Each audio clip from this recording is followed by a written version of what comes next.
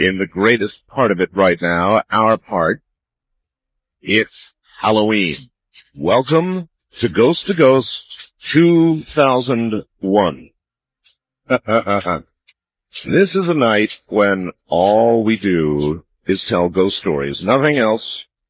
I know there's a world of things going on out there, but we don't do it on this night. We do one thing only, and we do it very well. We tell ghost stories, real ghost stories, and there's no lack of them ever. Now, I want to qualify this by saying right up front, no lame ghost stories. Only the scariest, most hair-raising ghost stories that a person could ever relate. That's all we're taking. So if yours doesn't meet up with those qualifications, sit back and listen, because there'll be plenty that will. So those are the rules. Those are the only rules. Your ghost story had better be good. And you should be a good storyteller, too. So that's it. That's all we're doing tonight. I'd like to welcome KLYQ in Hamilton, Montana, 1240 on the dial in Hamilton, Montana. Glad to have you on board the network. That's just great as we continue to grow and grow and grow and grow and grow. This is an unusual Ghost to Ghost tonight. It is an unusual Halloween. It is the first Halloween full moon since the year 1955, and it is the only one until 19 Halloweens more pass. I believe it is a blue moon, blue or not. It's the only full one since 55, and the only full one for 19 more years. So that's the agenda tonight. I never have had any doubt that ghosts are real. I know they're real after having presided over this program for the last, I don't know how many years, decade plus many now. I know they're real. I guess the question in my mind about ghosts became somewhat moot probably about 4 or 5 years ago. After doing so many of these and after observing things I have observed, I just came to the conclusion that it obviously is real. There really are ghosts, which means that there is survival of physical death. Anyway, nothing but the prime grade A ghost stories are allowed tonight. So before you dial, consider, are you in possession of, is the best ghost story of all time emblazoned in your mind? If it is, dial. Otherwise, sit back and listen. That's what's coming up. Nothing but ghosts all night long. And now, ladies and gentlemen, Ghost to Ghost AM. Now, one more time, this is your opportunity to phone in the best, scariest ghost story that any of us have ever heard. The scarier, the better. And if it's really, really scary, I'll be really, really happy. Why? Because I'll know that we're having good stories on the air, and I like to be scared like everybody else. You know, doing these shows, really, it scares the hell out of you after a while. A lot of times it just plain scares the hell out of you, but there is fun in fear, some types of fear. This kind of fear seems to be fun. Well, it's fun in the telling. It's not as much fun in the doing, as you will discover listening throughout the night. So, let us begin. First-time caller line, you are on the air. Hi. Art? Yes. Good evening. A ghoulish good evening to you. And to you as well, sir. Yes. This story takes place, actually I'm Rex. I'm from Baton Rouge, Louisiana. And this story takes place about 10 years ago when I was working as a photo lab assistant in Yosemite National Park, California. Yes, sir. One evening after I had finished talking with my folks, I was walking home along the Merced River. And very pleasant evening. And recently I had been looking into the folklore, the mythology, some of the history of Yosemite Valley, which had to do with the Miwok Indians and this sort of thing. Now, as I was approaching my cabin, the tent cabins that all of us employees stayed in. Right. I had absolutely nothing in my mind, completely blank. And I believe that contributed to what happened next. As I approached... How frequently in your life have you noticed that you've had a completely blank mind? That is somewhat unusual in itself. Yes, it was. I mean, just all of a sudden you said to yourself, wow, I'm not thinking about a damn thing. Exactly. All right, so anyway, there you were in that state, and what happened? Exactly. Well, I approached my tent cabin. As I was standing on my door, unlocking the lock, I felt there was something very strange inside this cabin. It was twilight, it was dusk, there was no sound going on. You just felt something was there, or you felt something? I felt something. Describe it. Sort of like I could almost feel an aura radiating from inside it, and it wasn't a very pleasant aura. Okay. So I opened the door, and pitch blackness was inside this cabin. It was like I was looking into dark matter. Darker than black. Darker than black. Yeah. And this dark matter turned and looked at me. Looked at you? Looked at me. Well, to perceive that, you must have seen, or did you just feel that? I mean, how did you know it was looking at you? You know how some people have this third eye, this kind of a psychic sense kind of thing? Mm-hmm. I felt like this thing turned and looked into my soul, basically. Yes, and was it as empty as your head? Almost. Sorry, I couldn't do. But what happened after I felt this thing was looking at me? Yes. I felt it rush at me, like a hurricane kind of force. It's like that poltergeist swoosh, you know? Oh, Lordy, yes. And I remember this thing hit me, and I completely blanked out. I remember being in this white light, but all I could hear was this ghastly scream. So it was just good night for you, huh? Well, actually, this white light hit me, and then about a fraction of a second later, I remember landing on my back. And I looked back up at my cabin, and I was 15 feet away from the door. I don't know how I got there. My. You had not been drinking, nor... I just got off of work. Just finished talking with my folks, and I walked sober home. as can be. Exactly. What do you think happened to you? I had the feeling that it had something to do with the tragedy of the Indian situation in Yosemite Valley. I don't know. I can't really explain it too much. Maybe. I'm going to offer an alternative theory that you may not like. Obviously, what I picked up on in your story was that you were thinking about absolutely nothing, which is rare. I mean, have you ever caught yourself out there, folks? Wow, I'm not thinking about anything. I wonder if I'm okay. It's not something you do every day. So anyway, his mind was blank. His words. When your mind is blank, you are in an interesting, susceptible moment. Really.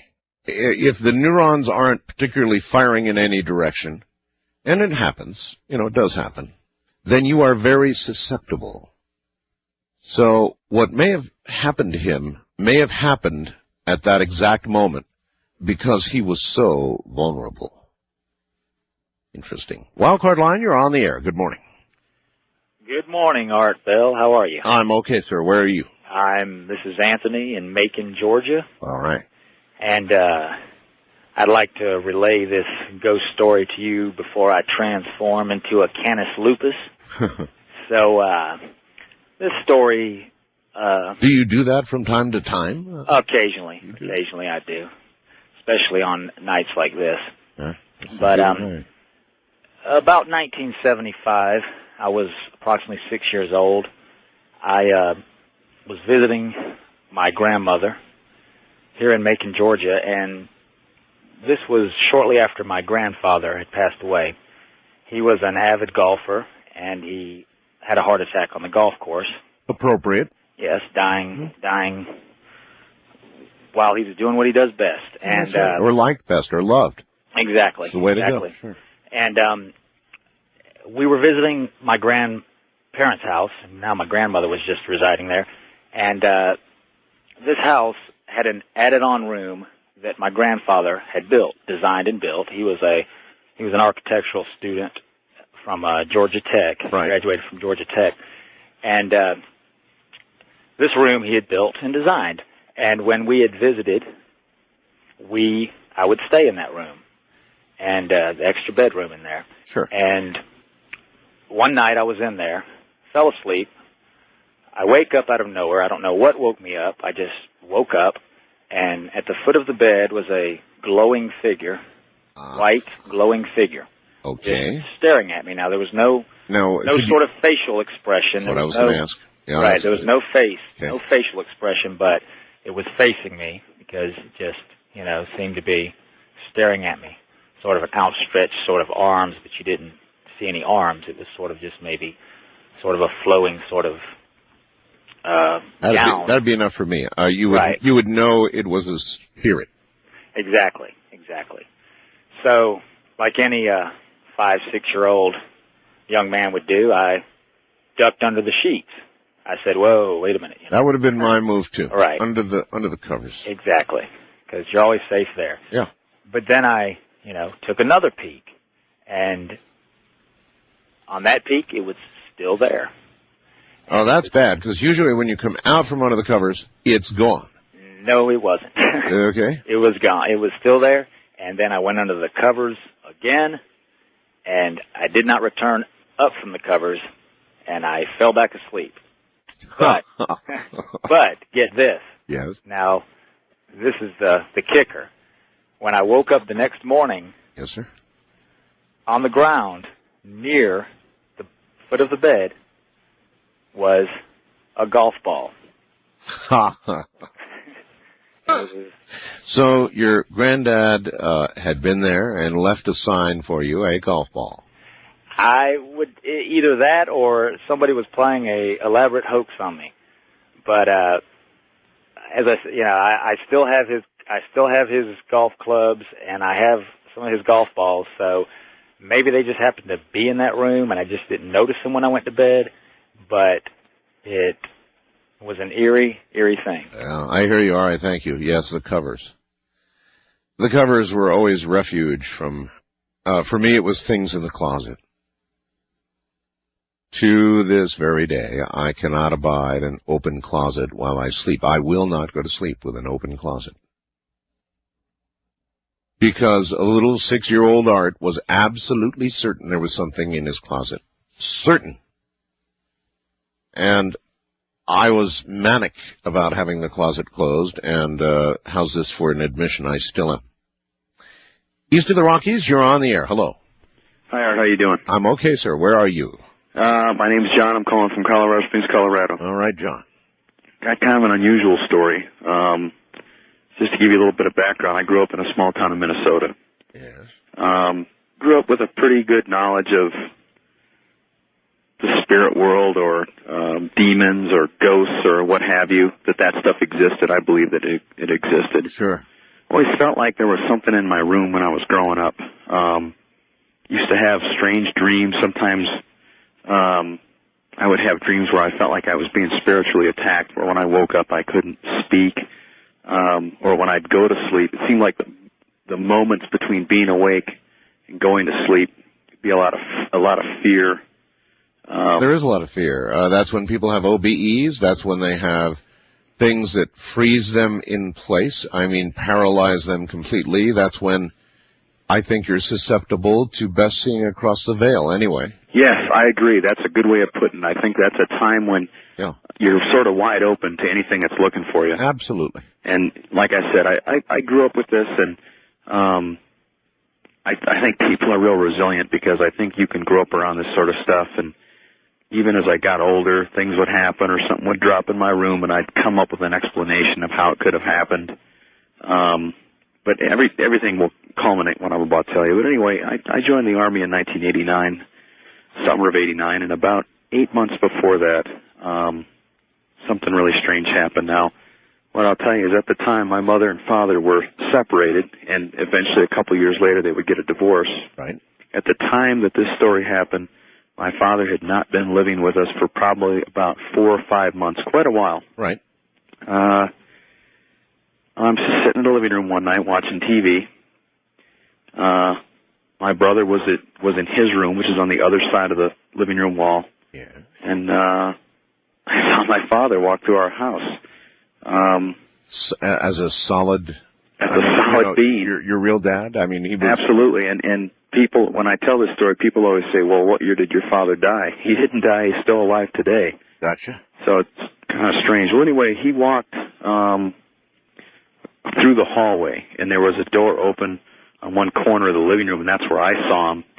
And I was so convinced that it was him, and it was about 9:30 at night. You know, what would he be doing coming home at 9:30 at night, and he hadn't lived there 4 or 5 months?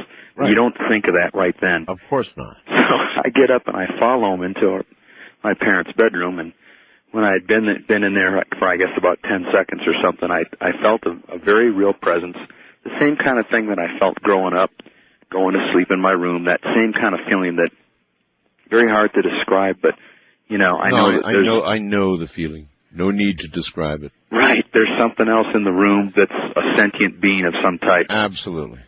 And that's when I, you know, kind of got scared and left the room. And then I walked down the hallway, and I met my brother in his room.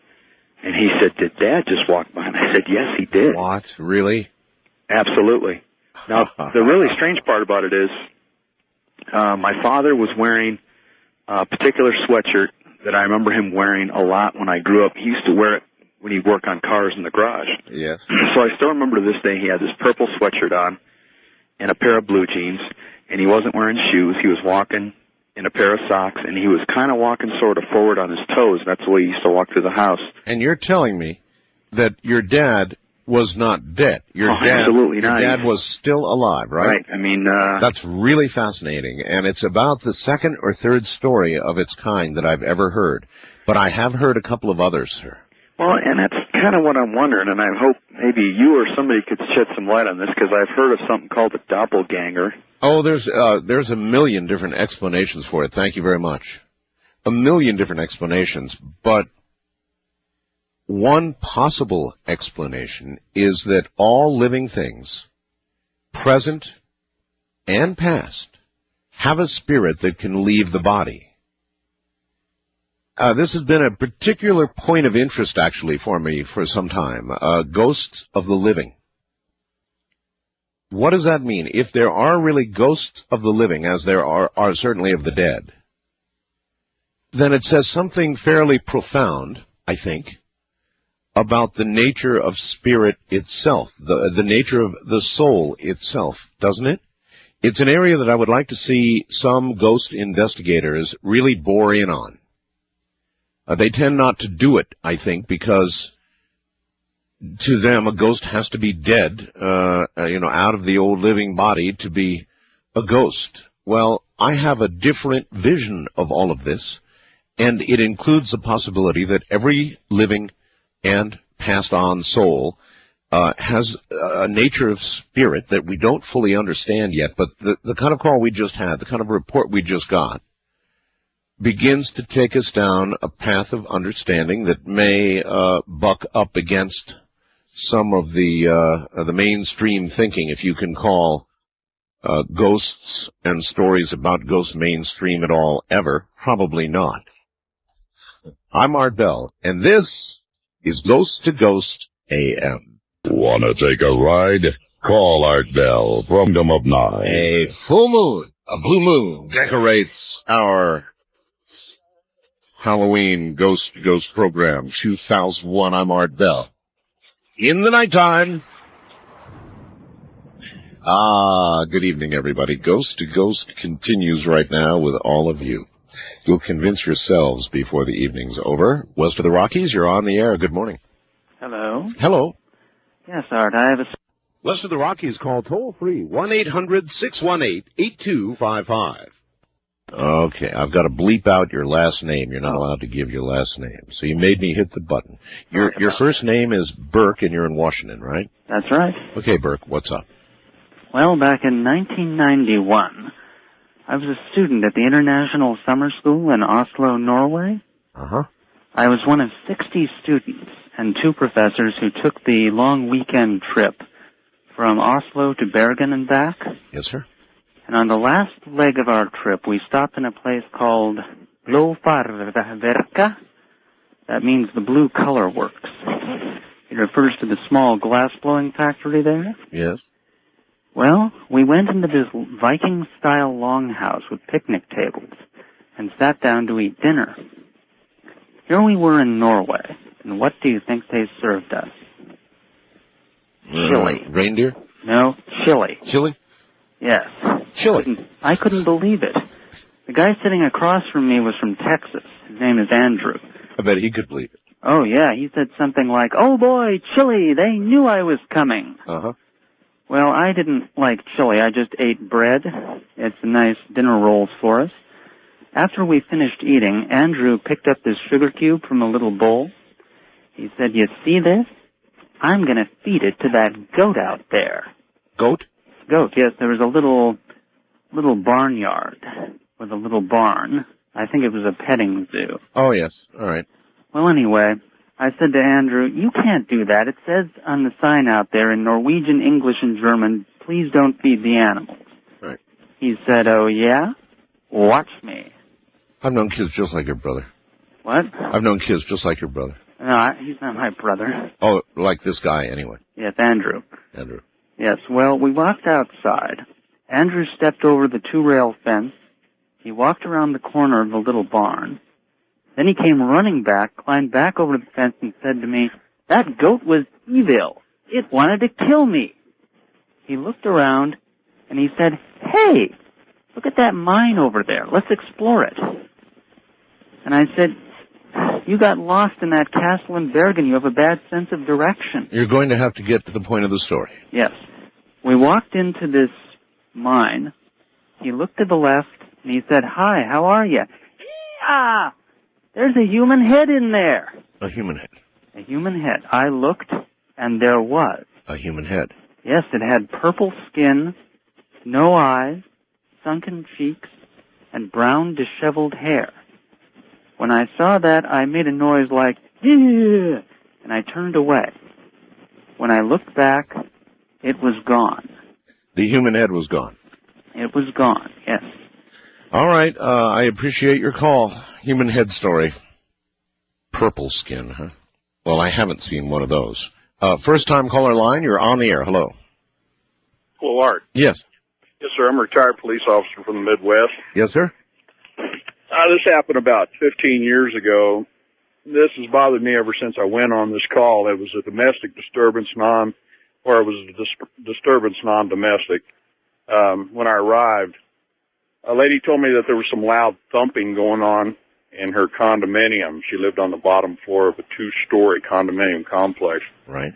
And she walked me to the center, and sure enough, here it sounded like somebody hitting the floor with a sledgehammer. Hitting the floor? Yes. And she lived on the bottom floor? She lived on the bottom floor, and it was just unbelievably loud. I said, "Well, we'll need to get the manager and go upstairs and see what's going on." She says, "Well, nobody lives there." I said, "All right, well, we'll still need to get the manager and see what the problem is." I ruled out water pipes because no water had run through that area. Sure. The manager, we finally got a hold of. This was 1 o'clock in the morning.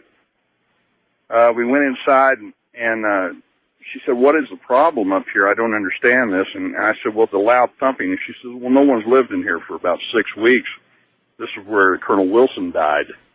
Oh. And I said, I had stepped it off from the front of her condominium to the point of the noise right above us. So you were standing about where it would have come from? Right. And I also stepped it off from the empty our condominium to the point where the noise would have come from. Yes. And the manager put her hands on either side of her face and said, "Oh my God, that's exactly where his head was laying when we found him." Another human head story. Oh my God. No, I mean, he had died of a heart attack, but no, he I understand. Laying right there. Yep. And anyway, it was just really strange how everything coordinated and was exactly in a line right where he was lying. Well, it's unusual, that a police officer would actually get to observe all of this. Usually it's all over by the time you're there on this kind of story. I wrote it. I wrote it up. Oh, you did? And I knew, of course, I knew I'd be ridiculed for it also, but I wasn't. And I never heard a thing about it.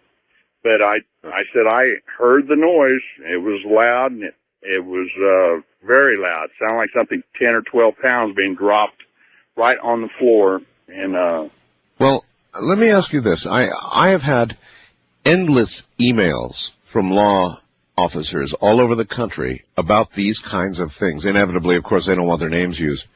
But a disproportionate number of people in law enforcement seem, to run into this now, or something like it. Really a lot of you. We're normally the ones called on problems. That's why we hear about it more, I'm sure. Makes sense. But as actually being there, like you said, being there when it's happening was very strange. And that I've been retired a couple of years now, but Ed has bothered me ever since that call. And evidently this lady had moved not too long after that because the thumping just continued. Now it hit about 4 times and stopped. And she says this will do periodically throughout the night. I'd move too. I would have moved too. Thank you so much. You better. Take care.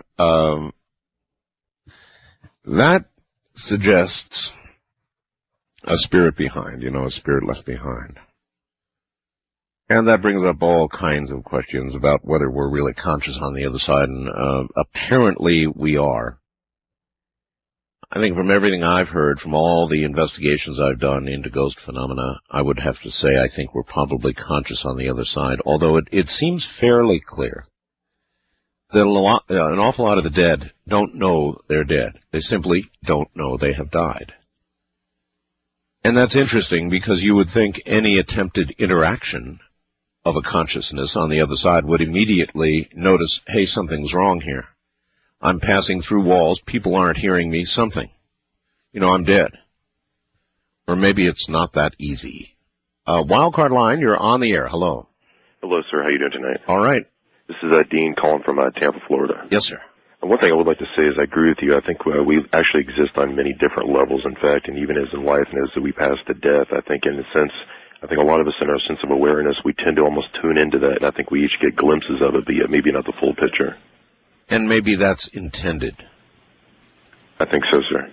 I would like to actually give you just a moment of clarity here. After I'd actually met a young girl named Clarity in 1985, I had a couple after effects, actually. And I think there's a positive side to actual spirits that you might actually encounter, and I think in a sense it might actually be a protection in a sense. And I've seen this in children and things like that, and I've heard stories about that.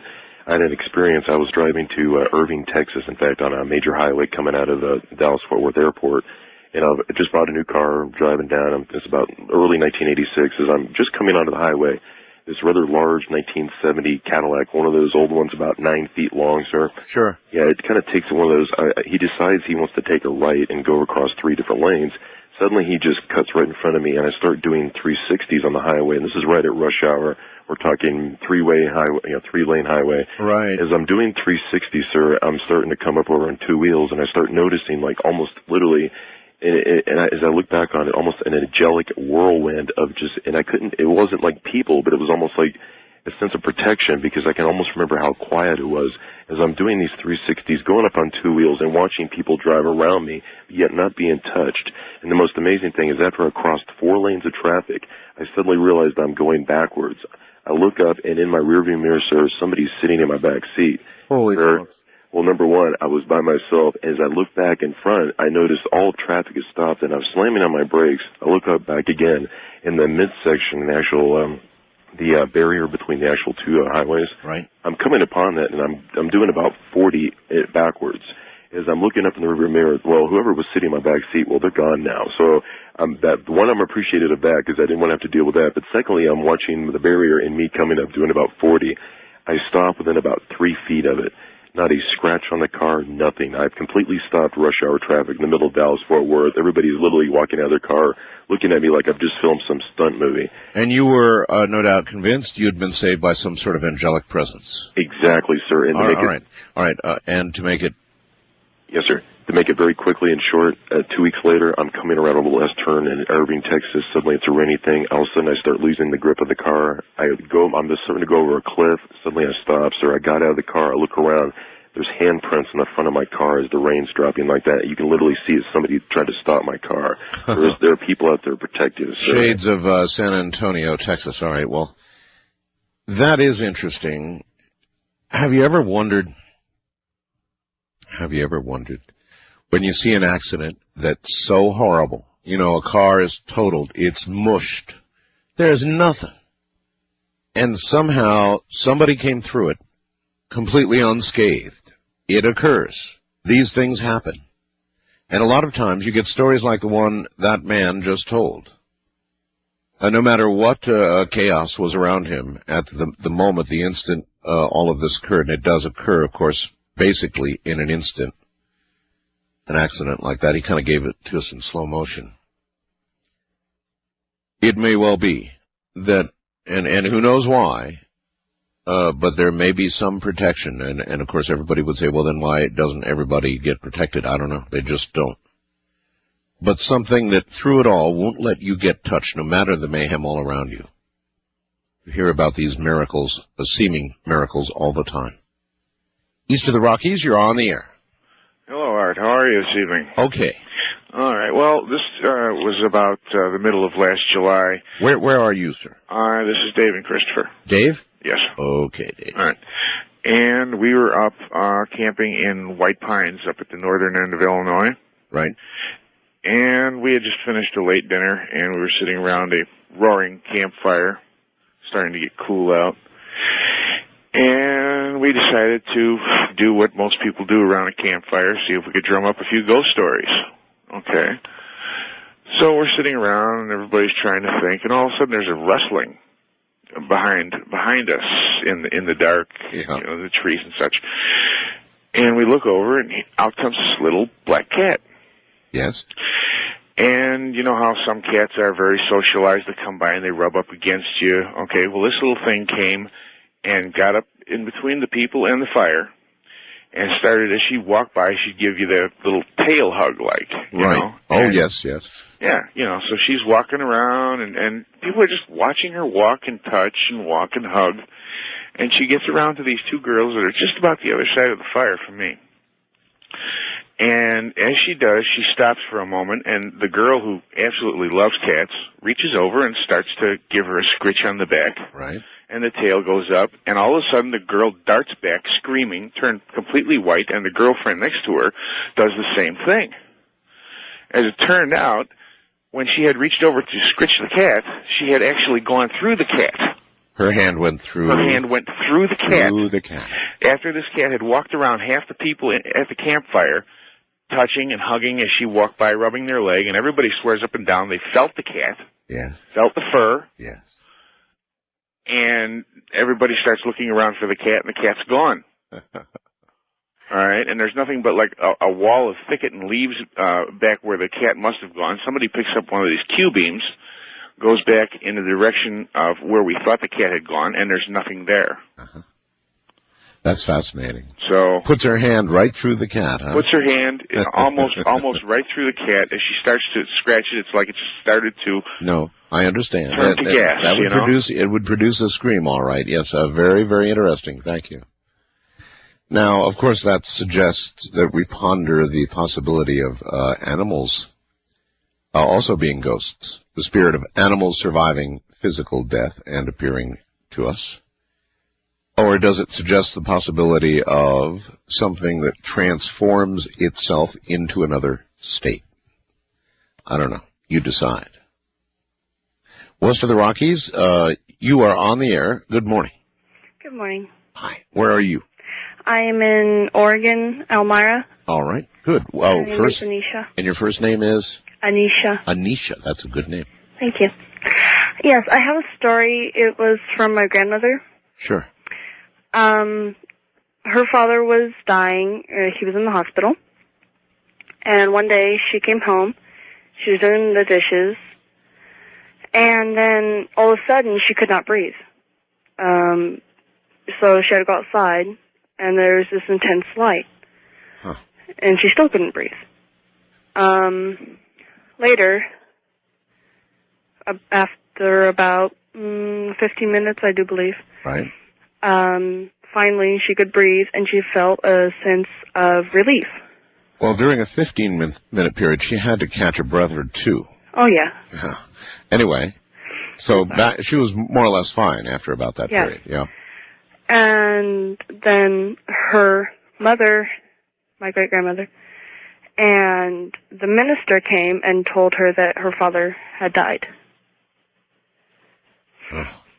And So you think it was at that period of time that she could not breathe that the death was occurring? yes, I do believe so, and that's what she believes also. And just a couple weeks ago, my great-grandmother is ailing, and she was talking with somebody, and the only thing I really understood was Wally, which was my great-grandfather. So I do believe that he is trying to contact her and help her through. Okay, well, consider this. It seems like young children and old people, particularly those who are close to death or near death, begin to see through the veil, begin to see the other side more readily. Now, people who work in, homes for the elderly and things like that can tell you stories about this all day long. Now, of course, they sometimes put it off to a feeble mind close to death, but most of them don't. And when you really pin them down, they believe that these people are being visited by dead relatives, and that some are coming by trying to ease the transition. Exactly what you said. Yep. All right. I guess that's it then. Thank you. Thank you. Take care. Very interesting stuff.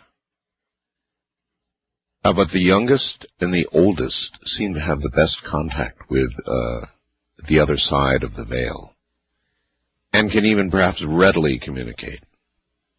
It seems to go away, as the busyness of life and the necessity of living in this world we're in today, and it's no easy world, as we all well know today, that takes up all your attention. It closes the opportunity to get through the veil, because you simply don't have time for it. But clear your mind like that young man earlier. Or let your mind be young and not yet trained not to see these things. Or let your mind be old, in which case it may well be preparing to go on to the next world. And as you get toward the very end, if you're lucky enough to live that long and don't go by a truck, or some other violent method, and you can feel your death coming, then slowly you are indoctrinated from the other side. That would seem to be the case, and that would seem to be what that story was all about. All right, only the best, only the scariest ghost stories need apply. Everybody else can sit at home and listen. This is Ghost to Ghost 2001. I'm Art Bell. Only the very best stories, folks. Otherwise, just sit there and listen to your radio. To reach Art Bell. Good morning. Ghost Stories. Running with the night. This night, Halloween 2001. I'm Art Bell. Only if you have the scariest ghost stories should you call, because that's all we're accepting. Stand your hair up on the back of the neck kind of ghost stories. In addition to that, I would like to announce we have 2 new pages of ghost photographs. And if you would like to give it up this Halloween, I mean that ghost photograph you've been hanging on to all these years, why, I've got a way for you to finally release it on the world. Send it to my webmaster. That would be webmaster@artbell.com, and we'll get it posted. We are accepting ghost stories as of right now on the web. Send it to webmaster@artbell.com. And like the stories, only the very best photographs get posted. So go to your computers and let's see what we get.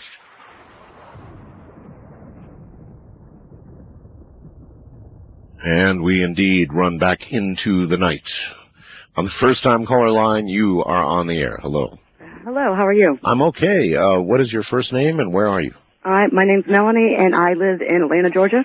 Melanie. Okay, very good. Welcome. Thank you. Well, let me get started here. I had an extraordinary evening the night that you had a guest, Dr. Evelyn Paglini. Is that how you pronounce it? It is indeed. Okay. That night, I live on the East Coast, and I went to bed very late. Your show runs very late here. Yes, it and does. I went to bed between 4:30 and 5 o'clock that night or that morning, and I was very tired. I immediately went to bed, and my consciousness was alerted. There were there's a term, there is something you call shadow people on your website. I've never heard that term before, but I've always called them angels. I've had this happen to me before. And what you call shadow people were running across my bed into my bathroom, which was lit up. It wasn't bright. Why would you presume they're angels if they're dark? Now, shadow people, as represented on my website, are of varying forms, but they're all dark. Were these things that you saw dark? Yes, they were, but I don't get into dark.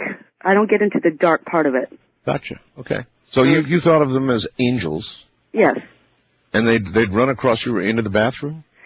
In front of my bed. They were running in front of my bed into my bathroom. I live in a very small apartment, and let me just mention that I do live on my own. I'm a single female. Okay, so I was alerted.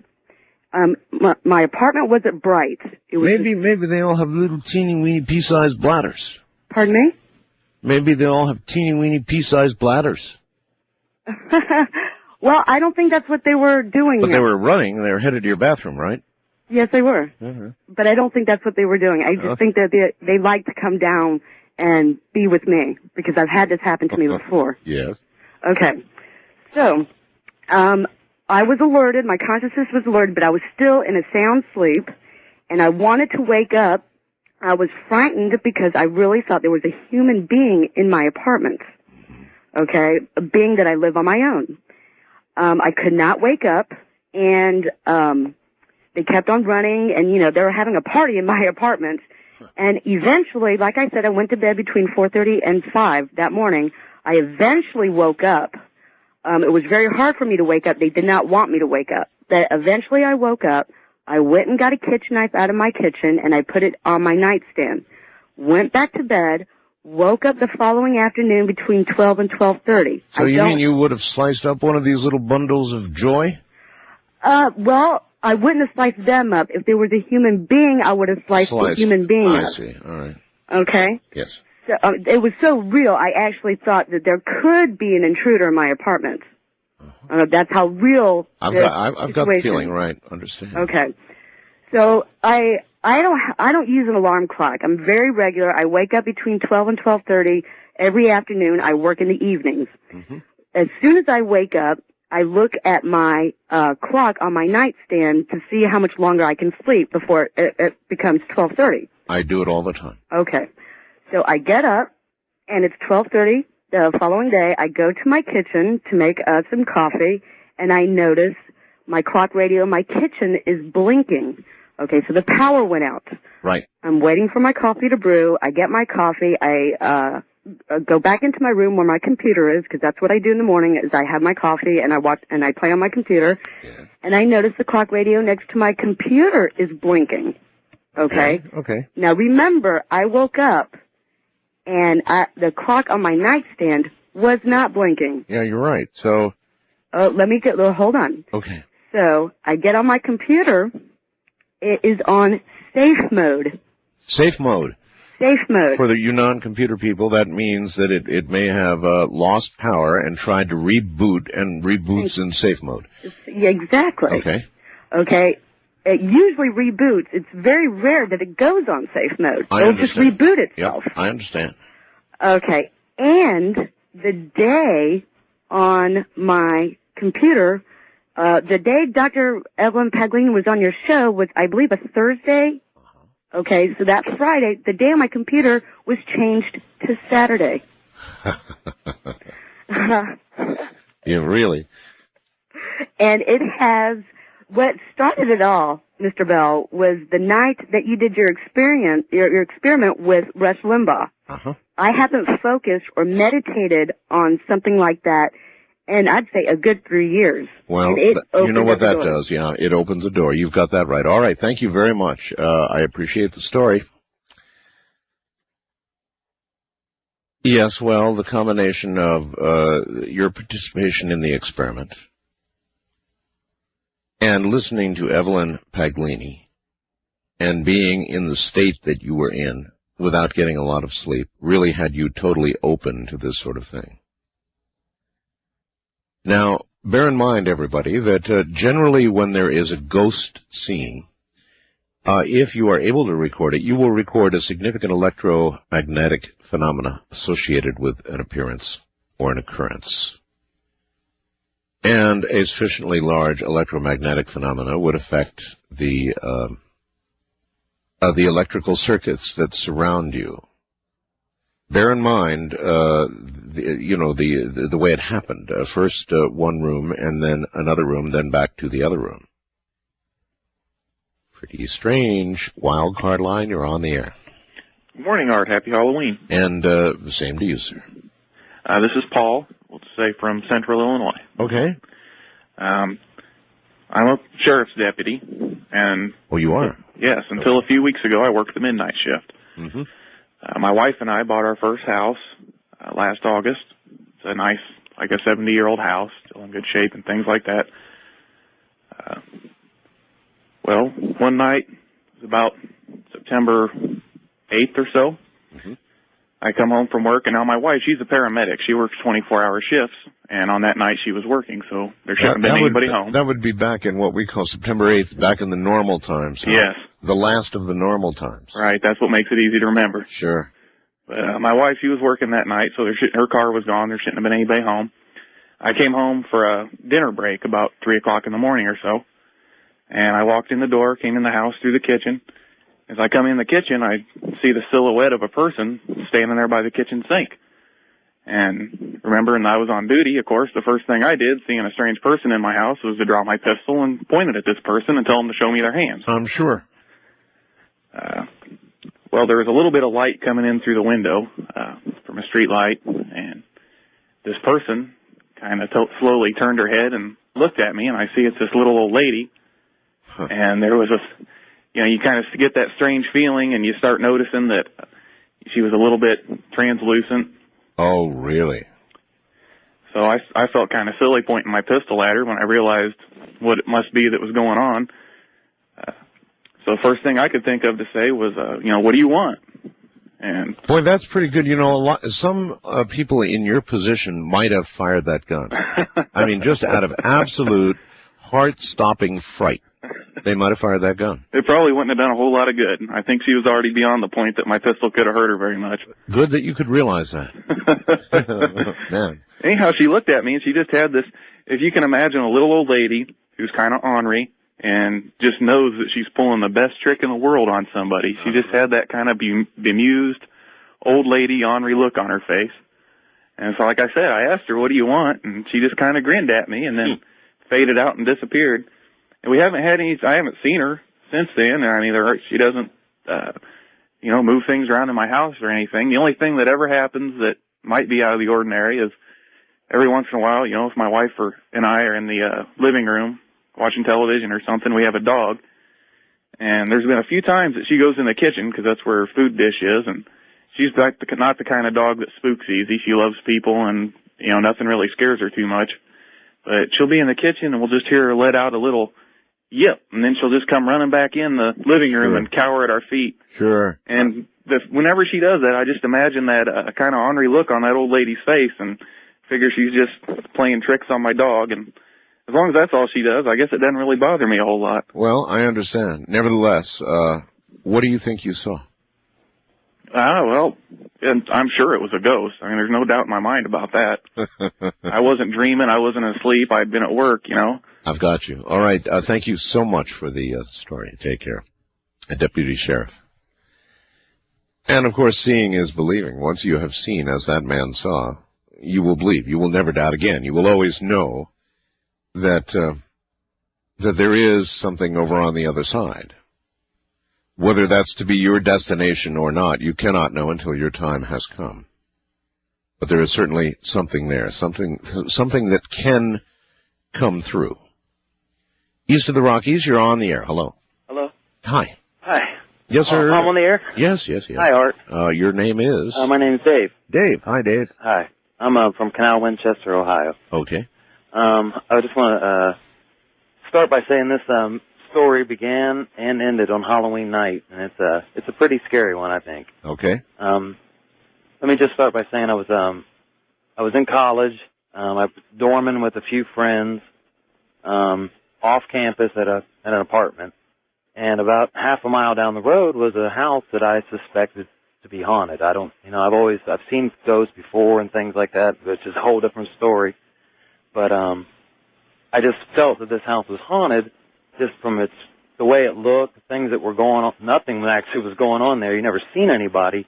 The only thing that ever happened there was that there would be a curtain up in the high window that on occasion was drawn slightly. This was an unoccupied or occupied house? I had asked neighbors and other people if they'd seen anybody live there. They said no. It looked like someone had lived there. I mean, I always kind of live near what I would always think of as a haunted house. You know what they look like. We all do from having seen the movies. It just seemed haunted. No, you never seen any people. You asked neighbors, they never seen any people. I don't know. So did you finally decide to investigate? Yes, that's on Halloween night. Inevitably. I convinced some friends. Actually, my girlfriend, who's now I'm getting married to 9 years later. She's marrying you? Yes. This happened 9 years ago. Well, I guess if you could talk her into doing that. Yes. Anyway, proceed. I coaxed her and another couple to, let's go down there. It's Halloween night. Let's see if anything happens. So we take a walk. This house sat right on a creek, pretty large creek. And right across it, there was a bridge there, a wood bridge. Uh-huh. And I don't know what it was, but nobody had the guts to get too close to the house. We just wouldn't do it. It seemed ominous. It was Halloween. Right. I had convinced them that it was haunted. So what we decided to do is go across the bridge to the other side of the creek, take a walk behind. We're pretty far away. We'll sit there and kind of just check things out, see if anything happens. Yes. Well, nothing happened. So we're kind of, what are we going to do now? Let's take a walk down the creek a little while. Maybe 150 feet getting past the house, we noticed something across the other side of the house. It looks like there's a shack there. Right. And we're like, wow, look at that. There's a shack back in the woods. So we all start to approach it, and it appears that someone's sitting inside the shack, actually in the door opening, sitting on a stool with a shotgun in their hand. This is on Halloween night at 12 o'clock at night. It's midnight. With a shotgun. Yeah, it looks like someone's sitting there with a shotgun. Mm-hmm. We, of course, take off. We run. Gotcha. And we catch our breath and we say, I think we just we're seeing things. There was nothing there. It's dark out. Let's go back. Let's go back and see if it really was a shack there.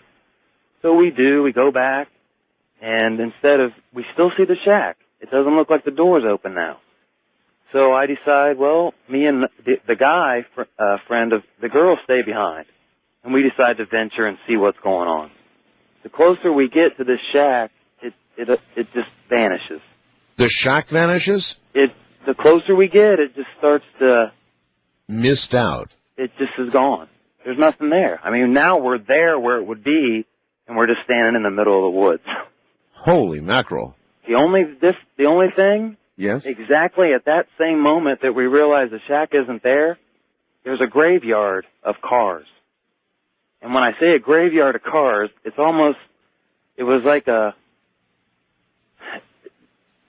me just tell you that the cars that were there had to be, I don't know, we didn't count them, but there was 30 to 50 Corvairs. Corvairs. Corvairs. A lot of considered Corvairs. To be the most deadliest cars ever. A lot of Corvairs died. They weren't like crashed or anything. They were just there. They were like weathered. You know what I mean? Yes, they were weathered. Yes. It looked like vandals that maybe busted out windows, things like that. This is too weird. And you're telling me this graveyard of cars was all around you, or where was it with reference? Hey, come over, see this. Everybody, we were all there now. There's four of us, including me. And we're standing on top of now cars. Corvairs. They're all Corvairs. Uh-huh. They're not damaged at all, other than just look like they had been there for 50 years or however long they were made. Right. There was just two different cars there, though, and they weren't like that. They were total, what you could say was fatal crashes. They were totaled, and I remember what they were because we were like, it was a Toyota Love Truck. Do you remember those? Yes, I do. It was a Toyota Love Truck and some kind of Subaru, and they were crushed to what you would consider to be fatal crashes. Right. The Corvairs were fine. They were just there. That freaked us out pretty good, you know. We're like, but nothing really that I would say supernatural happened. This was Halloween night. That happened. The night did kind of seem kind of spooky, but that happens on Halloween. I'd say it's pretty supernatural if a shack completely disappears and a graveyard of cars appears. Yeah, that's not the end of the story, Art. Okay, go ahead. About 9 months later, maybe 9 to 10 months later, it's beginning to be fall. You know, I live in Ohio. It was probably late summer. Right. But it was fallish. Yes. I had told lots of people about this story. Nobody ever would go back in the woods to find the cars, but they were there. I mean, we went back again during the daylight and seen them there. They were there. They were real. All right. The house still seemed haunted and never seen any people there. All right, we're running short on time. Okay. About 9 months later, a friend of mine tells me that he's seen a bunch of Corvairs parked around that house. And I was like, are you kidding me? You know, what are you talking about? He said, man, I just drove by there, you know, an hour ago, and I seen a bunch of Corvairs parked around that house you were talking about. Yes, I am. So I decided to grab a friend of mine, and we went out there. And the house was totally destroyed. I don't know how to describe it. Okay, we have no more time. No more time? Is there a punchline here? No, I'm just telling the story. Okay, so it was all gone then? Pretty much. I appreciate the call, sir. That was paranormal, definitely. Things don't disappear and then become something else. Guys with shotguns in cabins don't disappear. This is Ghost to Ghost AM. Bill's making this song available to you on my website free of charge. Actually, her website, we've got the link on my page. Want a free copy? CD quality? It's there. Good morning from the high desert on Halloween. Curious what it's going to be like when you die? Stick around tonight. You may well get a glimpse, just a glimpse of what it may be like.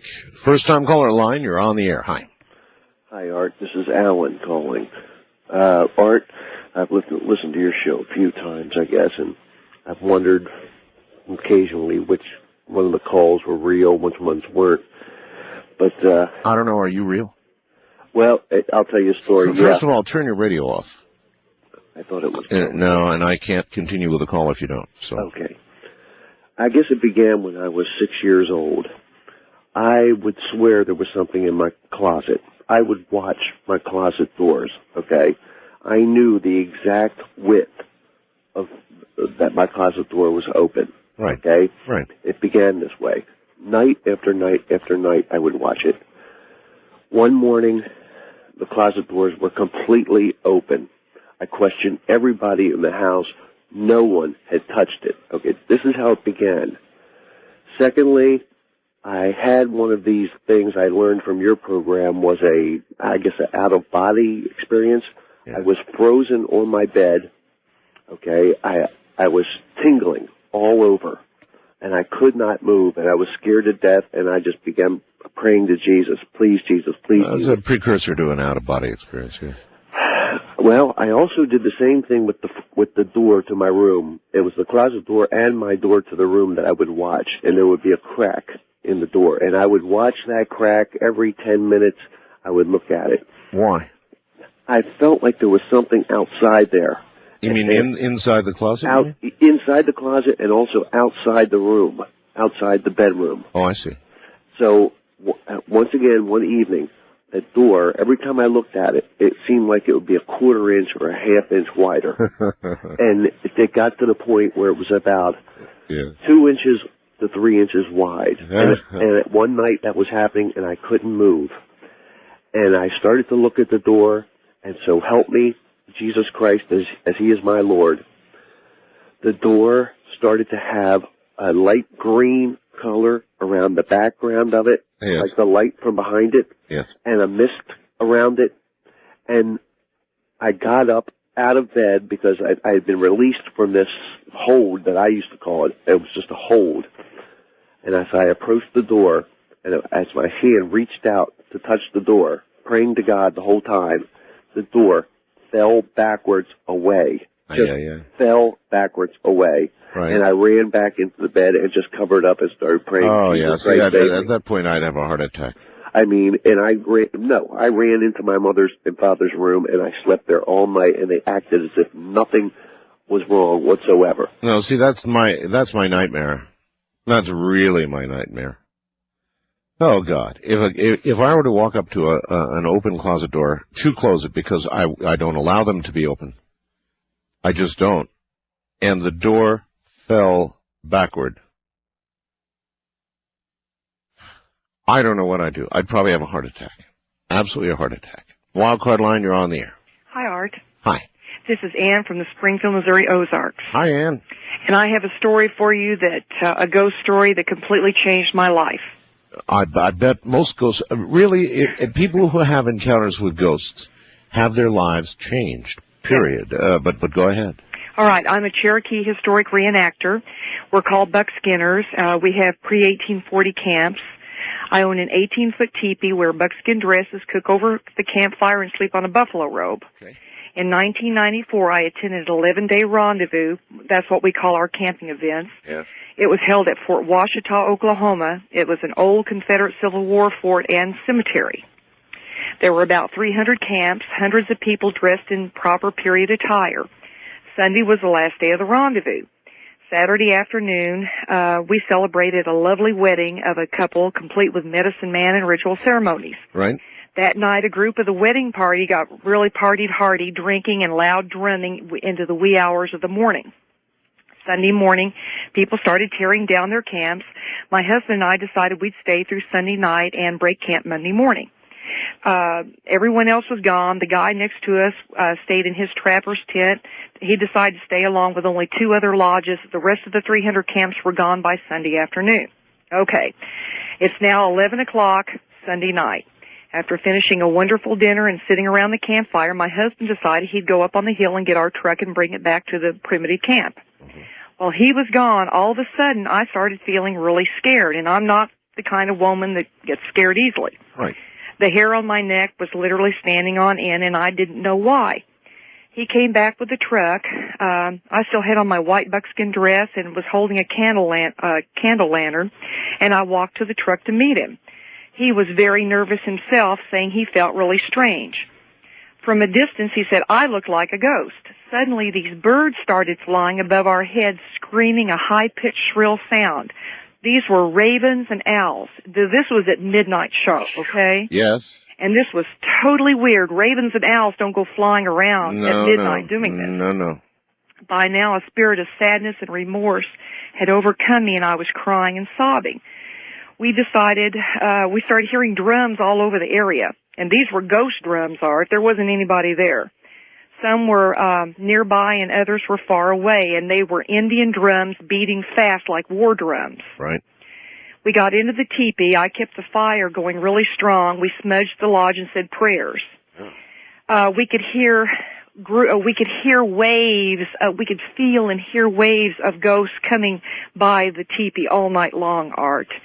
Well, there's a night of terror for you, and the fast drums too, the war drums everywhere. That's got to give you the feeling that here it comes, baby. Yeah, we could hear jingles on the women's dresses like they used to wear. Right. Sometimes the drums were right on the other side of our number 10 canvas wall.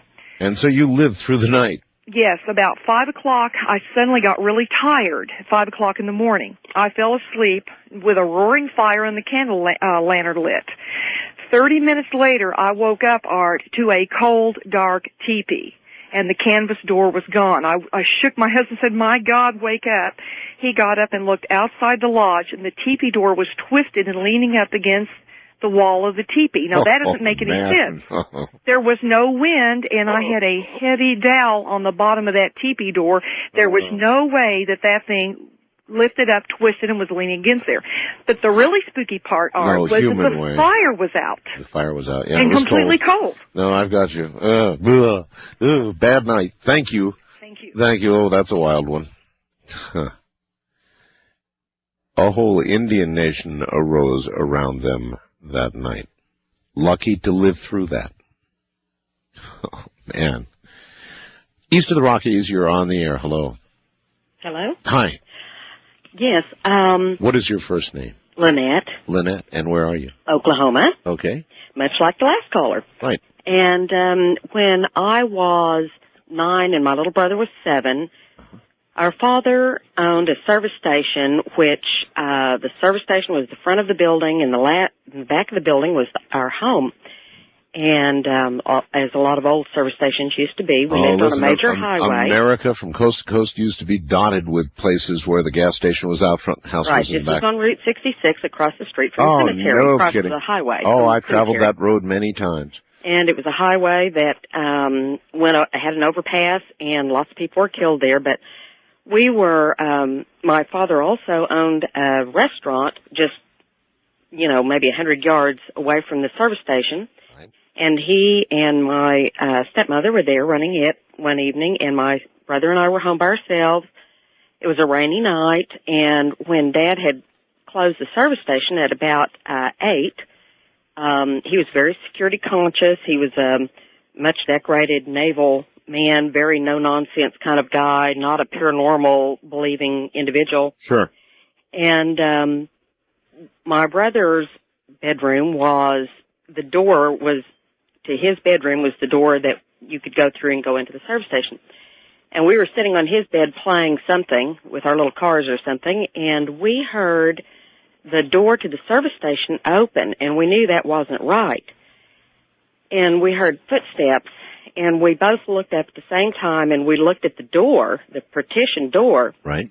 And the doorknob was turning, and it scared us to death. And I ran to my father's bedroom, and I called the restaurant, and I told Dad that someone was in the service station, and he grabbed his pistol, and he came running. And he came in through the back of the house and came forward and unlocked that door and went through, and there was no one there, but we were behind him, and I looked down, and I saw wet footsteps leading from the front door to that door.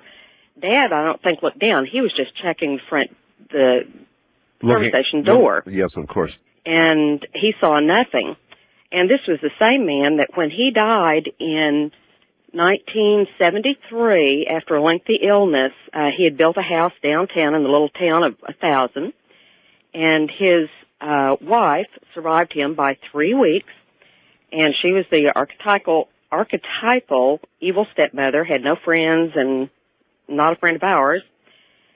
She had 2 girls that took care of her that my dad had hired, and she died 3 weeks later, and we were at the cemetery interning her, and one of the 2 girls told me that the day she died, the day they called me, before I got there, when someone dies at home, she had been ill and hypochondriac all her life, and so it was not unexpected, and she was older.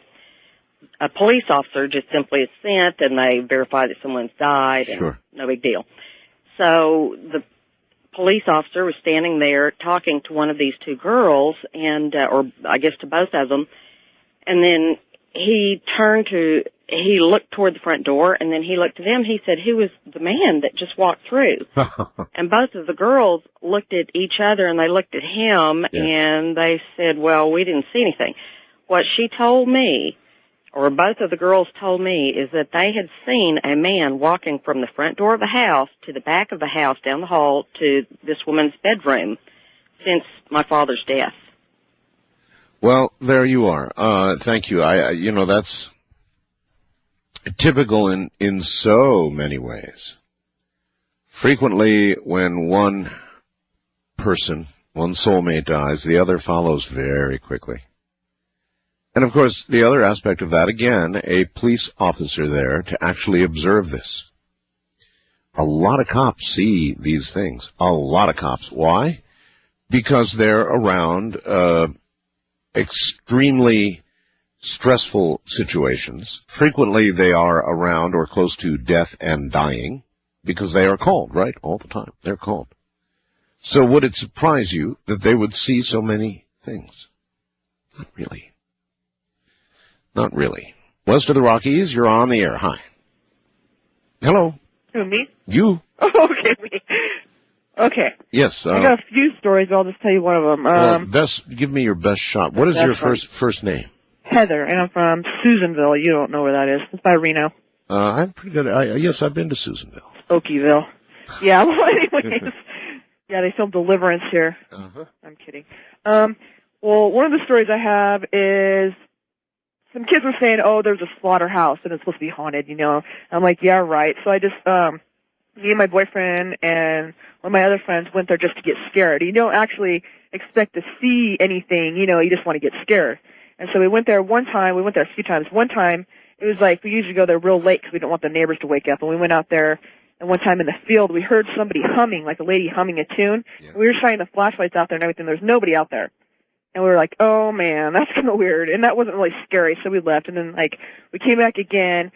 And for the last few days, we had dared each other to go into the actual slaughterhouse by the house. There was a real big house, and then there was a slaughterhouse. It was like a shed with a square fence around the front of it. Right. And so the guys took their turns going in there, and then it was my turn to go in. And normally the gate was open, and nobody had been there forever. The weeds are like 4 feet tall around everything, so you could tell nobody's been there for years or taking care of it. And the door was stuck open with the weeds.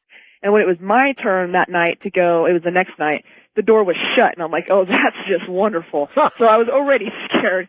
So I'm like, all right, I can do this. So I was trying to show off, you know, because I was the only chick there. So I like opened the door.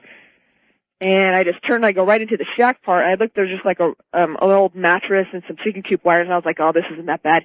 And then I'm sitting there, and I'm looking around in, like, where the fenced area is, and something, like, to the right of me, the door was on the right, the slaughterhouse door, and the other side was the left. And something from the left started running through the weeds, like, you know, like, you couldn't see anything, but it looked like there was something like 4 feet tall running through it. I went down this side, went to the corner, and it was like going towards the door on the other side of the gate.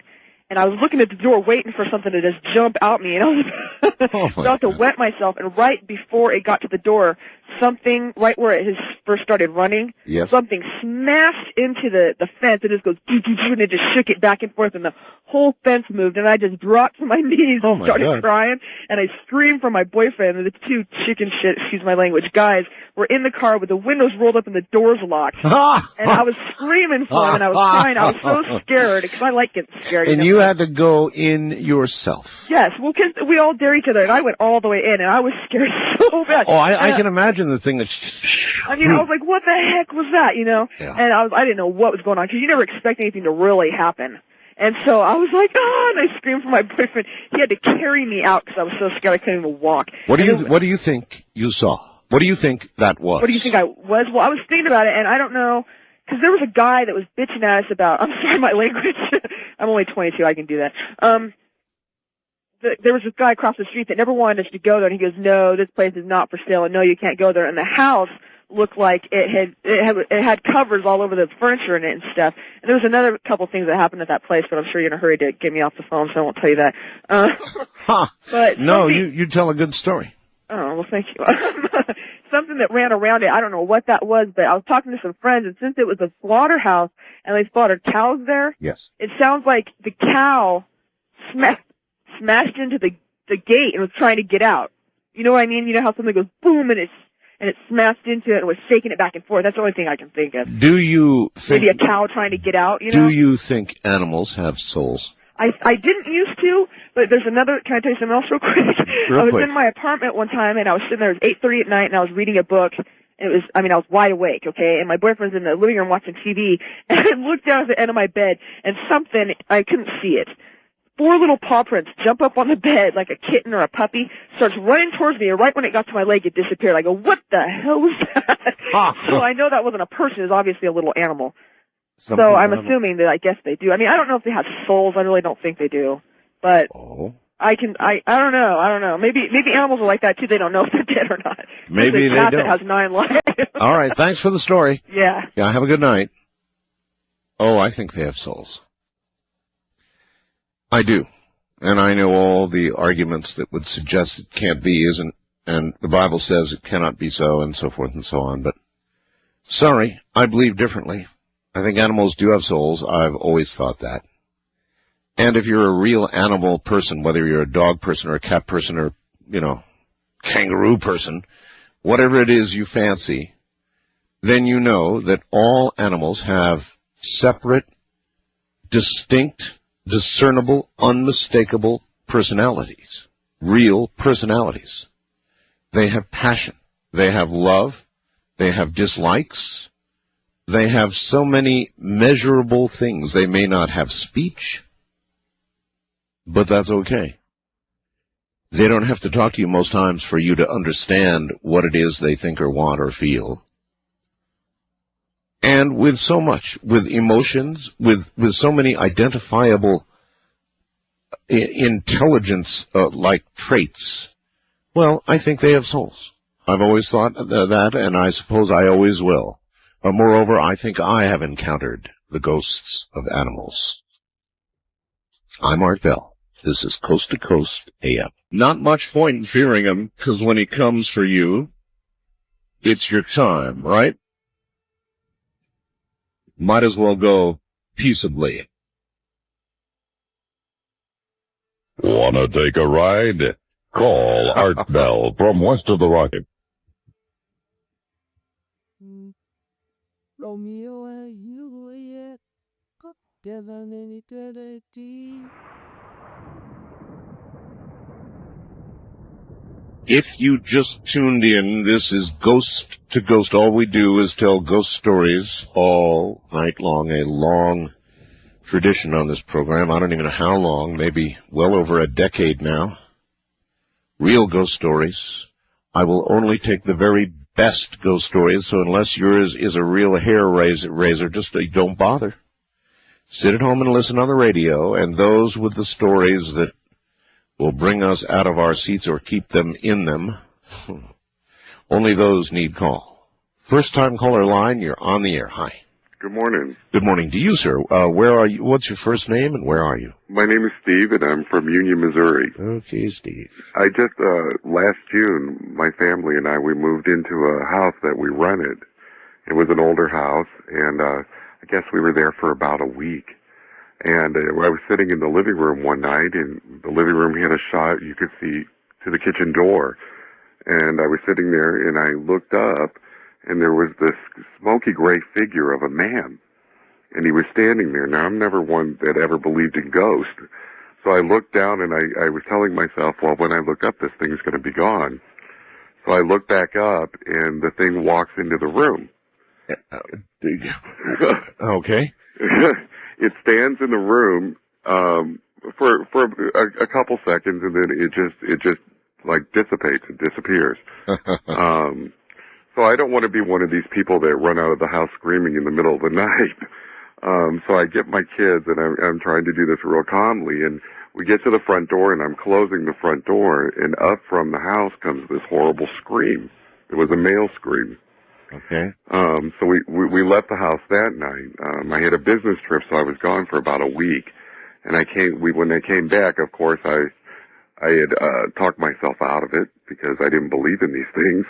And was hoping maybe it was a first-time incident, whatever, so we went back into the house. We had been there for a night, and it was one evening. Now, why would you go after a scream? Well, no offense here, but I mean, the scream would have done it for me, and yet you went back in the house. I did go back. How did you reason that one out with yourself? Well, there was a lot of reasons. Financial reasons were one. Yeah, I understand those. Yeah, you know, it's like you just move, so you're hoping the best, right? Yeah, I'm with you. Okay. We went back in, and it didn't sound anything like this, did it? Listen, it wasn't that bad, was it? No, it was definitely a male scream, though. Okay. We went back in, and it was about the second evening there. I was actually talking on the phone, and the door started rattling. I mean, actually rattling like somebody was rattling. I thought it was the kids playing, even though they had been sent to bed. Right. And I told them, cut it out. And my daughter says to me, well, Dad, I'm not doing nothing, and my brothers are asleep. And about this time, from the basement, the scream starts coming again. And it got very, very cold. By the time I reached her, she was speechless, of course, and I got him out of there. You mean suddenly cold? Yes, very. It was definitely cold. And by the time I got to her, she was speechless. I got him out of there, and we stayed there for that was the last night that we ever bed there, and it was about 2 weeks later we moved again. Never experienced anything like it With before. some financial loss, I'm sure. Yeah, there was some financial loss, but peace of mind overruled that. And living. Yeah. All right, definitely. sir. Thank you very much. Yikes. Yeah, I understand that. I mean, you say I wouldn't go back in, but there are a lot of times you move and you just barely make it into the new place, and God, you wouldn't want to give it up because you were scared, would you? So, you know, I say, hey, take off, that's that. But in reality, in the real world, you'd probably go back into that house.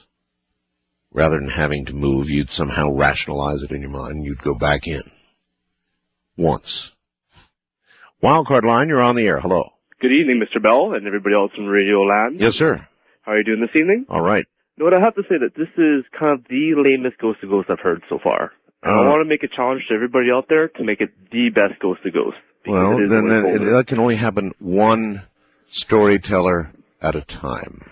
Okay. Well, I do my best, Mr. Bell. We'll see. All right. Well, my story takes place in Flin Manitoba, way up in the northern part of Canada. Yes. And the story is that there's a lake called Phantom Lake just because it's shaped like a phantom. And it is told that there is an old house where a man used to bring his wife on camping trips. Now, this man was told to be psychotic. And what he did is that when he went on his hunting trips, he actually handcuffed his wife to a bed. Now, on my gym class, we went across the lake and we actually went by this house. And Why did he handcuff his wife? I don't know, but it is found in the Gazette that it is true. I've actually went up to the library and I have seen it. Yeah, okay.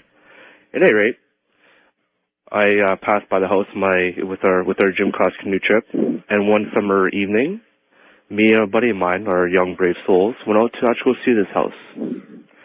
As we came up to the house, it just seemed to be abnormally cold out that night. As we walked into the house, we just creeped inside, and we saw the bed where the woman was laying there. We saw the bed where supposedly the woman was chained up. Yeah. We took a look, we saw the handcuff marks on this old mattress on this old metal frame bed. And all of a sudden we heard a deep mumble, like a surrounded. And I like to point out, and all the windows were frosted up at the time. When I heard that scared the bejeebers out of me. I turned around and I saw help on the window, and I saw steam coming up. You mean help? You mean help written on the window? Yes. Uh-huh. And there's steam coming from it. As I turned around, me and my buddy saw this. We saw a light orb come towards us, shoot back, and just went right around the corner. Me and my buddy ran out, and we've just never been to that place again. Not bad, sir. All right, thank you very much. I have one question out there for the Laos people. It's told that there's supposed to be a dragon with a green orb. My girlfriend has shown me this picture of a giant dragon with about 4 Navy soldiers holding it. I'd like to have information on that if anybody could tell me. All right, we'll see what we get. East of the Rockies, you're on the air. Good morning. Hello. Hello. Yeah, my name is Scott. I'm originally from Alabama, but now I live in Burlington, Vermont. Yes, sir. And one of my closest friends is a guy named Eugene McCurry. We've known each other for 25 years, and several times he's told me this story. And you know how people will tell you something, and if you've known them for a long time, you know they're telling the truth. Of course. Okay, well, this is one of those situations where I'm convinced, at least he believes that what he saw was the truth. Okay, he was born in '66, and I think he said this happened when he was about 6 years old. So this would have happened probably sometime around 1971, 72. Right.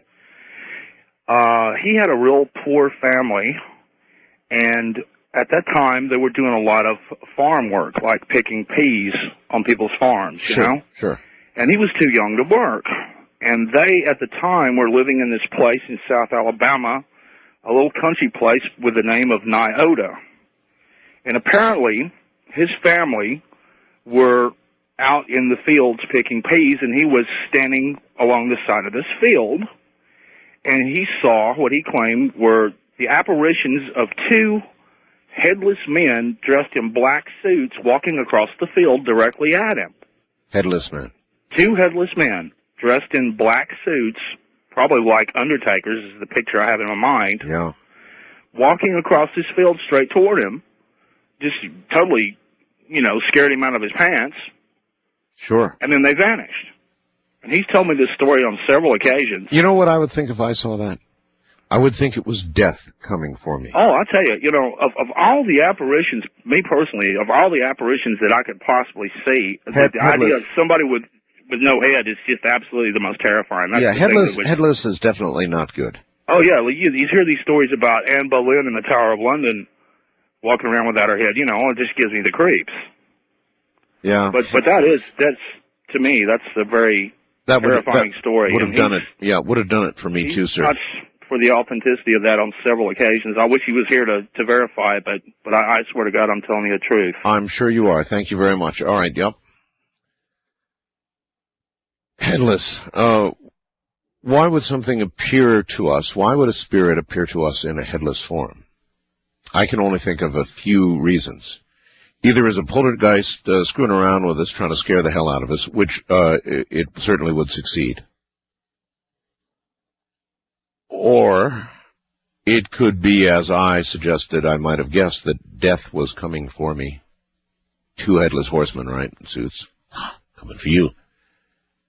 And then what other possibilities exist out there? That there is some form of death where headless beings live? Rather not think about that one. West of the Rockies, you're on the air. Hi, my name's Robert. I'm from Temecula, California. Hi, Robert. Originally, I was born and raised in Portland, Oregon, and I lived in a small city outside of Portland called Milwaukee.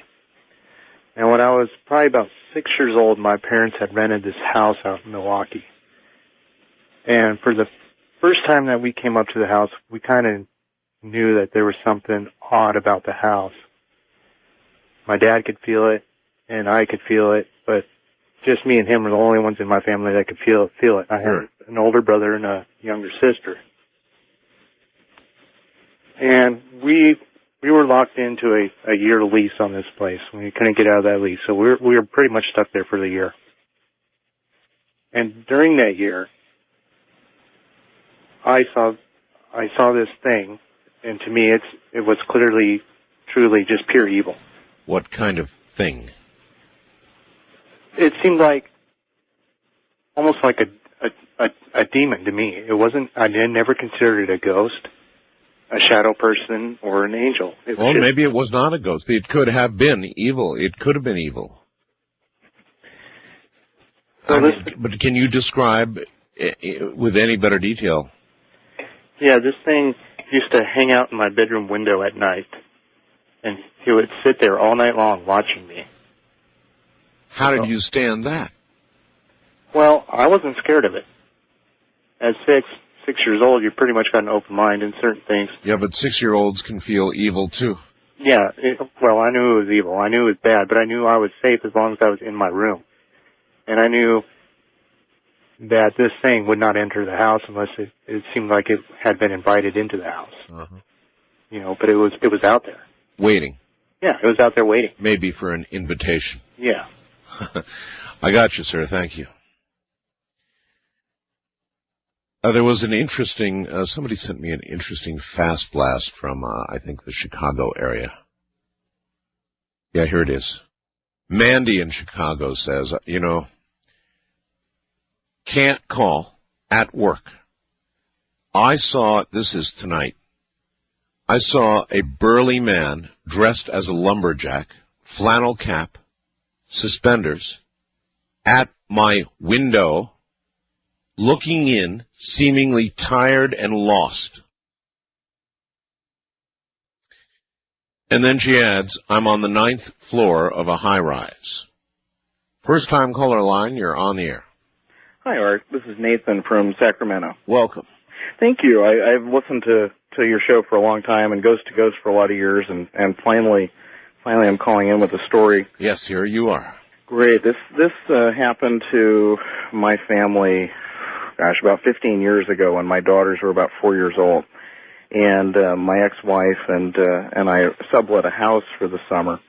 And shortly after we moved in, we started my ex and I argued a great deal, and our daughter started having nightmares.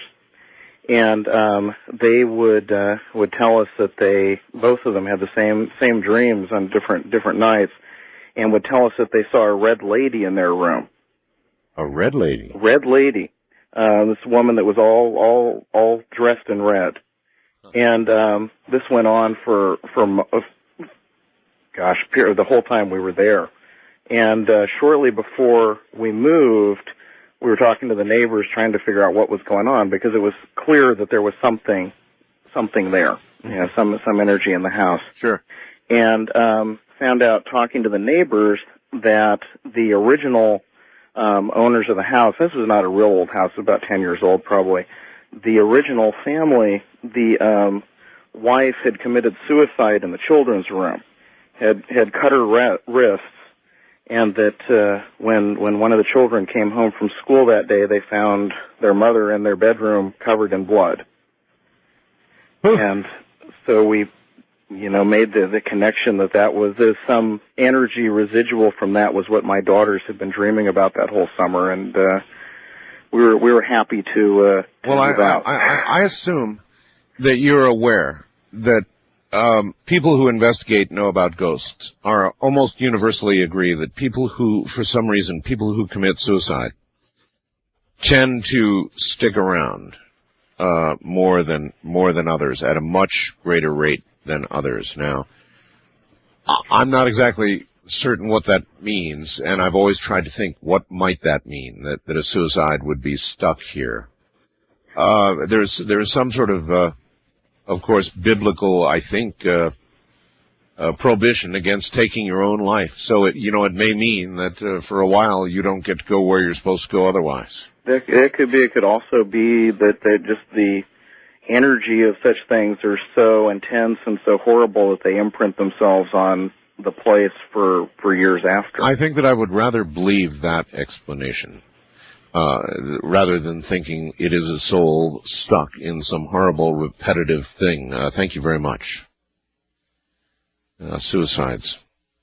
Wildcard line, you're on the air. Hello. Yes, hello? Hello. Oh, hi. Yes, sir, it's a pleasure to speak to you. Where are you, sir? My name is Mark, and I'm calling from Bradley, Illinois, and I'm listening to you through 890 AM WLS in Chicago. WLS, of course. Go ahead. Yes. My story goes back to 1989 in the summer when I was 14. And the house that my mom and I moved into late November of 87 there in Paw Paw, Michigan, was a 110-year-old house, and it was very... it was very, very spooky. It was across the street from a cemetery, and well, in the summer of 1989, I was watching the Bulls lose, and I walked from the living room to the kitchen, and the door to the upstairs was always kind of a scary place, and the damn thing it opened by itself. The door did as you were approaching it. No, the door to the upstairs area, which there have been rumors and newspaper articles through that area that the upstairs, a baby had died in it in the early 1900s, and there was a lady upstairs that died, and yes, it was really, really scary. And anyway, the door opened by itself, and I couldn't believe it. You saw the door with your own eyes open by itself. Oh yeah, no doubt about it. So, like, come on in, bud, right? Oh yeah, and it was. Listen, I've got to take a break here. Can you stick around, finish your story? Yes, absolutely. All right, stay right there. It's a good place to leave it, where the door opens by itself. I've seen the movies. I know what that means. You go through, and you're a headless guy in a suit from the high desert. This is Ghost to Ghost AM. I'm Art Bell. Wanna take a ride? Well, call Art Bell from west of the Rockies. A Halloween full moon. Won't be another one like it. Hasn't been one like it since 1955, and you're not going to see another one for 19 years. And on top of everything else, this is Ghost to Ghost AM. back into a Halloween night. And back to you, caller. You're back on the air again. Yes. So there at that point, I looked up to the stairs, and well, there was a woman on a cross down on me. Did you say on a cross? Yeah. It was bad. It was really bad. It was so bad I urinated in my pants, and I went into the bathroom and prayed, pretty much. So yeah, it'd be about all you could do. Well, I was scared, but So, make a long story short, the weird thing about the whole piece of property was, we were renting at the time. Let's see, I got kicked out of this place because my mom and her boyfriend and stuff, and I left in '91 when I was 16, and it took about 2 years for the house to be sold by the landlord, and the guy who moved in demolished the 115-year-old house. He built a new one. And the weird thing is that he got married, or was already married, had a kid, a baby, who coincidentally lived in right around the same area upstairs. And during that time when he moved in, he tore down he ripped out about 50 to 100 trees that were pretty much kind of considered sacred. These were old trees, 150 years old, and right. It's almost as if there were rumors, just all kinds of scary rumors going around through the town, and the baby died of cancer, his wife died of cancer, and the last thing I heard was the guy just picked up and left. Wow. And it was bad. He was trying, maybe all this time in tearing down the house, in building a new house, then in tearing down trees, he was trying to stop whatever it was. Had that occurred to you? I don't know. I don't know, but I know that, it was just downstairs. We had a cellar, and we'd hear strange things at night, and at one point when I was seriously depressed as a teenager living there, I asked for a spirit to come down and try to help me, and I kid you not, Art, I heard footsteps at one point coming down the stairs, coming to help me. And then at that point I thought it was the devil, and I asked for it to go away. And it went away. Yeah. At one point, I was so seriously depressed that and it's going to sound bad. It's going to sound really bad, but it's the absolute truth. I asked the devil to help me. Do you think the devil helped you? He was offering to help. Something came walking down the stairs, and I absolutely prayed for it to go away. I see. So what you asked for help was the devil, and when it began to approach, when it started walking down the stairs, I got completely scared. Completely scared, and That's called a foxhole conversion. Thank you very much. But I don't blame you. This is something I've never understood of people who make deals with the devil. Never have understood it, never will. If you conclude there is a devil, there is a dark, evil force with which you can bargain if you so desire. Once you have realized that such a force exists, then in your mind, how can you not realize that the opposite force exists, thereby immediately understanding the magnitude of the decision you're about to make, the bad decision you're about to make, that will bear on eternity for you. And so once you realize the one, how can you not realize the other? East of the Rockies, you're on the air. Hello. Oh, hello. Hi. Art, hi. How are you? Fine. What is your first name and where are you? Mike from Sarasota, Florida. Okay, Mike. This happened when I was about 5 years old, and it was kind of like a nightmare the way you remember it, but it actually happened. And I was laying in my bed, and my parents were in the living room, and all of a sudden I felt this this presence like everybody talks about, and something like staring at me, and I looked out the window from my bedroom. Yes. And there was you've been calling them shadow people. There was a shadow the head of a person. And this was like in '66. You know how they wore the men would wear those hats and the long coats. It was wintertime. Yes. That's what he was dressed in, and that's all you could make out. Anyhow, I just laid there for I don't know how long. I finally was able to just scream. And my parents came running in, and they were like, "What's wrong?" I was saying, there's a man at the window, a man at the window.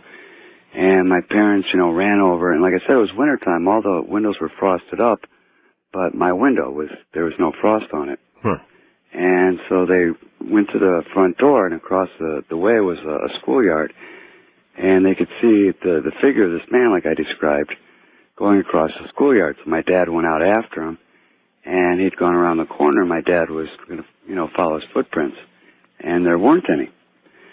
But what's really strange about it is, that was pretty scary for me. But my wife is the one who wanted me to call because she found out we've been married 10 years, and 10 years ago, my mother told my wife, which she'd never told me. A week before that had happened, my parents, tucked me into bed, and they came in like 20 minutes later to say goodnight. Yeah. And I wasn't there. And they couldn't find me. And you weren't there? I wasn't in bed. So they thought maybe I'd gotten up to, go downstairs and play or something. They looked all over for me. They couldn't find me. And like I said, this was a little bit before this had happened. So it was winter. And they looked all around for like 3 hours. And you weren't there? No, till 1 in the morning. My father finally happened to look up. I was sitting on the roof of the house. And, there was no way I could get up on the roof. There was no ladders around or anything. I was just sitting there. What do you think happened to you? I have no idea, but I guess... Have you considered the possibility that you were abducted? Can I tell you, I thought you might say that because my wife and I have listened to you for a few years. Yes. Then you know how I think. Well, the thing about street lights, going out? Yes. To the point of, like, people that are with me for any length of time will comment, like, it's so strange when I'm with you. Yes, I've heard this from so many people, sir, that streetlights extinguish and or go on as you walk down the street. I'm familiar with the phenomena. Some people will attempt to explain it by explaining there are certain type of, there's a certain kind of streetlight that does that, but I've never seen one. Never. West of the Rockies, you're on the air. Hello. Hi, my name's Patty. I'm calling from Northern California. Hi, Patty. Hi, and I listen to you on KDAC. All right. And my story's not really that scary. We've had some scary encounters, but it's kind of interesting. Many years ago, I lived with a truck driver named Richard, and he was a real good stepdad to my kids, and especially my oldest son was really close to him. So even when we split up, we all stayed good friends. But he had some problems, and he took his own life. Oh. And this was some time ago. But, maybe about a year after that happened, my kids and I were living at a isolated ranch in Colorado. And it was like a 800-acre ranch on the edge of a wilderness area. I mean, we were way out in the boonies. And we were 30 miles from the closest grocery store. And one night, we were sleeping, but my oldest son was 15 at the time, and he was awake. And he said, here's this truck, this diesel, come up our driveway. And he thought maybe it was a hay truck or something that had gotten lost looking for a ranch or something. Yeah, diesel is unmistakable. Yeah, and he's thinking, well, maybe it's a hay truck, whatever, but he said the guy gets out and starts knocking on the door. So he tried to wake me up, tried to wake up his sisters, tried to wake up his brother. Nobody would wake up. He said it was really eerie, because normally I'm a light sleeper, but he said none of us would wake up. So he answered the door, and it was Richard. You're sure? Oh, he's sure. He's sure. Oh, yeah. He said he came in, shook his hand, sat down and talked to him, and Richard was a big Pepsi drinker. He loved the stuff. And he went out to the truck and got some Pepsis and brought them in. And my son said they sat there and talked for a couple hours and drank Pepsi. And now, your son said that Richard was full form. I mean... Right. I asked him, I said, well, what did it feel like when he shook your hand, Right. And he said, just like if anybody else shook your hand, solid and real. That's very unusual Normally, spirits are unable to manifest that physically. Well, he actually came to another time after this, but on this occasion, the odd thing is in the morning, he's telling us the story, and we're kind of going, oh, yeah, all right, sure, Right. And, but we looked, and there was Pepsi cans on the table. And like I said, we were 30 miles from a store that was, even if there would have been one open, at this time of night. Yep. Well, again, there's something about those who take their own lives. I don't know what. I just know there is something different, and by percentage, there are many more of them than of others, and I don't know what that means. Yeah, well, he really identified with his job, too, so I wasn't surprised that he came in his truck, Well, it's good to know there's diesels on the other side. Yeah. Thank you. Okay, good night. Good night. Take care. There just is something about those who take their own life. They're in for a bit of a different ride, I suspect. You're not supposed to do that. First-time caller line, you're on the air. Hello? Hello? Yes, ma'am, you're on the air. Hi. Hi. My name is Debbie. I'm from Eugene, Oregon. Yes, Deb. I'm originally from Portland. Okay. And I've had several paranormal experiences, and every time there was that soul-gripping or spine-gripping cold that you can't explain. It's not an Yeah, I know. I hear that from so many people. I don't know what it is. But my scariest story is when a ghost yelled at me. Yelled at you? Yes. And a friend of mine, an ex-roommate, who's a chiropractor, and his name happens to also be Art, invited me over to this 100-year-old house that he wanted me to see because he knows that I love antiques. And this house is in the Selwood district of Portland, where I'm originally from. And this house was really a weird house.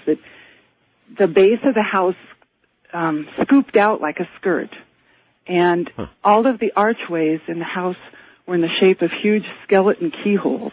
It was really a weird house. Ooh, that is weird. It is. Yeah. And then I was looking around, and his roommate was a woman who had children, and we saw the whole house, and her room was decorated in antique lace. It was absolutely beautiful.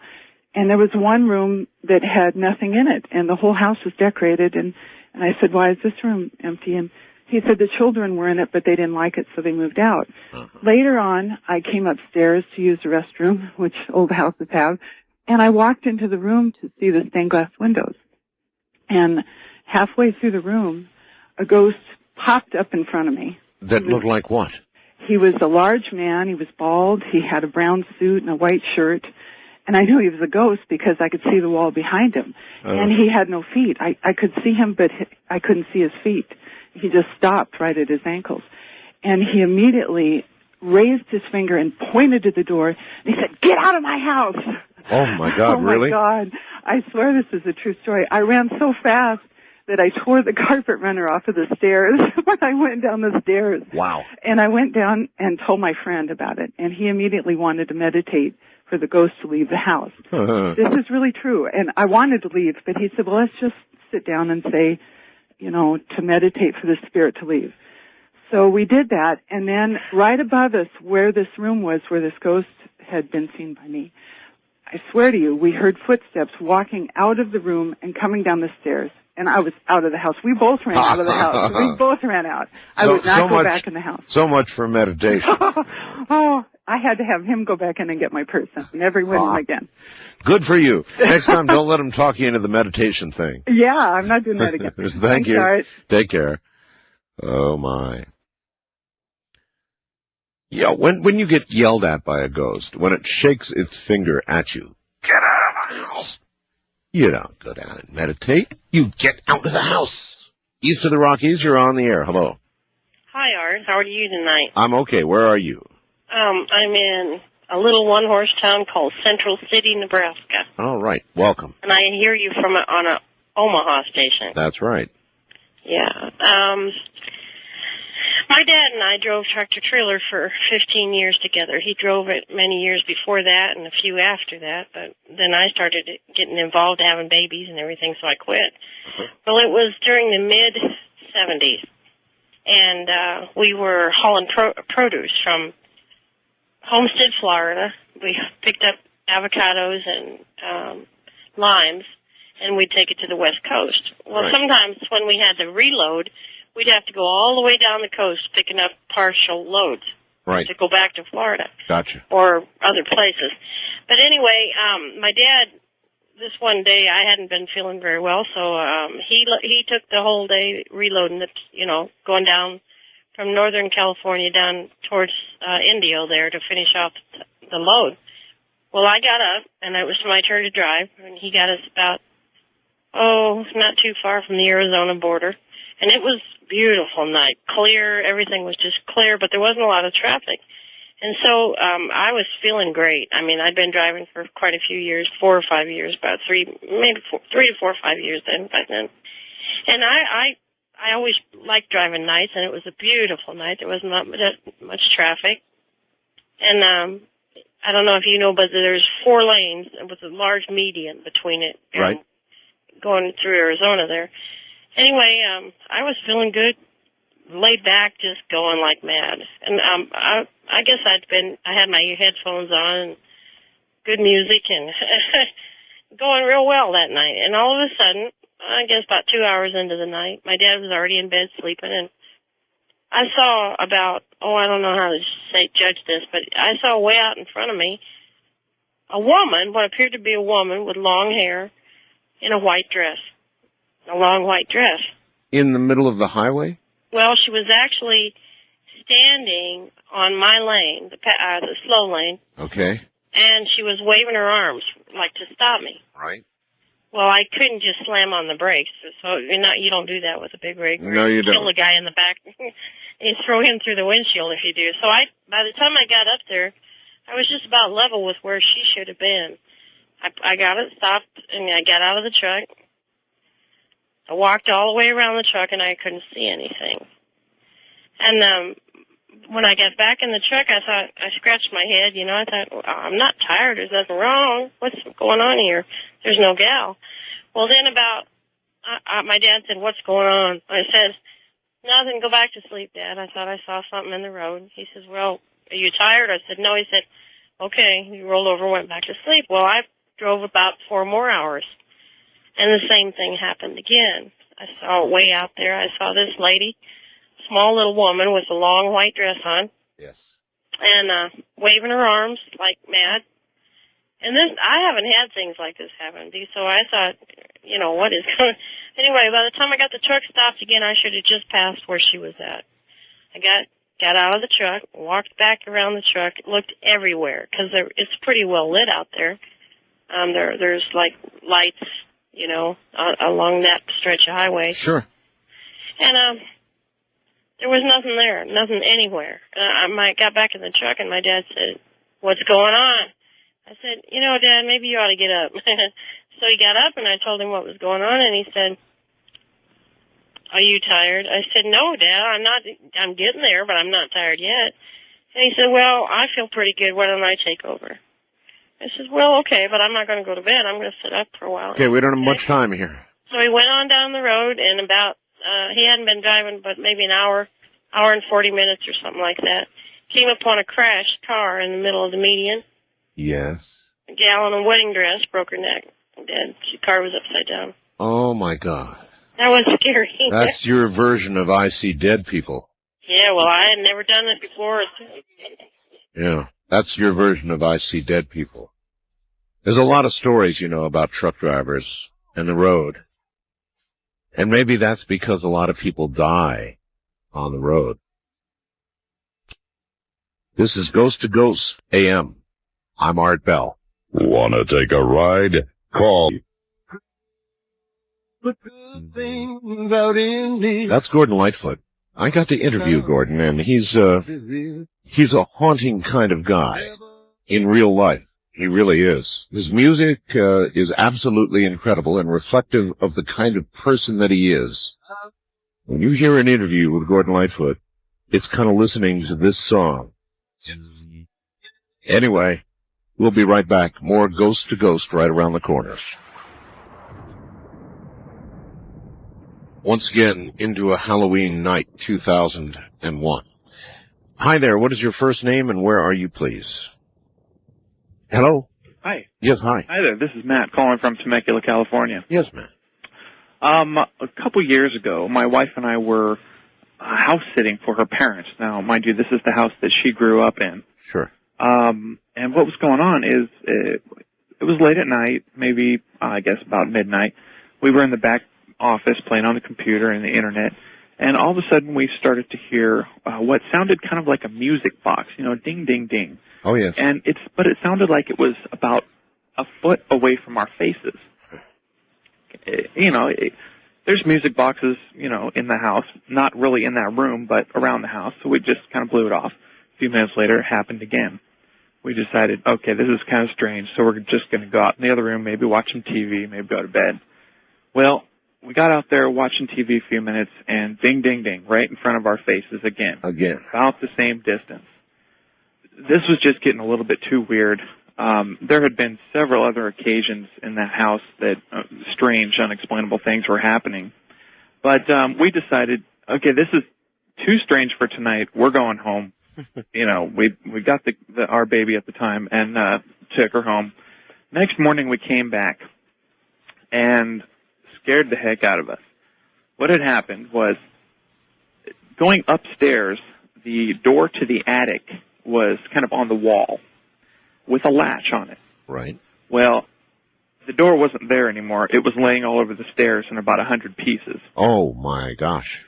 It had been kicked out or something. It had to have been from the inside by the way that all the wood was scattered all over the stairs.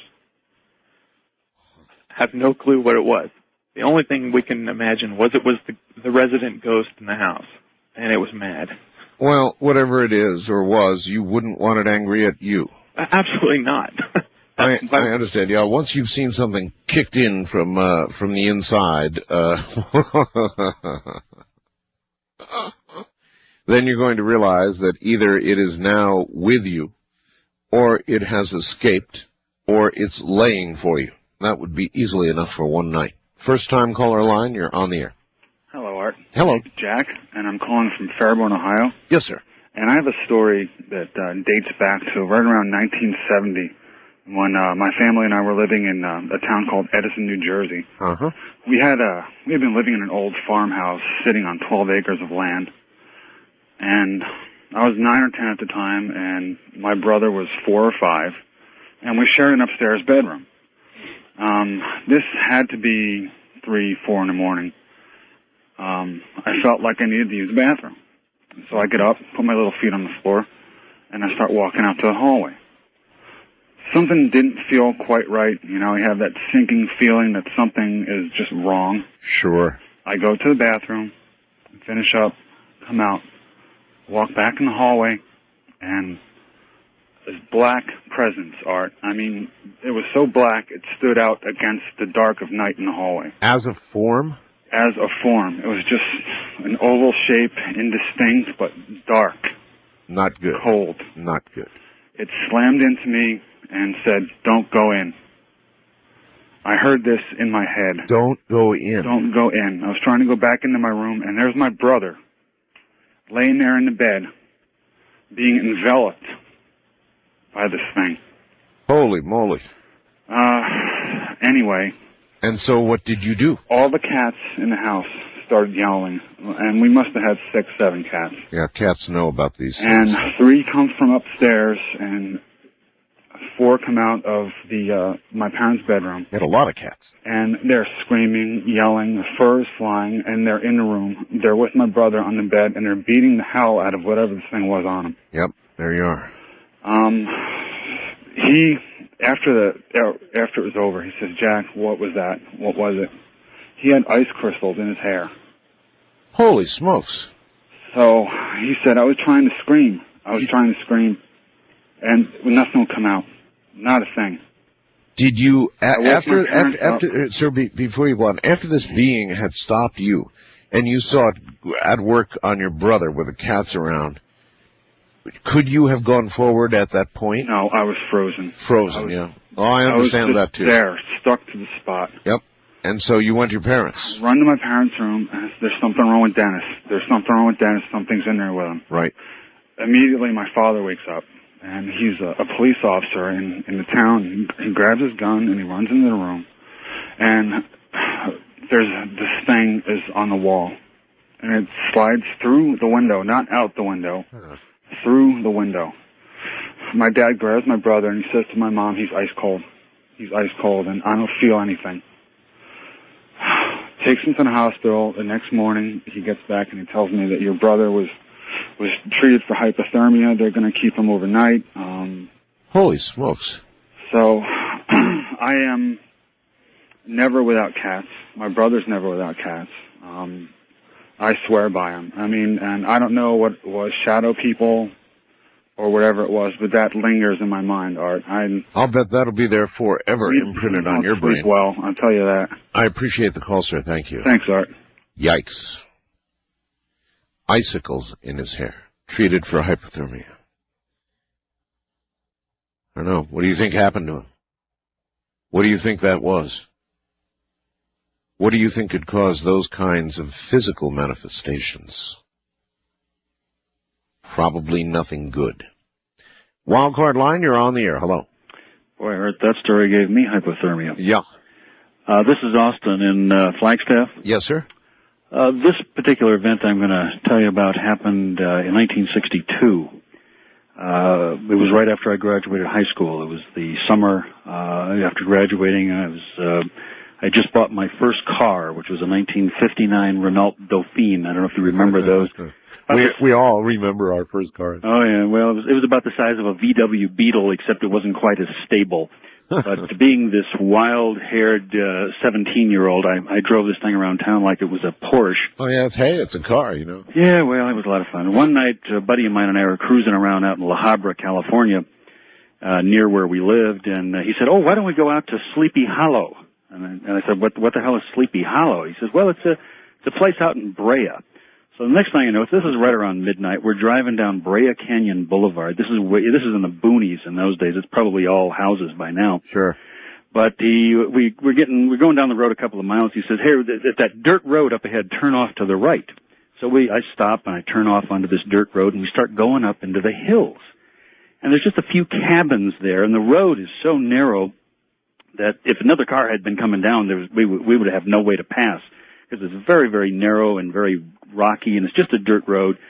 And you can see everything that's there. It's just a few houses scattered here and there, and there's only one road in, and that's the only road out.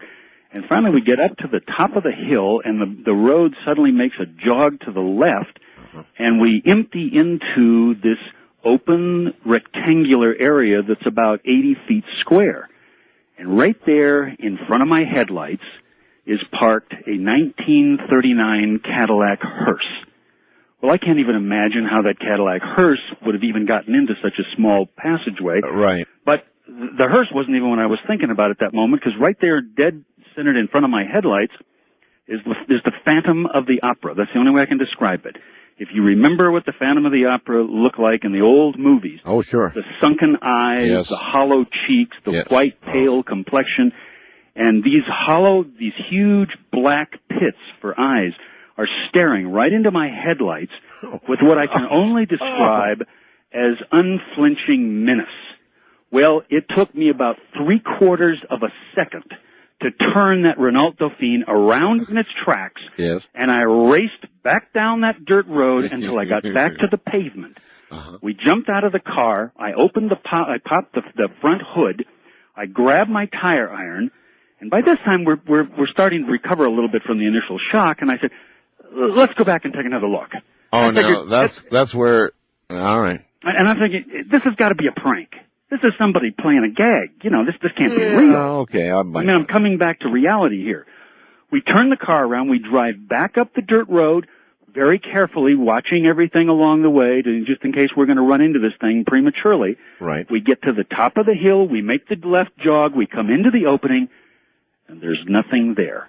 Nothing? Nothing. No Cadillac? The Cadillac is gone. Huh. Now, mind you, this rectangle is completely encased on all four sides by trees and brush. It's very heavily brushed. And there's only this one little entrance in and out. So I pulled into the center of the area. We got out of the car. Yes. We looked around on the ground. I could see my Renault Dauphine tracks in the dirt where we had spun around. We walked over to where the hearse had been parked. No tracks. Nothing. My friend walks over to me and he looks me in the eye and he says, Austin, I think maybe this is an omen about your driving. About your About my driving. And I just laughed it off. We got back in the car. We started driving back down the dirt road. We got back onto Brea Canyon Boulevard. We went about a mile, driving as I always normally did. We hit this particularly tricky turn, and the car flipped over 3 times. Wow. What a story. You swear that's true? I will send you signed affidavits from the people who were there, from the witnesses. My best friend, Campbell Stark, was with me. I mean, in fact, this is one of the stories that's going into a book I'm writing. That's a hell of a story. I don't know what to tell you. I appreciate your call, sir. Thank you. Thank you. Boy, I've got to think about that one a little bit. That's a pretty stark warning. Phantom of the Opera, right in front of you with a hearse. Yeah, you could take that one as a warning, couldn't you? One thing I forgot to ask. Wonder if his driving improved. East of the Rockies, you're on the... Well, he's still here. You're on the air. Hello. Hi, my name is Rosemary. I'm from St. Louis, Missouri. Hi, Rosemary. How are you? I'm all right, although the stories are getting a little strange. Yeah, that last one was really good. Okay, my story kind of has a lot to it, so I'll start with this. My mom and I used to go down to Branson, and we found this lady that had 2 bed and breakfasts. Right. And she had one in town on the Strip, and then she had one out of town in Walnut Shade on the outskirts of Branson. And we stayed in that one a lot because it was, nobody else would stay out there and it was private. So, one morning I wanted to sleep in. My mom went into town, and I had gotten up, after she had left, and I was downstairs in the living room, playing on the couch with my Barbie dolls, and all of a sudden the fireplace doors started to open and close, and it was a little windy outside, but I mean these really opened to close. You mean, what kind of fireplace doors? The type that, The folding kind. The folding kind? Opened and closed? Uh-huh. And this was I could imagine one or the other depending on a draft, but not opening and closing. And that's what it did. And this was a really old, cool house. And I thought, well, shoot, maybe it was a draft, but no. I said, if something is in this room, then move the handles on this. I had a shopping bag on the coffee table. Yeah. Then move the handles on this shopping bag. And all of a sudden, it moved the handles back and forth and back and forth. And I scrammed up those stairs to the top bedroom. Like you've never seen anybody run before. I sat up in that room. And I looked out the window over the driveway, and I thought, I knew exactly at 1 o'clock my mom would come back from in town. It wasn't 1 o'clock yet, and there's a bathroom upstairs, and the toilet kept going off and on and off and on, and these doors between the rooms kept opening and shutting. Oh, my. I thought, well, maybe I'll run back downstairs. But I went out into the hall, and I looked into the stairwell, and there was something that looked like from Scooby-Doo, an orb-like, glowing on the wall. I ran back into the bedroom and I waited till 1 o'clock, and 1 o'clock on the dot, she pulled in that driveway. I ran down those stairs through that orb so fast. Through the orb? It was like right above me. It probably could have touched my head. I just didn't even care. I ran down those stairs, opened that door. I was crying, and she wouldn't believe me. I understand. Now, But come to find out that the house in town that this lady had in Branson, there was many stories that people had seen things in that house, but nothing had ever been seen out in the house. you realize, other than this audience perhaps, there are a lot of people who would say, what a bunch of baloney. Oh. But, once you've seen it yourself, you don't have any more questions. I mean, you don't doubt for 1 second, do you? No. I'll tell you something else, Art. That night, because we had another night in that house, Mom snored, so I had to sleep downstairs in the downstairs bedroom, and I heard moaning behind the bed. And it sounded like a woman He would have like a bad stomach ache. Moaning behind the bed. Yes. No. And, there's really nowhere to go when you're stuck out there in the middle of the night and you're trying to get through another night, so I went and slept on the couch. Well, how come your mom wouldn't believe you? I mean, obviously, as you told this story, she must have understood that you were really terrified, but just figured you had a bad dream or what? She just said I had a wild imagination. I was alone and got scared. Yeah, that's what they always say. How kids do. Yeah, wild imagination. Go to bed. I appreciate the call. Thanks, Art. Thank you. West of the Rockies, you're on the air. Hello. Going once. Hello? Yes, hello. Hi. That was once and a half, and you made it. Where are you, and who are you? My name is Arlene, and I'm from Washington. Arlene. Yeah. You're going to have to speak up good and loud for me, Arlene. You're not too strong. I know. You're in the state of, huh? Washington. Okay. Yeah. What happened to you? Well, I began living in a rental home, and it was like the weirdest experience of my life. There were like voices and sounds, coming up from the basement, and it was an unfinished basement, and just like the gloomiest one ever. Arlene? Yeah. You didn't end up going down there, did you? No, I completely blocked it off. All right. I'd sit on my couch. Listen, we've got a break. Can you afford to hold on? Sure. All right. Most go to the basement immediately.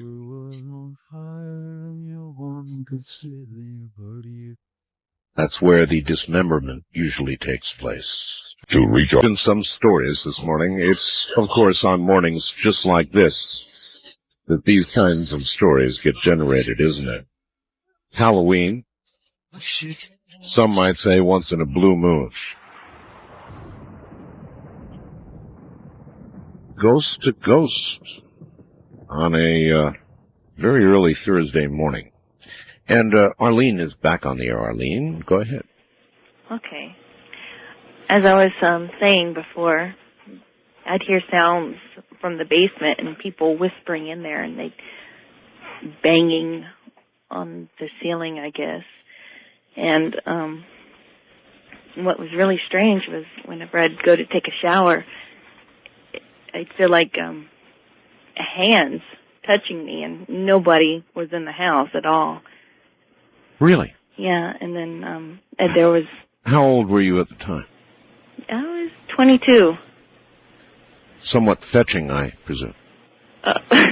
You see, I've always wondered what life would be like as a ghost.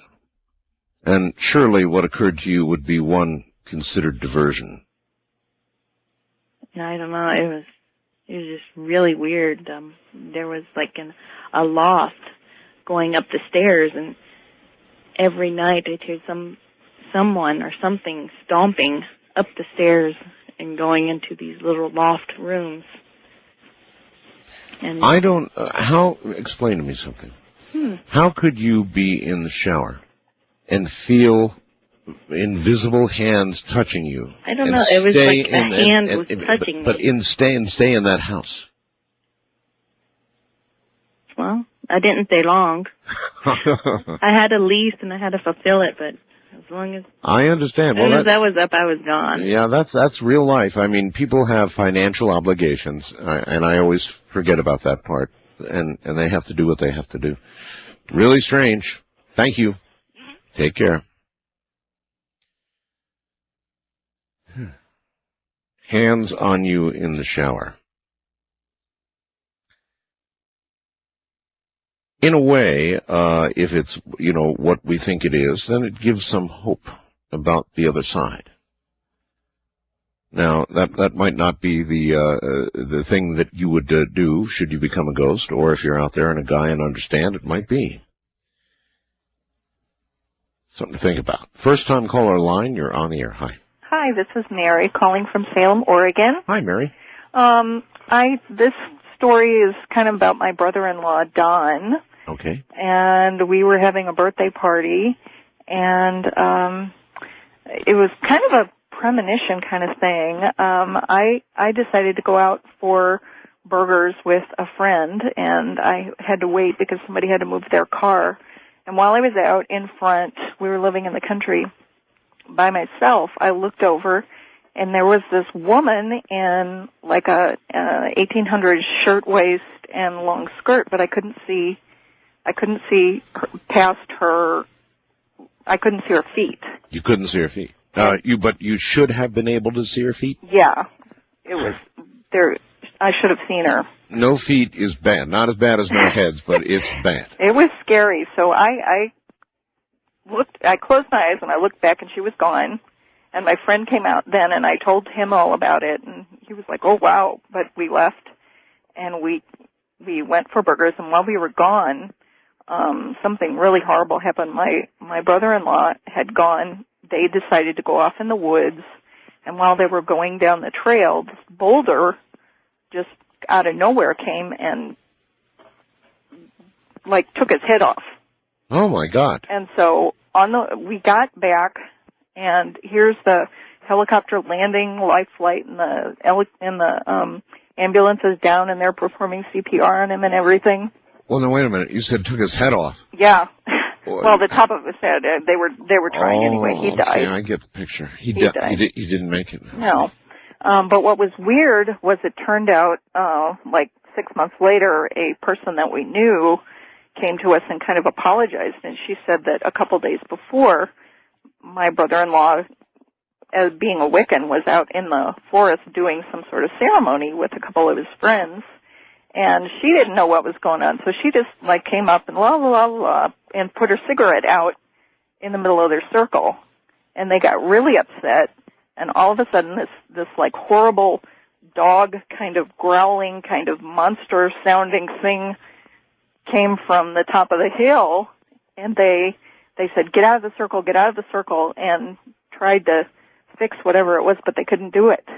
So he was worried, and he wouldn't tell me why he was worried for like 2 days before the party, and so some people think, some of us think that whatever it was came and got him, but he gave great offense. Yeah.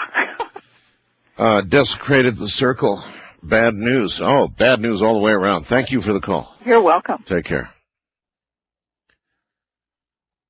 Yeah, well, if you are going to open doors, you should be prepared to see what's on the other side. Wildcard line, you're on the air. Hello, Art. Hello, sir. Yeah, this is Roger. I'm calling from Kailua, Hawaii. Welcome. Listen to you quite often on KHVH. Yes, sir. And I wanted to tell you something happened to me where I got my left leg broken. I decided to go fishing one day on my day off. It was at the place we call the Marine Corps Air Station Kaneohe. Right. It's on the east coast of Oahu, Hawaii. And I was authorized to go in some areas where some people aren't. So what they have a large volcano, extinct volcano on the base. In the center of it is the Marine Corps rifle range. Well, I was on the left-hand side, or the western side of the range, on the ocean side. And I had walked about 1.5 miles from any living quarters. There wasn't anybody around me at all that could see me. Right. And there was a 35-year-old man and his 8-year-old son followed me. They carried their lunch bag. I had my fishing pole, bucket, stuff like that. And they were about 150 feet behind me and about 15 feet up on a ridge. And they were just watching me and enjoying the scenery. And I got to this one area. I just decided to stop. I believe they used to bury the Hawaiian kings and stuff around there. That's right. Anyway, I'm used to going out there, and I was really enjoying the scenery. I almost forgot about going fishing. And I was on this large, flat, black area it's what do you call lava rock? Right. It was flat, maybe 30 feet deep. I mean, the width of it, and 150 feet long. And there was no green, wet moss or anything. It was just as dry as it could be. You could do jumping jacks or anything and never slip. So I'm standing out there, really enjoying the scenery, and all of a sudden, ka-whack, my left leg goes flying up in the air. I'm standing up now and just thinking about it, because it went above my eyesight, Right. And I had this instant shock and pain But my arms, I spread my right arm out to the right, my left arm out to the left to hold my balance, and I gently fell down to the ground, using my right leg for balance. Meanwhile, my left leg is above my head, and boom, I hit the ground. So this man, the 35-year-old man, he comes running down the hill with his son over there and everything. He says, "Are you okay? Are you okay?" And it took him about maybe 2 minutes to get to me. And I says, "Yeah, I'm fine." I says, "I don't know what happened." He says, "Well, that was really a neat kung fu kick." He says, "You do that often?" I says, "No." He says, "Are you okay?" Because I'd landed on my butt. And he says, "Wow, look at your leg. The back of your calf has a big footprint on it." Wow. And it was black.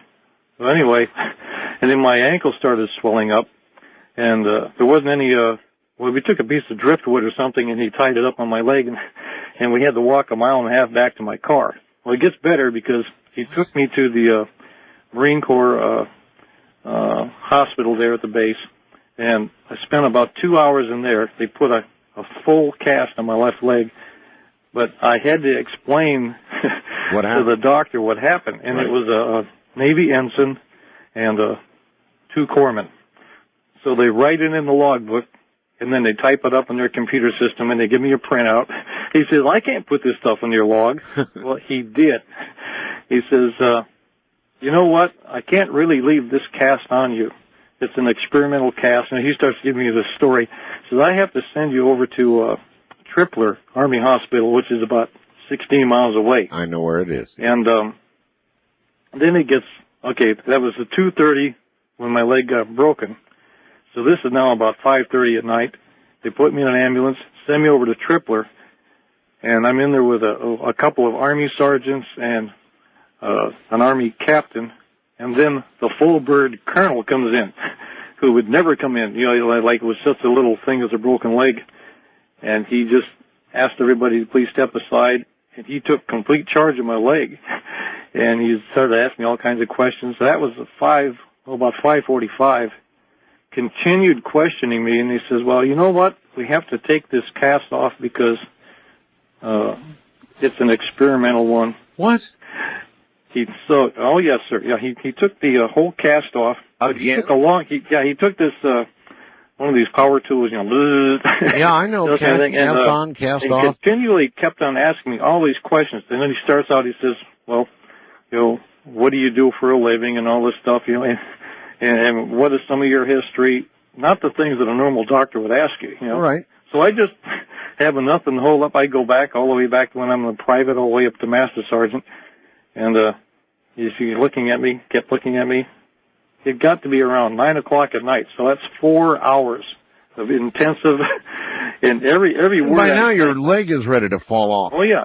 I'm laying on my stomach, and he goes in, and they're all taking pictures of it and everything. Of the bruise by that time was nice and black and blue, and just the same shape as like somebody had hit it with a bare foot. Right.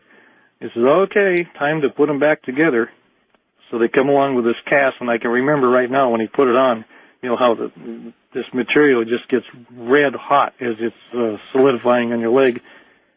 And it was the exact same material that they put on at Kaneohe. I says, "Wait a minute, you told me this was an experimental cast." I says, "Well, that was just to get you over here. We had to double-check everything." And I don't know what it was that hit my leg, what it was that kicked me, or anything else. Sounded like they wondered what it was. Well, they were really wondering, and to this day I have no idea. But it was a clean break. My leg was broken in half. My knee broken in half. You don't. I appreciate the call. You don't hear about that very often. A severe physical manifestation from an encounter. You don't hear about that very often. A clean broken leg by an unseen foot. East of the Rockies, you're on the air. Hi. Hi, Art. Hello. Happy Hallows Eve. And to you as well. I am Brian. Yes, Brian. I'm calling from Jacksonville, Florida. I'm originally from St. Louis, Missouri. Okay. And I'd like to say hi to Ramona. Happy Halloween. First-time caller, long-time listener, or I say first-time caller, first time I've gotten through. Tried many a times. Never. And I feel blessed that I got through tonight. Yes, sir. I have 2 real quick ghost stories, and I'll tie them together at the end real quick. When I was a young child, we had an abandoned house was in my neighborhood. And as young kids do, we used to go and explore it. There was a shed, 2-story garage attached to the house. And me and a young girlfriend at about the age of 11 rode our bikes about a mile down the road to get to the house. And we went up into the garage and was searching around. It was pretty much empty. There was a closet upstairs. And on the floor in the shed upstairs was some old newspapers. She picks up a newspaper and starts reading an article about how this man had taken a pitchfork and killed his entire family. As she's reading through this article, the door in this little closet upstairs falls open, being pushed open by a pitchfork. We lost it. We were out of there. Yeah. I mean, like, you never seen bicycles move so fast. Pitchforks, we've all seen the movies. We know where they end up. Right. They end up in your chest. But I mean, giving you enough time to look down and see that you have been stabbed by a pitchfork and you are now dying. Right. Oh my God. I mean, and it was amazing because, I mean, this entire place was basically cleaned out other than these newspapers on the floor. And, I mean, what are the odds of a pitchfork being in the closet when you're reading this story? Slim and none. Slim to none, exactly. The other story is my grandfather passed away. I grew up in a restaurant, opened in 1945, a family restaurant, lots of beans and chicken.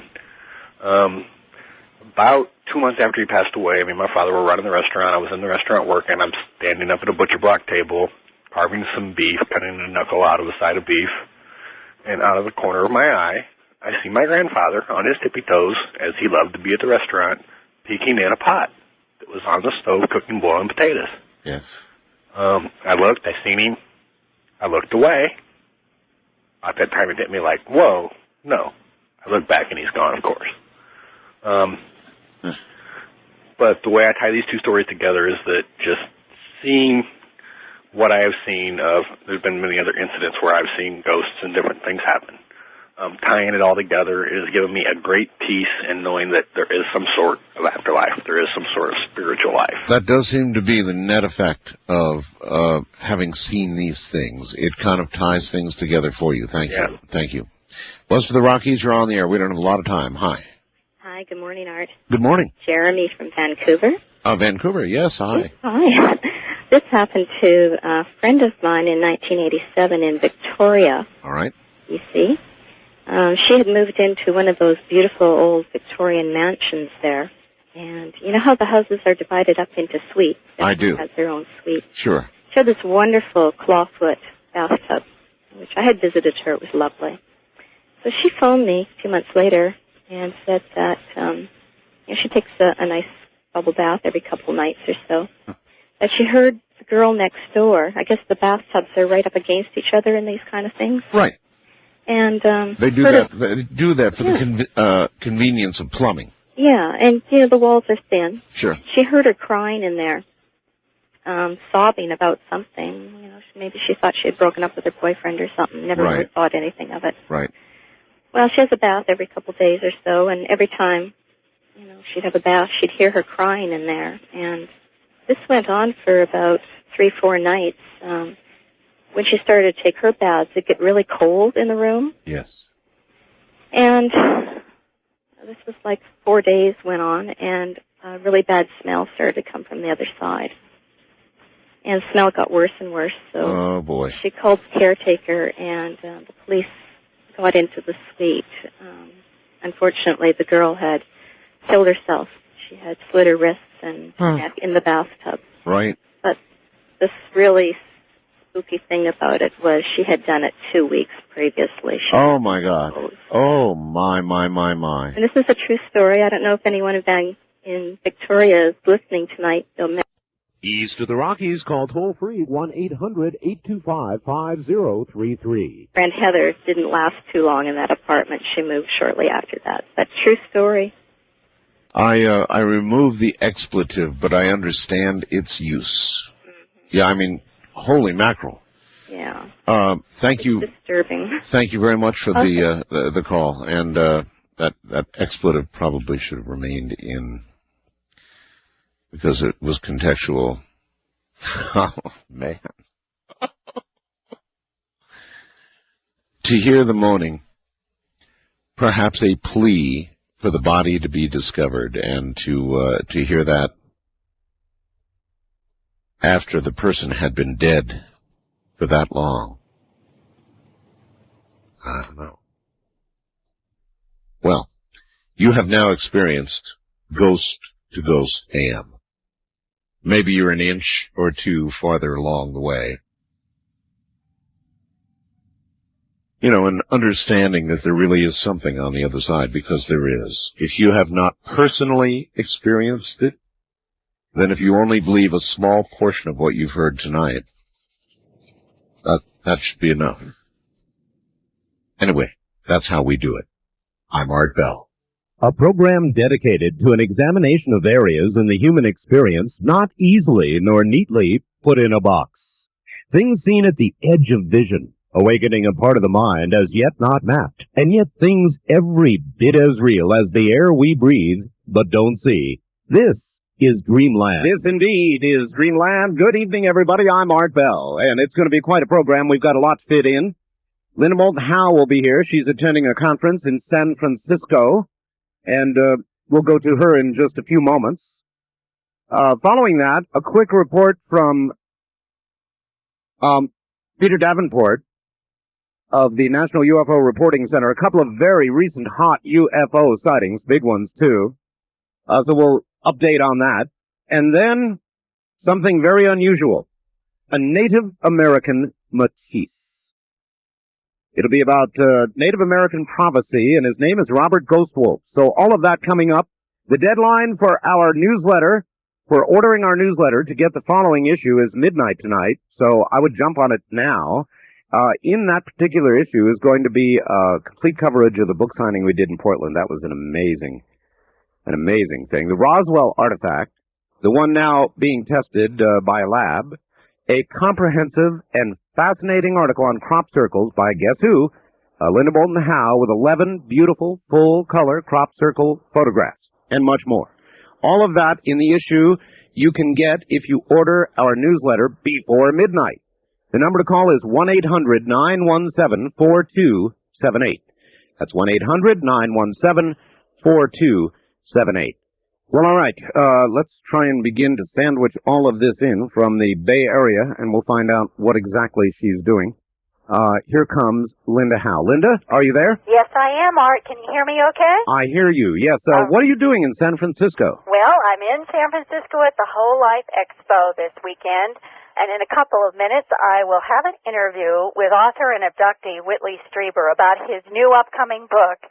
But before that, I wanted to recap for our Dreamland audience what former Apollo 14 astronaut and physicist Edgar Mitchell said about his NBC Dateline appearance on April 19th, in which he stated that government officials in the USSR, Belgium, and the United States have told him they have had face-to-face meetings with extraterrestrials.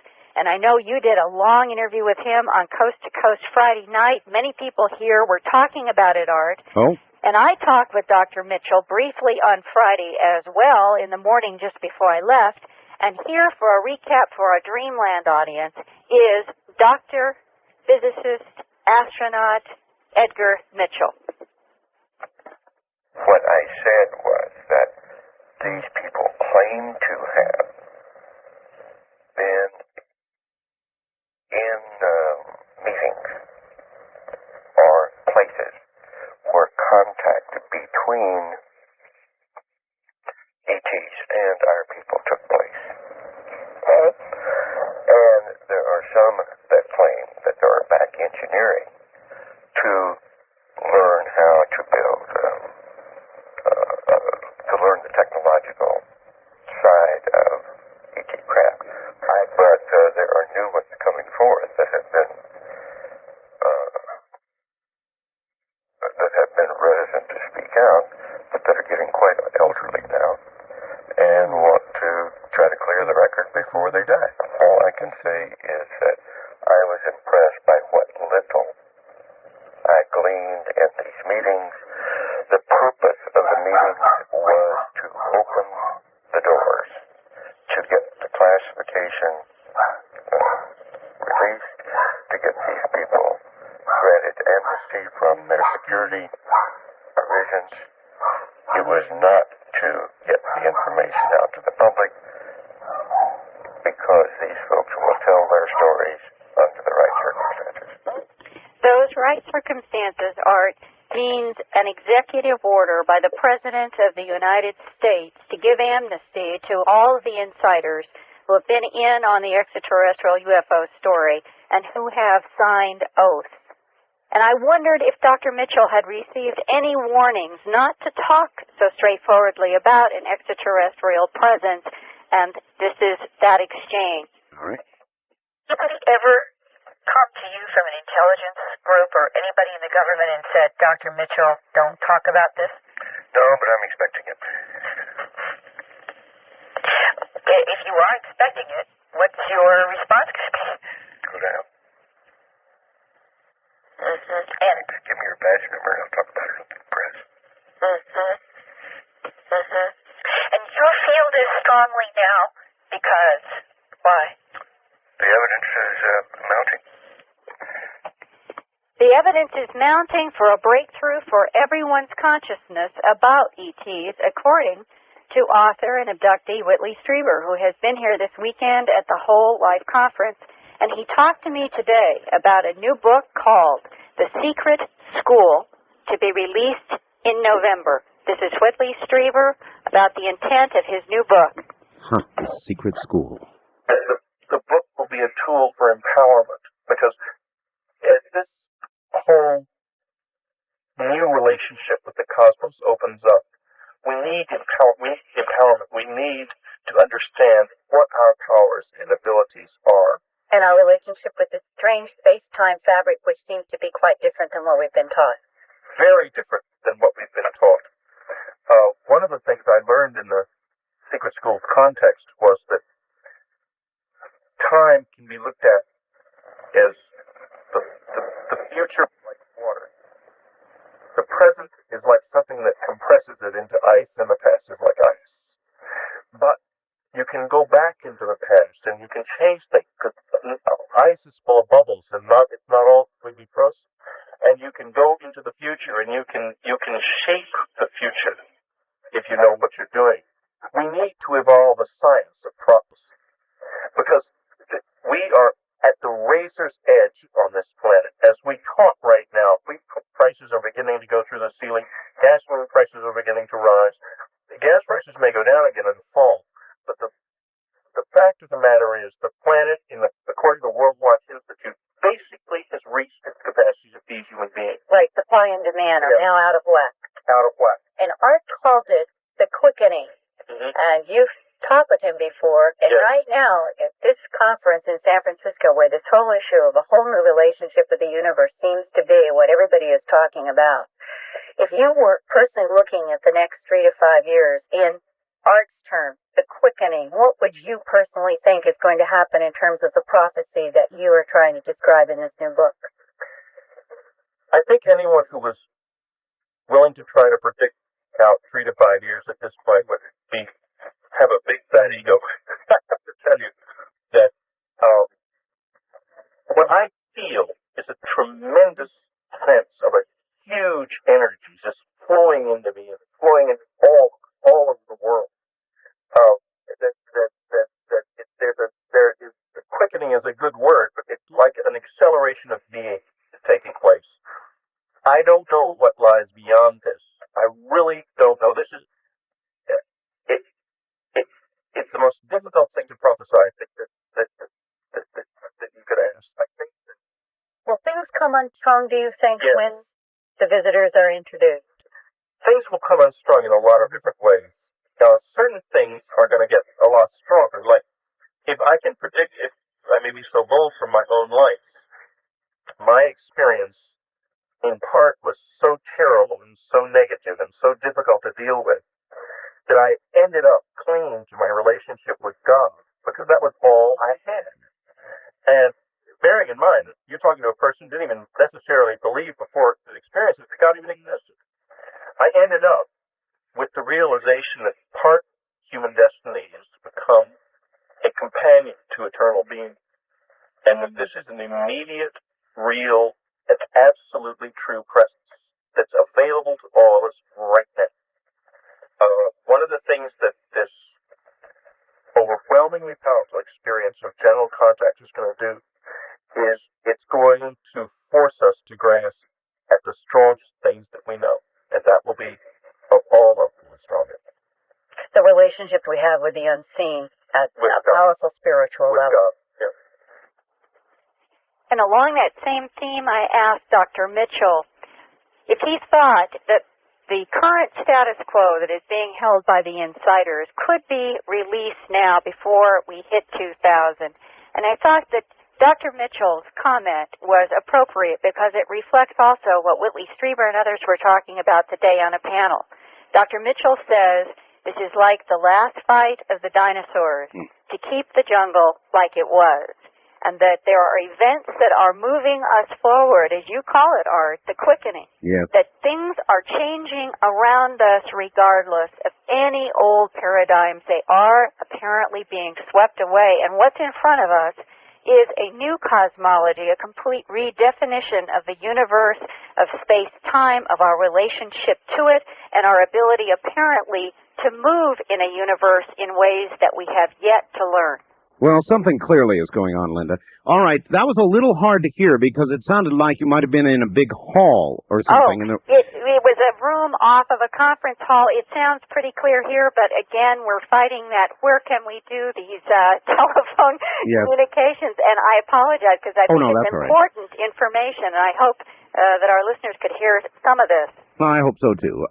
All right. You want to give us an address where people can write to you or get your books and materials, of which you have many?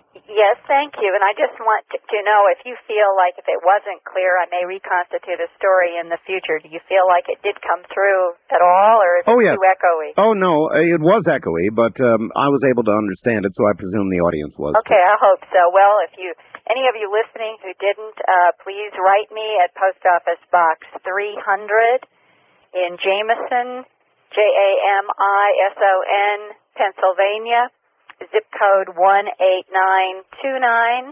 Not just about this evening's program, but about all of the various encounters that all of you seem to be having on a lot of fronts. I very much value and welcome your letters. And for information about my books and documentaries, there is the toll-free number 800-707-9993. That's 800-707-9993. And they can also, of course, go up to my worldwide web page and get more on your materials, your books, a photograph of you, and standing right in the middle of a big crop circle. Right. All right. Now, that's www.artbell.com. Easy to get to, and all of Linda's stuff will be right there. Okay, Linda? Yes, and Art, did you feel that Edgar Mitchell is perhaps the first of several people who have had some very serious experiences in the science world, who may be out of their own frustrations? He may be one or two or three that are going to begin to talk now about some of this? Yes. Coming up on the UPN network, Paranormal Borderline, is going to be Gordon Cooper. Right. So he's going to be yet another to come forward. Yes. Oh, indeed, Linda. And so the quickening continues and the revolution is around us. It does, and that's going to be our subject tonight. Linda, thank you. Thank you, Art. Take care. That's Linda Moulton Howe. The quickening. Boy, I'll tell you. If only I had known. Our main guest coming up in a little while, Robert Ghostwolf, has a little pamphlet out, and my jaw dropped when I saw it. It's entitled The Quickening. So, it's like a great echo coming back to me. We're going to go now quickly to Seattle, Washington, or just outside Seattle. No, I think he's in Seattle. It's Peter Davenport, and he's at the National UFO Reporting Center, and things are getting hot up there, aren't they, Peter? They are indeed, Art, and I'm delighted to be on tonight. There were two major events this morning. We were talking about Sunday, the 28th of April, that I thought the Dreamland listeners would like to know about, and in fact, we're seeking a little more information about them ourselves. The first one was apparently an immense explosion somewhere in the western end of Montana or in northern Idaho this morning at approximately between 1 and 2 a.m. this morning. We took several calls on it, one from law enforcement. One of the deputy sheriffs down in Bonneville County, which is the county in which Idaho Falls is located, witnessed the event. We took 3 calls. One was from Whitefish, Montana. A group of people in the Kalispell area were on a mountaintop last night, or this morning. They saw an immense blue-green fireball come straight down out of the sky. They witnessed it for less than 5 seconds, they know. They saw it hit the ground. They saw the explosion, it has been alleged. We took another report from Idaho Falls. A group of young people were partying, and they saw what we presume was the same event. They've pegged it within 5 or 10 minutes of what was reported from Kalispell. The interesting thing about the report from Idaho Falls is that about 4 or 5 minutes after this group of people saw the aerial phenomenon, the flash of light and the huge big ball of light come down, they felt the shockwave. They heard the explosion 4 or 5 minutes after it occurred. It must have been an immense explosion. We have alerted a number of UFO investigators in Montana, Idaho, and state of Washington to see if we can pin it down. The University of Idaho Astronomy Department has been apprised of it as well, some emergency management agencies, and so on and so forth. But part of what I'd like to do tonight is let our listeners know that if they were witness to that event this morning in the western end of Montana or in Idaho, we would certainly welcome a brief telephone call. All right. The other thing that makes us wonder whether we understand this event or not is a very dramatic sighting that occurred south of the western panhandle of Florida this morning, 82 miles south of the shore. A commercial boat, I think it may have been a fishing boat, but I'm not sure. The call came in at 5:20 this morning. I wasn't as sharp as I should have been. But a skipper, a very serious-minded skipper who's been at sea for 25 or 30 years, he said, and his crew of 4 were witness to a most astonishing object that circled around their commercial vessel this morning at about 3:30 East Coast time. He said it was the brightest thing he's ever seen in his life. It was the strangest thing he's ever seen in his life. He and his crew members stood on the deck, transfixed by this object, while it circled around their vessel. He said, as bright as the light was, he could see the shape of the object in the ball of light that they were looking at, and he got an impression of its shape. So that was a very dramatic event. Friday night, actually Friday morning, Thursday night, we took a call from the California Highway Patrol down in the Los Angeles area. There was some kind of extraordinarily bizarre interaction between a man who was driving east out of Santa Barbara on Route 126, headed for I-5, headed to his home down in Los Angeles. All he remembers is he fueled his Dodge Ram, and this is a very serious-minded sounding individual. I was impressed with his eloquence. I was impressed with his understanding of events. But all he remembers is this, Art. There was an immensely bright white flash of light on the hood of his vehicle, after which he started seeing human events, well-known human events from the history of this planet. Oh, that's incredible. Now, so far it's only hearsay evidence. He called the Highway Patrol when he found himself approximately 125 miles down the road. His fuel tank, which he had filled in Montecito, California, which I believe is just east of Santa Barbara, was still full. He said, this is impossible. This is a route that he travels frequently, apparently, on business or pleasure. He said his tank should have been significantly down from what it was when he filled it up. And well, listen, with gas prices the way they are, maybe it was causing him to see things. Peter, you want to hold on for a moment? I will indeed. Bring you back after the bottom of the hour. I have a short tape to play if you'd like, if we have time. We will. Peter Davenport from the National UFO Reporting Center in Seattle. I'm Art Bell, and you're listening to Dreamland. Stay right where you are, and we will be right back. Back now, momentarily, to Peter Davenport, who's got a tape for us. Peter, would you say that things are beginning to heat up out there? From our vantage point, they certainly seem to be becoming more and more bizarre all the time. Whether the volume of calls is any greater or not, I can't say, Art. But since the 12th of April, we have taken some calls from all across the country that surprise even me, a seasoned UFO investigator. Friday night, the 12th of April, just to give you a brief overview and give our our listeners a brief overview. Friday night, the 12th of April, we took a call from New York Air Traffic Control Center, the FAA. A shift supervisor called us to report that they had tracked an object on radar that was at 40 or 41,000 feet, tracking another airliner headed from Albany, New York, down to Nashville, Tennessee. And the object, the unidentified object, was hopping from the left side of the aircraft to the right side of the aircraft. Oh, boy. When the crew was describing to the center what the object was doing, the air traffic controllers could see it doing the same movements on radar. That was Friday night, just a few minutes before midnight East Coast time. That was over Phillipsburg, Pennsylvania, out in the center part of the state, north of Altoona. All right, Peter, we don't have a lot of time, so... Let me play about a 1 minute, 1.25 minute, 1.25 minute tape of a report we took last Wednesday of an apparent interaction up in northern New Hampshire. All right. 8 days ago, the 20th of April. Here we go. All right. I was traveling from Boston to Gilman, Vermont, and it's a 3-hour drive. And what happened was I was driving, I got pretty close to my destination, and I was on a very desolate road. It's route number 135, heading northeast on this route. And next to a sign, Mount Misery Road, I remember seeing that.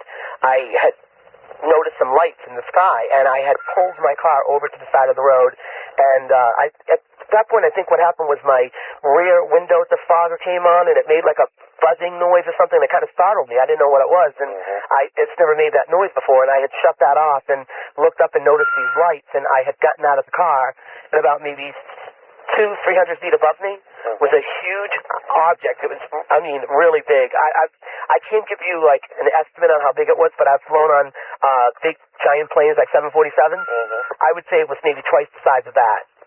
And it was shaped like a boomerang, and it had lights all along the bottom of the, I guess you would call them wings, the boomerang thing itself, whatever the frame of the object was.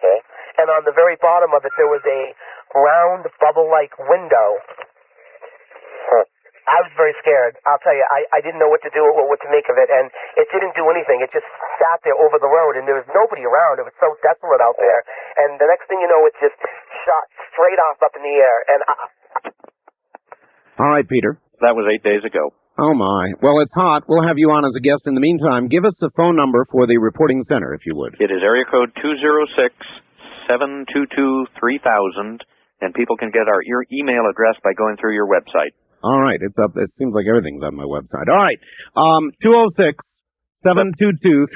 right? That is correct. Peter Davenport, thank you. Thank you, Art. And take care. That's Peter Davenport. We'll have him on as a guest once again from the National UFO Reporting Center in Seattle. I'm Art Bell. This is Dreamland. Coming up in just one moment, Robert Ghost Wolf. This is the end of side 1.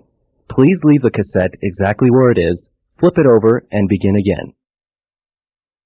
Wolf has been called a prophet, a master teacher, a poet, a grizzly bear. He is the wolf, always the master teacher. He has enjoyed experience from many careers: country music, Native American flutist, construction work, even the high finance of Wall Street. That's quite a range. But he left all of this behind for a more natural way of life, a way closer to the memory that he held of his heritage as a Native American. Indeed, he is a métis, that is, a mixture. Apache, Iroquois, Lakota, and one that I can't pronounce, and so we'll ask him, what is that last one? I'm very sorry. I've got Apache, Iroquois, Lakota, and... Haudenosaunee. Oh, I'm glad I asked. And a métis is a mixture, is that right? That's correct. Well, I'd like to welcome you to the show. Good to have you. Thank you. Good to be here. When did this change take place? When did you dump Wall Street and dump all these other careers that you've had and go to a simpler life? I dumped the American dream sometime in the mid-'80s, Art. The American dream, huh? I've had some experiences out in the Southwest with Native teachers who are teaching me what I do today. And I've had some experiences in the lodges that made me realize that perhaps things weren't as I had been told. how exactly are things? I know that you deal a lot with prophecy, and we'll get into that, but you've got a little pamphlet here that's called The Quickening, which caused my jaw to drop. I've been using that for a couple of years now. Just kind of I'm a talk show host, so I deal with people, I deal with news, I deal with current events, and I began noticing a couple of years ago, 3 years ago, that events are quickening. Political, social, economic, they're all quickening. Things are happening more rapidly at a faster pace. And I guess, is that the meaning that you attach to this? That's precisely the meaning behind the quickening, where what I am working with now is trying to help people understand what it is that's occurring. We are going through a shifting of the metabolic rate, if you would, of the Earth, where time itself is speeding up. This is due to many things. It's due to the shifting of the poles, which isn't a shifting that would cause things to fall over to one side of the Earth and everything fall off. It's more like electrical poles that are moving and shifting like waves. And this is causing many things to change in relation to what we have been existing under in what we would call the old paradigm. The old paradigm is basically what we have existed under, say, for the last 5,000 years. In what way? In other words, I see people, Robert, beginning to be, their irritability level is much higher, and people are shorter with each other. The state of civilization is less, at least socially it is. Technically it keeps advancing, but socially we seem to be regressing. I think that technically advancing is a matter of interpretation. if we're technically advancing by using destructive forces and destructive energies and polluting our environment and the very food and water that we drink, then I don't really consider that an advancement. But my focus with what I work with is not so much earth changes. They're going to occur. We know that they're going to occur. But precisely what you're talking about, and the irritability of people, the lack of vision of youth, the feeling of malaise and hopelessness in youth is astonishing. And it doesn't matter where you go. It's not isolated to a particular region of America or Europe or China or Africa or Japan. It's a global situation.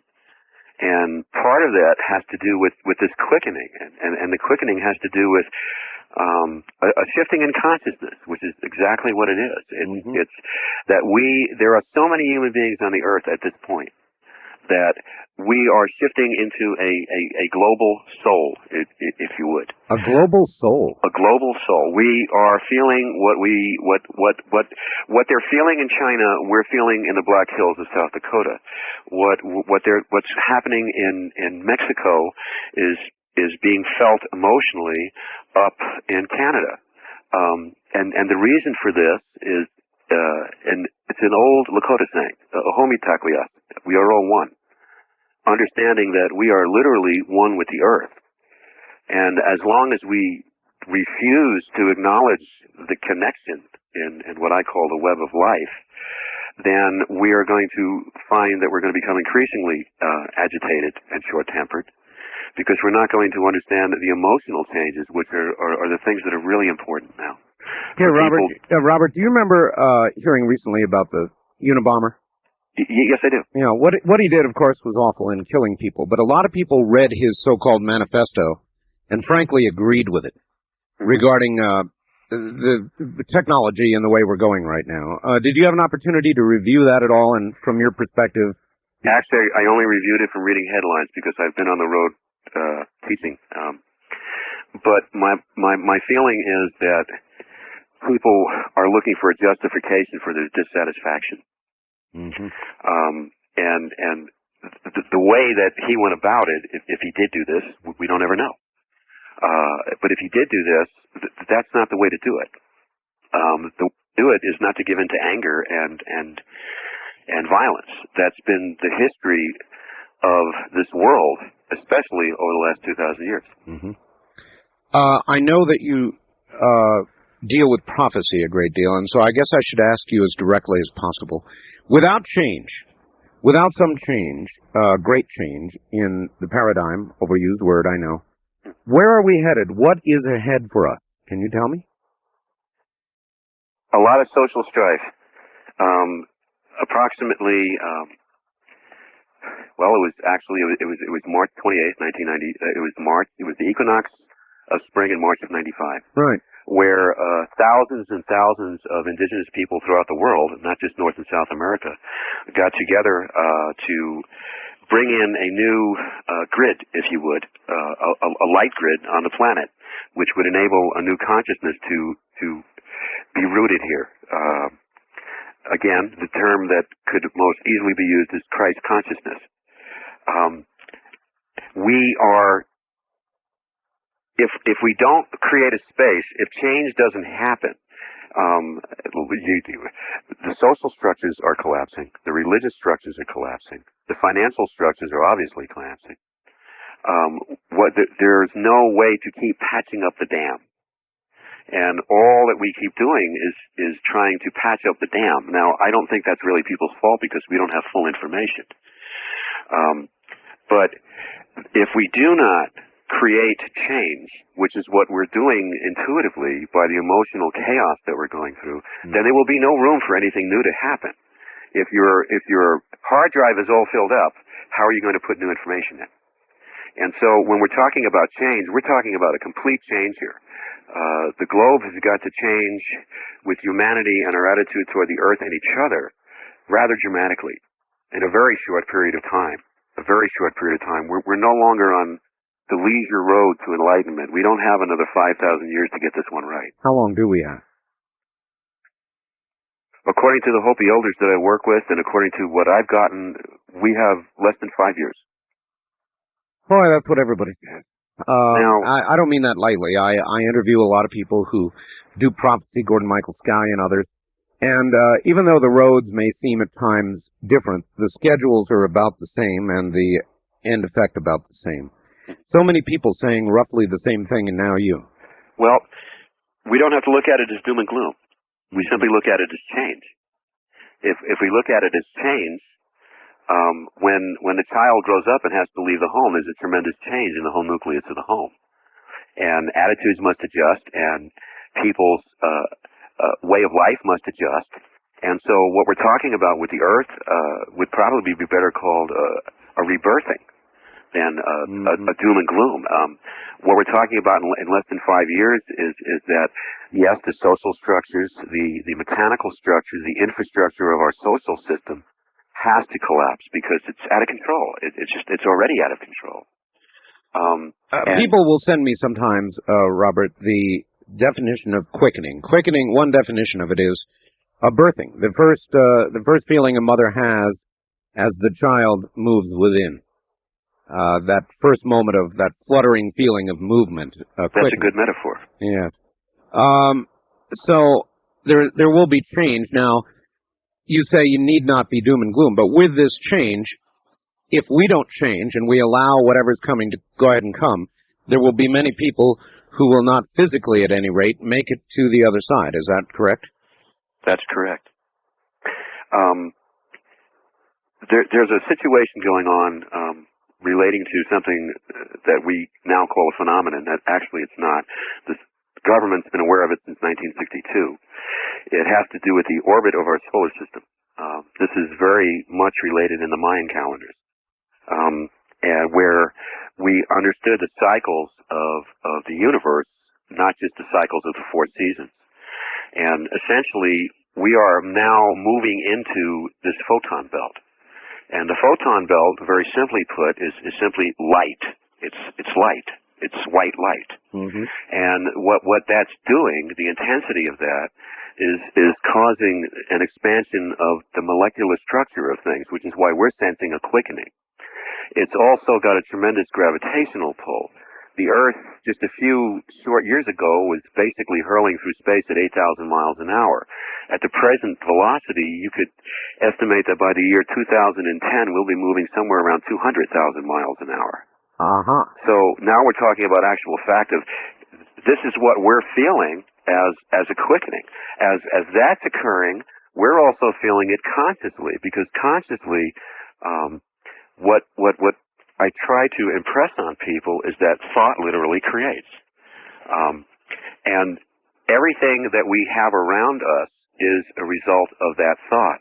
In the Native American cultures, we all have stories of how we emerged from the inner earth. It's a commonality.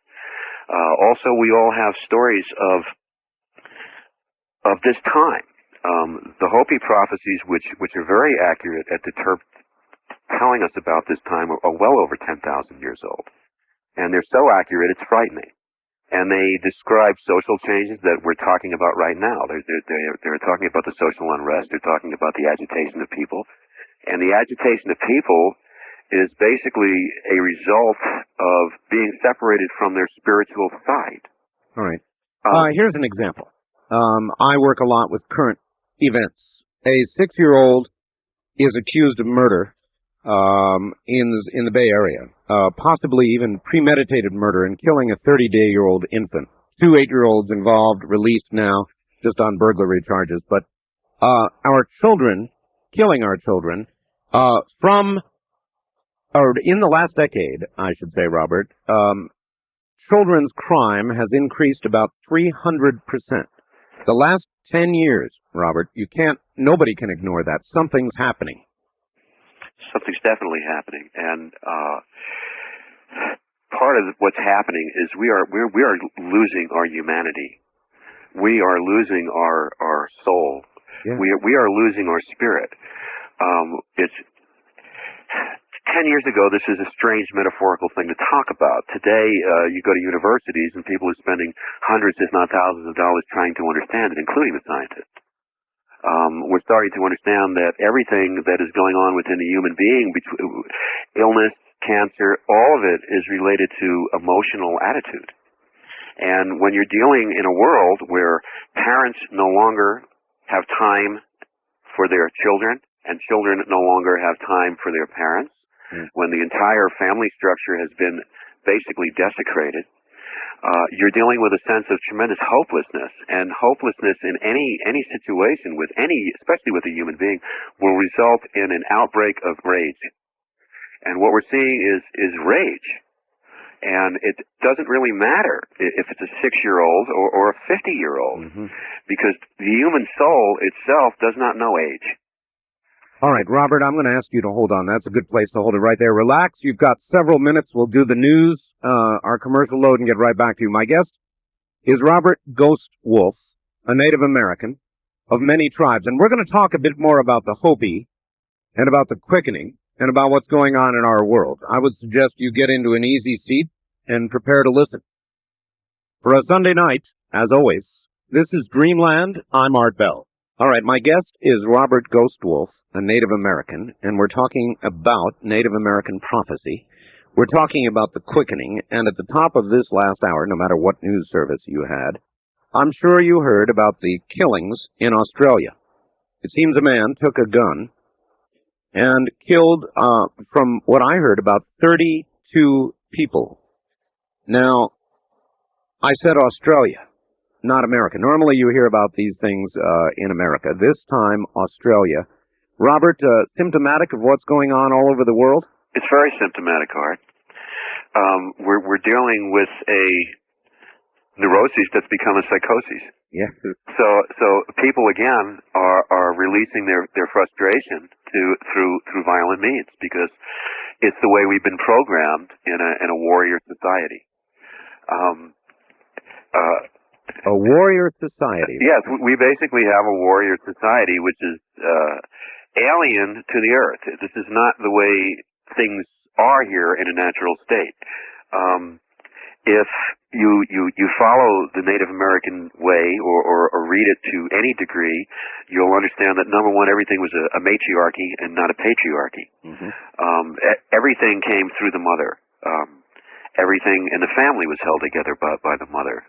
The Iroquois people based their whole cultural understanding and their whole history and the teachings of their prophet, the Ganawida, based on the family fire, and it all comes from the feminine. And we're living in a world where the feminine and the male are totally out of balance.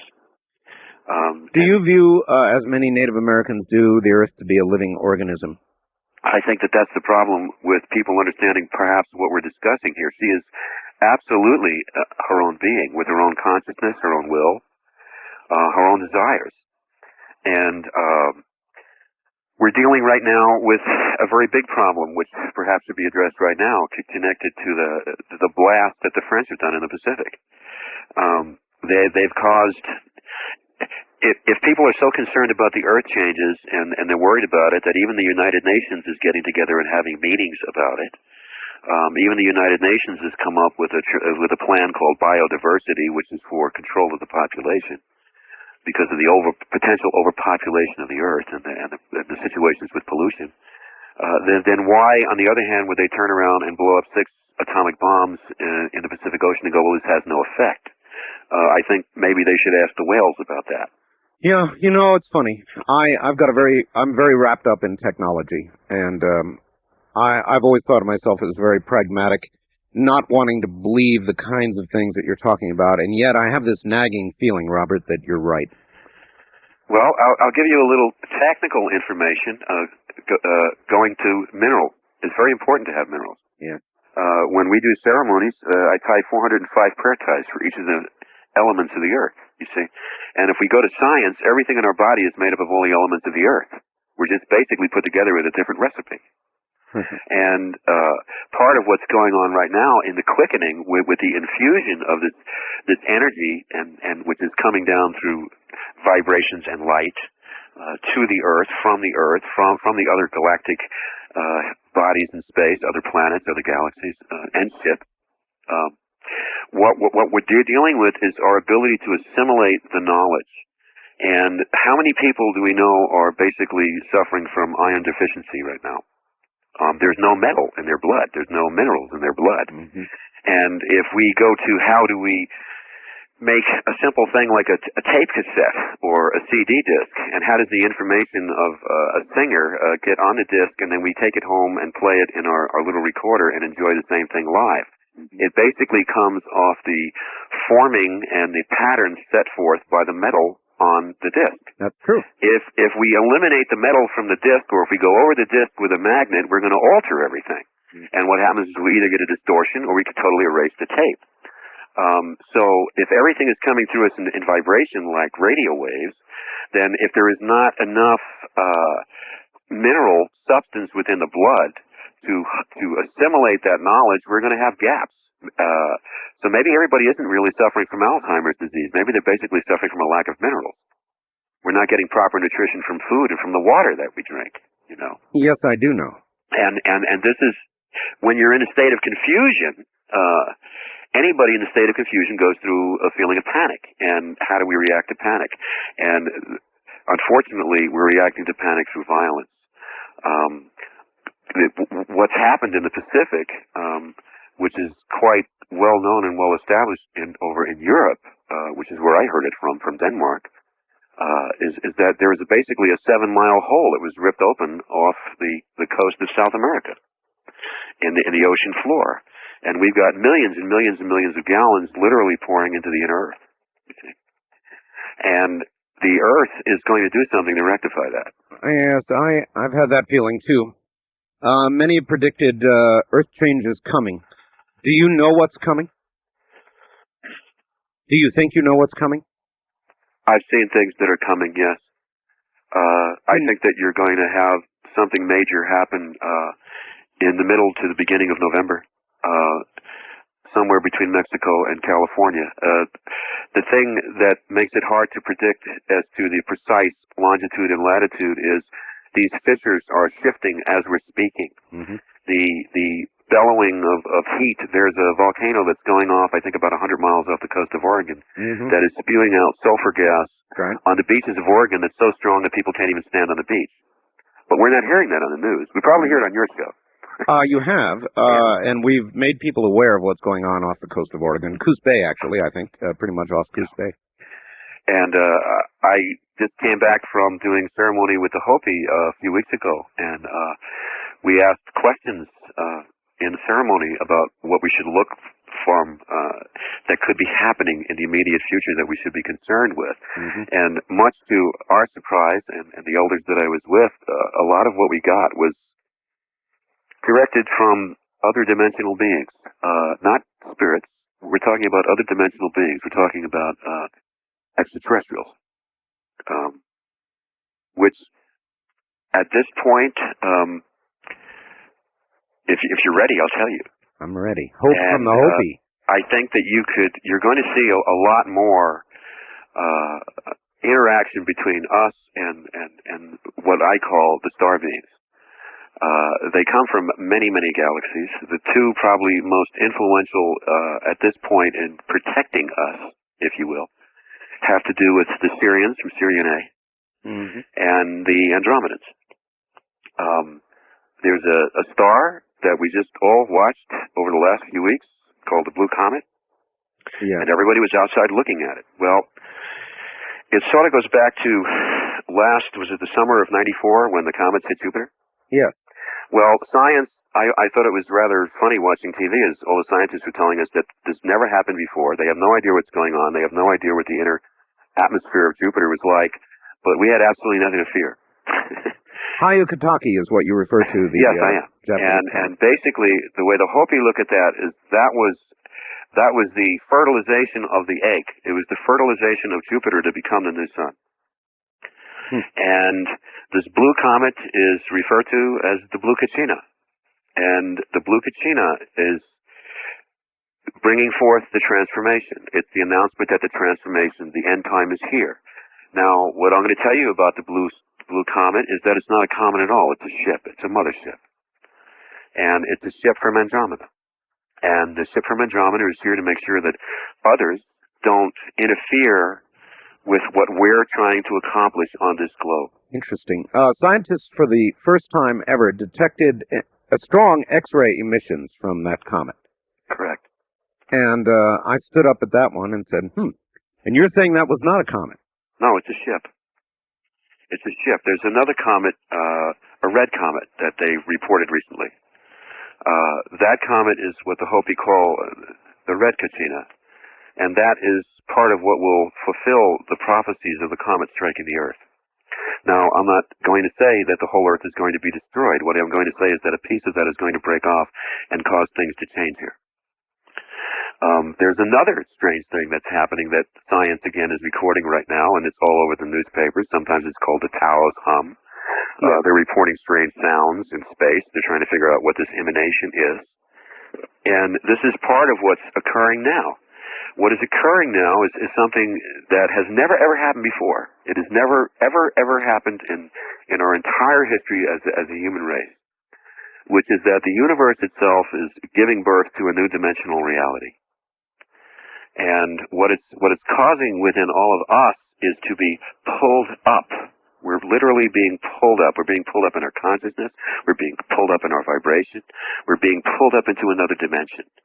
And when people are talking about the shift, what they're really talking about is a total vibrational shift.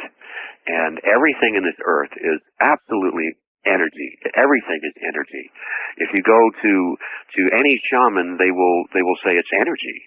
If I emanate a sound and we're chanting a sound, we can literally cause vibrations in the sand to alter. And this sound, which is coming now from the black holes, is literally changing the molecular structure of everything. It's bringing everything up, so to speak, to deal with this new dimensional reality, which is why we are going through so much agitation and so much frustration, because we still hold on to a paradigm that we live for one lifetime, complete everything within that lifetime. At the end of that lifetime, we either go to heaven or hell. And yet at the same time, we're spending a lot of money going to psychics to have regressions about our past lives. So if we've had past lives, doesn't it mean that there's a continuum going on and that perhaps we are actually eternal? What do you believe the nature of the soul to be, Robert? Or do we go, in other words, are we rebirthed? Do you believe in reincarnation? What do you believe is the nature of the soul? I believe that the nature of the soul is the divine spark of life, perhaps Great Spirit, perhaps God, perhaps Yahweh, perhaps whatever you feel that you must call this emanation of the life force. And the soul holds the emotional memory of all things that we have ever experienced since the beginning of time, which is why we can, through heart connection, and it's really only through heart connection that we can travel back through time or move through time. Yes, we have developed technology. We all are aware now of the Montauk experiment, but that is technology, and a lot of things went wrong with that technology.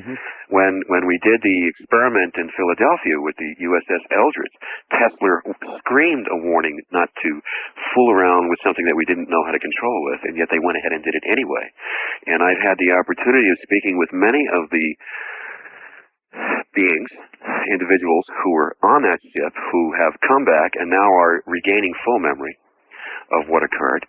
And there were many skipped through the time-space continuum, where they literally reappeared at different times, at different locations, and there are recordings of this actually happening. Now, the frightening thing about that is that they never stopped experimenting with those time-space continuums. Still doing it today. They're still doing it today, and we now have so many of these artificial time-space continuums existing that people seem to be appearing out of nowhere, disappearing, or they're having strange experiences in a desert, where suddenly a ship appears in the middle of Lake Havasu. Yes. And they're questioning their own sanity about it, and it's that everything here, if we go back to the indigenous understanding, let's call it the indigenous understanding, because native people that I speak about and indigenous people that I speak about are not just what we stereotype as the Indian. It's not necessarily dances with wolves in that image. What we're dealing with is the indigenous people of the globe who still hold the original teachings, the memory of the original teachings that they have perpetuated well over 10,000 years. Well over 10,000. Well, it doesn't surprise me that, as you suggest, that technology is still being experimented with. If the original story was true, and I believe the Philadelphia experiment did indeed occur, I've always felt that nobody would just file that technology away and stop playing with it. So you think that things are literally almost sort of blinking in and out? They are blinking in and out right now. And again, that's due to this vibratory rate that's increasing. And with the vibratory rate that's increasing, you're getting dimensions and time continuums melting into each other. They're literally merging into each other. You see? Your name, how did you get it? Robert Ghostwolf. What does it mean? I was given the name by a Chiricahua medicine man, and it had to do with the fact that I had this ability to, during ceremony, go in and out of dimensions or disappear. Really? And so he nicknamed me Ghost Wolf. And so that sort of stuck. And that's basically how I got it. You know. Well, that's quite an ability, to literally disappear, to move. I wish, yes, I do. But I couldn't write a book on how to do it because I don't know how I do it. Where do you go? Can you tell us that? Sometimes I go back through time. Sometimes I go back to places where there were great, incredible cities here in America. And I've gone back to these locations when I haven't been in that state to see if everything I was experiencing was a vision or a hallucination. Right. And I have literally found Hebraic writing on petroglyphs in New Mexico. I have found Celtic writing, which tells many things. There's a particular place that I love down in Osoton, Idaho, called Buffalo Eddy, where the whole story of the galactic wars that we keep talking about in our mythology and ancient Bible stories is all recorded. The whole story is recorded. And sometimes I find that I go to a place where I talk to what would be referred to as the Ascended Masters. My word about the Ascended Masters is there's more than 14, and there's a lot more women than there are men. And they're also from many different cultures. Many different cultures. And what they really are total brothers living in the next dimension that's parallel, right adjacent to this one, which is where we're going. We're going to a fifth dimensional reality. It has been suggested to me by many that what we're doing on this planet now is heading us in a certain direction that will have an effect on people in another dimension. and that one of the reasons we're seeing so many ships, so many craft, is because they want to affect the direction that we're going in for their own good. Anything to that? Yes, there is. I think that, first of all, this society, which is going through its adolescence right now, is still trying to determine the reality and nature of UFOs and extraterrestrials, where most of your indigenous cultures accept this as part of life. Long since. Yes, long since. And this is not something new. This has been going on since our beginnings. I mean, the cities of Quetzalcoatl in Egypt, and the mountains and the pyramids, have all been, and they all have stories written in stone about our interrelationship with galactic beings. They all have stories that Zechariah Sitchin brought out from the Sumerian records. All right, Robert, we've got to hold it there. Stand by. We'll be right back to you. My guest is Robert Ghost Wolf. I'm Art Bell.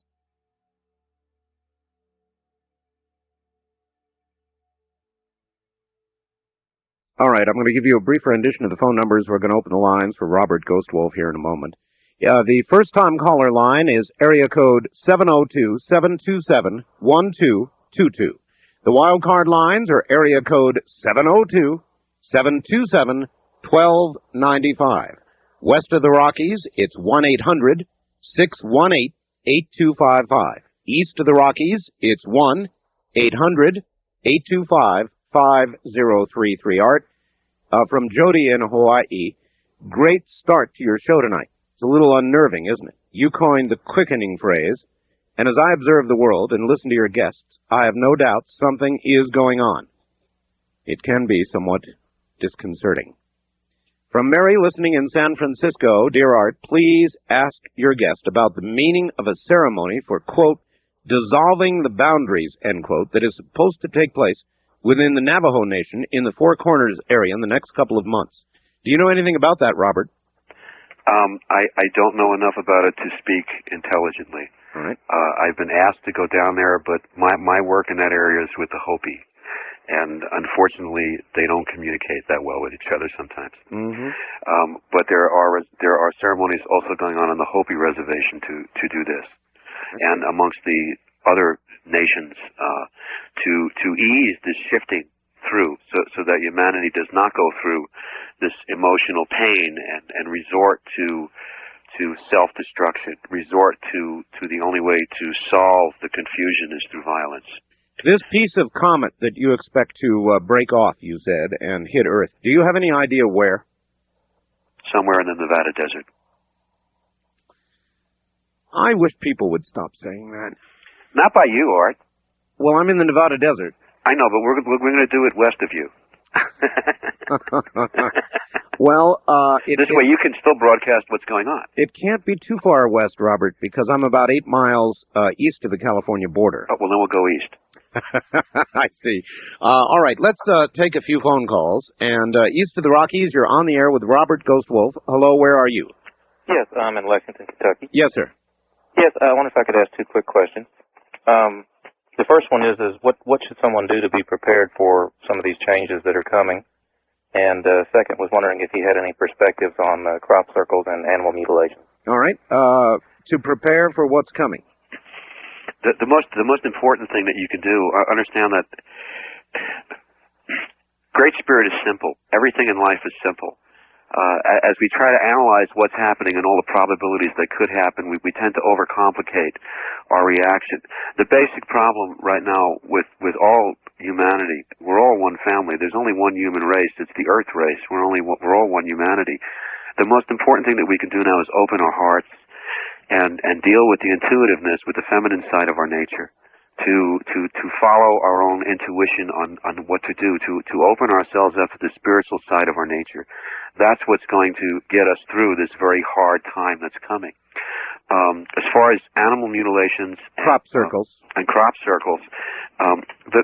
crop circles are very ancient ways of communicating that go back to the Druids and ceremonies and the understanding of the ley lines on the earth, where every spiritual site, which is now a church or a temple, was basically built on a location where these lines would cross, and there were to be an energy that emanated out of the earth that would cause a cracking in dimensions.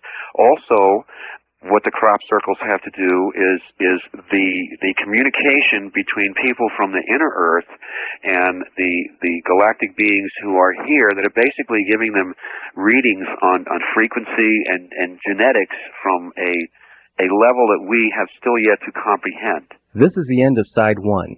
Please leave the cassette exactly where... I was going to ask if there has been any deciphering of the crop circles. Well, actually, there was, quite by accident. If one were to go to the ancient astrological symbols and the ancient Hebrew writing, what you'll find is that they give longitudes, latitudes, dates, and they relate to certain constellational occurrences in space on those timelines. It was totally by accident, and I sort of said, well, it can't really be this simple, but it was that simple. So in effect, they prophesize. Yes, they totally prophesize. They prophesize dates, locations, and occurrences. What our job is to decipher what the occurrence is. As far as animal mutilations, well, there are other beings who do not look at us as we would like to look at us. And they feel that they have a right to interfere with us because basically they helped create what we now walk around in and call our bodies. Grandfather used to go to the ceremony and he would always say, it's only a robe, you're not your body. And he meant that literally. The mutilations that go on are basically trying to calculate our genetic code, because we have something that no one else in the universe has, and that is the ability to dream create. We have such a strong, powerful spiritual heritage from where we come from. We evolved through this whole Earth experiment knowingly from an extremely high level. Yes, in your book, not yet finished and not yet ready for the public, you talk, I've got the first copy of it here, you talk a great deal about our dreaming, our thoughts being creativity or creation. Right. Many of the galactic beings have technology that's beyond our comprehension. We're about to find out that there are, in fact, cities on the moon, and we're about to find out that, in fact, the moon is a satellite, that it's not even what we thought it was. A lot of this will be revealed probably after November or December of this year. Do you know the manner of that revelation? The revelation will come through an actual appearance in a worldwide disclosure by the global governments that we are, in fact, involved with extraterrestrials and have been. They have to do this because basically the agreements that they got into with the world governments back in 1953, when Eisenhower went out there, and we made that wonderful movie, Close Encounters, about it, but it was very coded, is that basically their contracts are up in 1997. And they have to turn over their part of the contract, which unfortunately was us.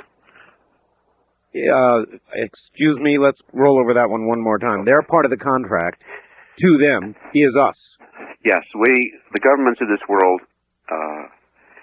and whoever the mysterious ones, whether they be the Illuminati, the Burgomeisters, the Gray Men, whatever term you want to use for them, basically made an exchange agreement with extraterrestrials for technology, and the agreement for the extraterrestrials was that they would have full rights to us, which is why there have been so many abductions. In Westchester County, New York, over the past 3 years, there's been over 5,000 missing children. Where do they go? Well, some of it has terrestrial explanation, surely, but perhaps not all of it. All right, let's go back to the lines. West of the Rockies, you're on the air with Robert Ghost Wolf. Good evening. Well, this is Fritz calling from Phoenix. Hello, Fritz.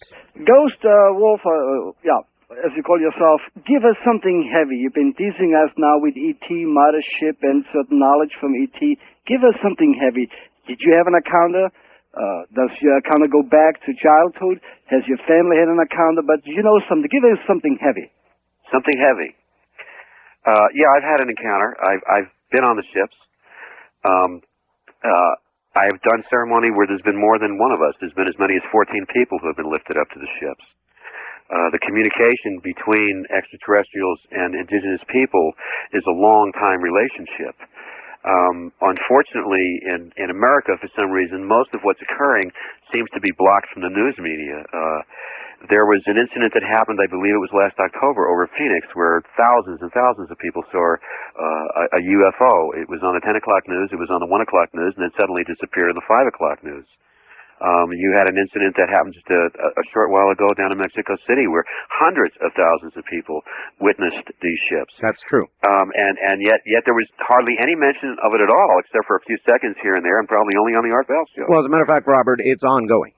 People are still seeing these craft in Mexico City, and it goes on so frequently it's not even reported on anymore. It just goes on and on and on.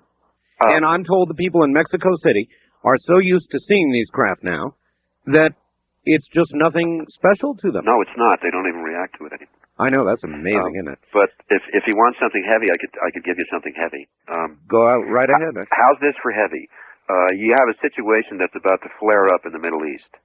Again, you know, the Desert Storm that was over, and we played with our war toys, and we won. Yes. And we got to exercise everything and find out what we could do and couldn't do, and how much people would accept. And anyone who's been traveling through airports lately will understand what it is we're supposed to be accepting. You're basically checked 3-4 times before in the same airport, getting on the same plane. Right. And it's just more control. Well, the reason for more control is simple. They're losing control. So what do? You employ more control. You have a situation going on in the Middle East which is about to flare up again. And part of the reason why that's flaring up is the underground installations there, which were basically designed and created with extraterrestrials. And you have a situation where the war is going to flare up, and the danger of that area and all the stored chemicals for germ warfare and that are there would impose too much of a danger to this global unit as a whole entirety. Understand that the extraterrestrials and Native Americans both understand this is a living being. She cannot and will not be allowed to be destroyed, no matter what her children decide they're not going to do or listen to, or if they decide to go beyond reason and become totally violent, self-destructive. They will not allow that to occur.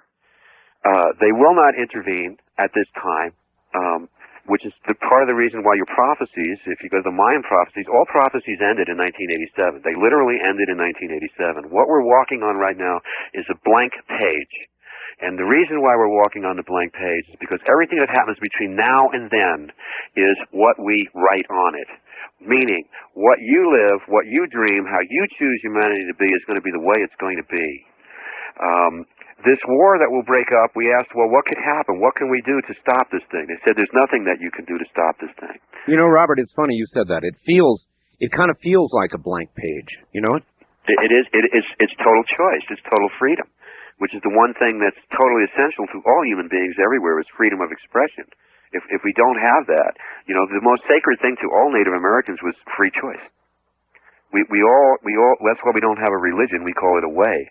We could all see and talk and work with Spirit and Creator in the manner in which our hearts directed us. We all understood that way, but we would never take away someone's personal choice to express it how they saw it. Choice was worth more than anything. All right. East of the Rockies, you're on the air with Robert Ghostwolf. Hi. How you doing? Okay, where are you, please? I am calling from Montreal, Canada. Montreal, all right? Yes, sir. I would like to share some information with you if I could. Go ahead. I've been listening to your program for a few weeks now. I am a Hasidic Jew, and your guest mentioned ancient Hebrew. I studied ancient Hebrew in Jerusalem for 6.5 years, and I've been studying ever since 1978. The Hasidic community has been informed by its spiritual leader, the Lubavitcher Rebbe, that the arrival of the biblically promised Messiah is imminent. He mentions its concept of quickening. Everyone is aware that there is, to use the old expression, a paradigm change going on. The Persian Gulf War was referred to in the Book of Prophets. The impact on planet Jupiter by the comet is referred to in the Kabbalah, which is a book of Jewish mysticism. And what is happening is that we are actually going into a transformation of beating swords into plowshares, and everyone is upgrading their spirituality, and this planet is going to become infused with an awareness of godliness. All right. Robert, that would be a different perspective, but again, it sounds like the same. Well, it is, and it's not. The Hopi refer to the emergence of the fifth world, which is what we're going into now, and it's called when man walks upright, when man returns to his spiritual nature, when man becomes one again with the Creator, when he unites with his spiritual side. What's happening all over the globe now is sort of a free-form ecumenical council between the spiritual understandings. We are becoming one race. We are becoming one understanding. There's too many ties between the different sides of the globe, the different cultures, and every religious writing that's ever occurred before 2,000 years ago. They're all pointing to the same thing. They're all pointing to a unity. There is writing in Peru on the side of buildings that is Egyptian hieroglyphics. I have artifacts that were given to me to hold and trust and share that come from pyramids in Illinois that have carved figures of Horus. Where in Illinois? In the mountains in Illinois. I would prefer to just put it that way before he gets inundated with people. There are also statues there that he found of these winged beings, you see, which are basically bringing us all to one understanding. And yes, we are being uplifted. And if this gentleman would like to get a hold of me, I would love to take him to New Mexico and show him the writings. All right. That do refer to this time in the quickening. How do people get hold of you, by the way? And I'd like to give you an opportunity to plug anything you've got, a book or whatever. Well, we just went up on the net, so they can get us at RyanNet, RYANNET.com/Wolf Lodge. Or they can call us at 360-376-6081. I'm sorry, give it again, please. 360. Yes. 376-6081. What will people get at that number? Right now they'll get an answering machine because I'm over here in Spokane talking to you. Okay. Very good. That's 360-376-6081. Correct. All right. West of the Rockies, you're on the air with Robert Ghost Wolf. Hi. Hi. Where are you, sir? I'm in Port Orchard, Washington. All right. This is Patrick. And Art, I actually called you last week, and I'll try to make it quick because I know that you don't have much time for each caller. But I wanted to talk to Ghost Wolf. I actually am the guy who called and went to the Amazon and with the Hopi medicine man about a year and a half ago. And we went down there and did some work with plants with the Peruvian shaman deep into the jungle. And many of the things that Ghost Wolf has been talking about tonight, under the use with the work of the plants, if you connect everything and the earth and being created by the Creator in total balance and harmony, for every illness, emotional, physical, mental, there is a plant cure. And they found ways, they live in the fourth world constantly, finding ways to use the plants to heal these different kind of problems. And one thing I'll offer to people with the closing of, or the coming of what's happening, is that one thing to keep in mind is that everything that has been created by the Creator was created in the essence of love, and not out of fear. The only thing I would add to that is that we are rapidly burning down those areas. As a matter of fact, there'll be a repeat of the Edgar Mitchell interview, Apollo 14 astronaut Edgar Mitchell, and he specifically said you can look down from space, and the one thing he noted was the burning of the rainforests. So those areas with those answers and those plants rapidly are shrinking. Isn't that correct, Robert? Yes, it is correct, Art, but understand something else beyond the principle we're talking about here, meaning in every area, the plants that grow where you are the plants that you take. If you take herbal medicine from another part of the globe, it is not necessarily going to affect you, or are you going to utilize all of the elements in that herb the way you would if you took things that grew right where you are. So you have what you need. Everyone has what they need. And, you know, there's all these people now going around storing food and building these undergrounds and buying 16 tons of wheat. That won't work. you're going to have to learn how to forage. You're going to have to learn how to live off what you are, where you are. Yes, there's a cure for every illness in the immediate area that you would come down with that you have. All right, Robert. There's also an antidote for every poison within 20 feet of whatever that poison is. All right. Well, then, Robert, for me, that would mean I'm going to have to learn to eat rabbits, and quick. Because that's what we've got here, lots of them. This is Dreamland. I'm Art Bell. We'll be right back. From the Kingdom of Nye, we continue with your calls on Dreamland with Art Bell. Call Art now, toll-free at 1-800-618-8255. 1-800-618-TALK. First-time callers, area code 702-727-1222. 702-727-1222. Or the wildcard line at area code 702-727-1295. 727-1295 in the 702 area code. Now again, here's Art Bell. Boy, the news from Australia ought to be causing the back of your hair to kind of curl up a little bit on the back of your neck there. What they're referring to now is a massacre in Australia. 32 dead, one gunman who went crazy. I want to remind everybody, as we quicken, that our newsletter is on deadline.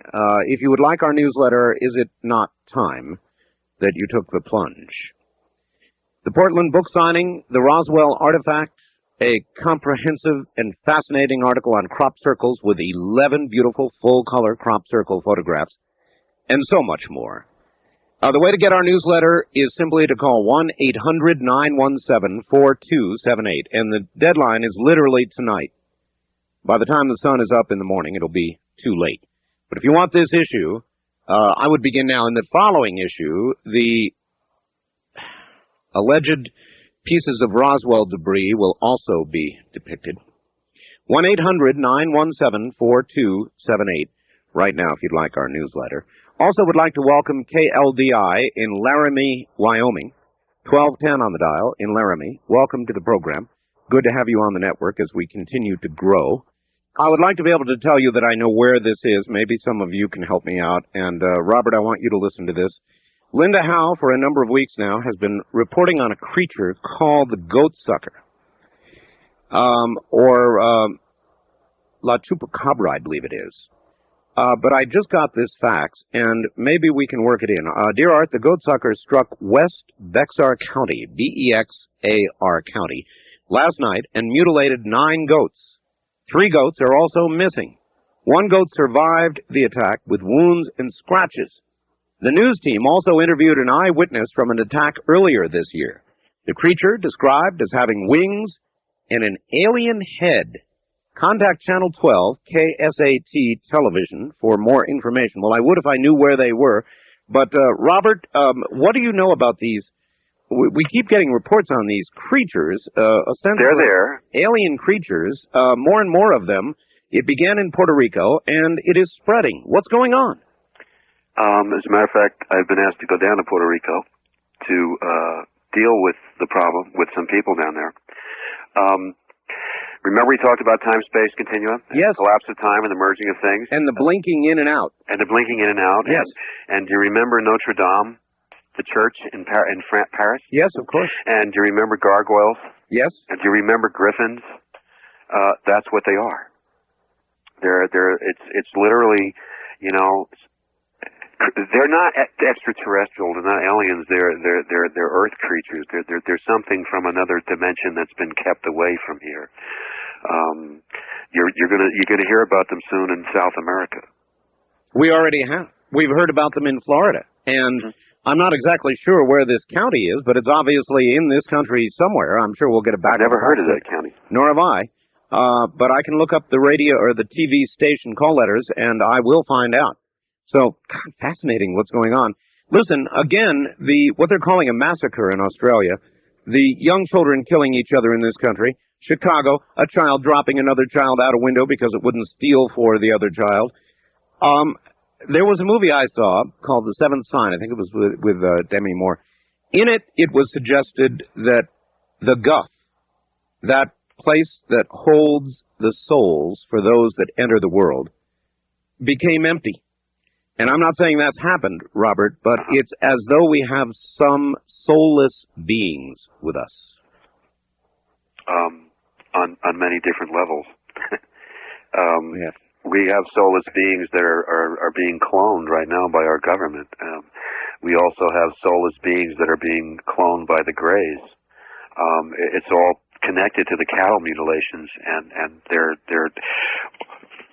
they have been able to take human genetics and mix it with their genetics. But what happens is they create a hybrid, and the hybrid does not have a soul. It is a clone. And the life force, which is spirit, only Great Spirit can create life. And these beings, basically, they cannot keep them alive past a certain period of time. So the continued abductions and the mutilations are to try to take the life force and feed it to these hybrids. This, again, is nothing new. Unfortunately, it's been going on for over 35,000 years. All right, here's a fax from J.T. in Morgan Hill. Please ask Mr. Ghost Wolf this about his reference to our spiritual ability to create through dreams. The Australian Aborigines have an oral tradition of a time before the creation of the world, and they call it the dream time. Does he see us returning to this point, and if so, what was the whole point of our existence in this plane? We are returning to Dream Point. When we go through the shift, the Hopi have told their children that when these days come, you are to go inside your houses and close the doors. Many of the Lakota people I'm with have told their children to go inside the sweat lodge and close the flap and don't look outside. Things will be happening that will drive you mad. You will not understand it, and you will not be able to deal with it. So go inside some natural structure, go inside the sacred places and shut out the light, shut out what you are seeing. We are going through, again, this dimensional shift, which everything that we have ever created in our thoughts is existing out there. There are those who rather naively say, well, there cannot be these evil spirits and dark things out there. But we live in the world of man, and man created that. So to man, they are realities. Skinwalkers in the Southwest are very real. Skinwalkers? Skinwalkers, beings entities who get a little twisted out with medicine, and they basically move into the body of another being, and they take over their soul. They take over their soul. It sounds like something out of a Castaneda novel, but I've seen the results of these things. Just like the reports you're getting about the Chupacabra. They're happening. They are happening. I mean, it really is true. People sit out there probably shaking their heads, but these reports are numerous and apparently very, very real. I mean, we've got a lot of physical evidence now. There's something here that was not here before. West of the Rockies, you're on the air with Robert Ghostwolf. Hello. Kill the radio. Yes. Behar County's in Texas. Is it? Bexar. San Antonio area. San Antonio area, huh? Yeah, I grew up there. All right, I appreciate that. I'm in Fairbanks, KFAR. Fairbanks, Alaska, way out there, yes, sir. Great place to be, but it's a good place to hear this. Long way from Texas. Oh, yeah. I'm fascinated with the subject. And what do you think of the effect of the moon and how it relates to the Earth? I mean, it's sacred. Well, as a matter of fact, he was talking about that a little while ago. You may have missed that part. There are going to be revelations regarding the moon, aren't there, Robert? There definitely are. As a matter of fact, I believe he was on your show this week, Richard Hogan. Yes.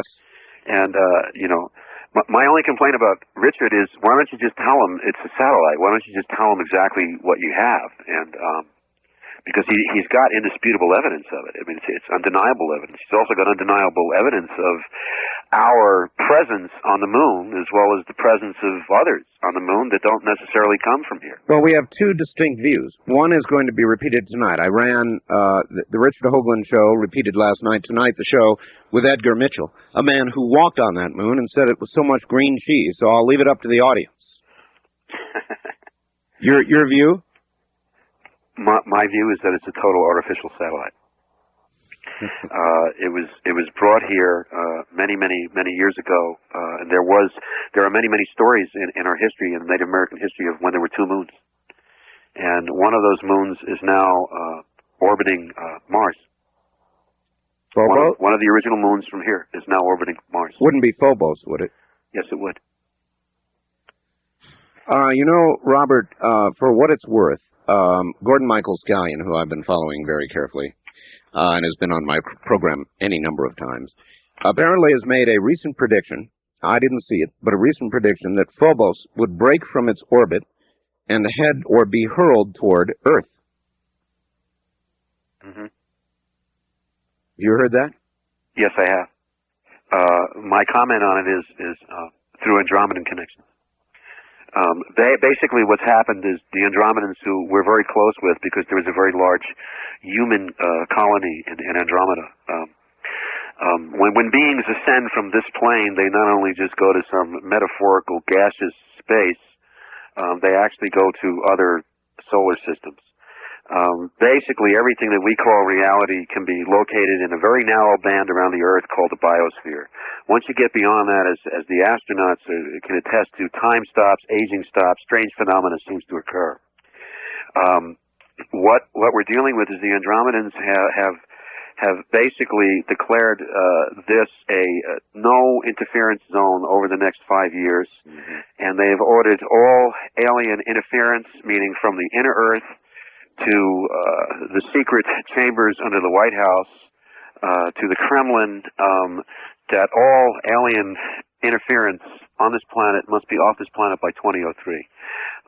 The appearance of the blue comet at this particular time, as we're viewing time, is because of the enforcement of their decree of non-interference with us. And this mothership, which is what it is just outside of our solar system, and they have many smaller ships coming in to stop the skirmishes. The clones, who, there aren't that many Greys. There's only about 2,000 Greys. Maybe you're dealing with 3,300 or 5,000 clones. They're not Greys. They weren't the original seed by creation. They were created in a laboratory.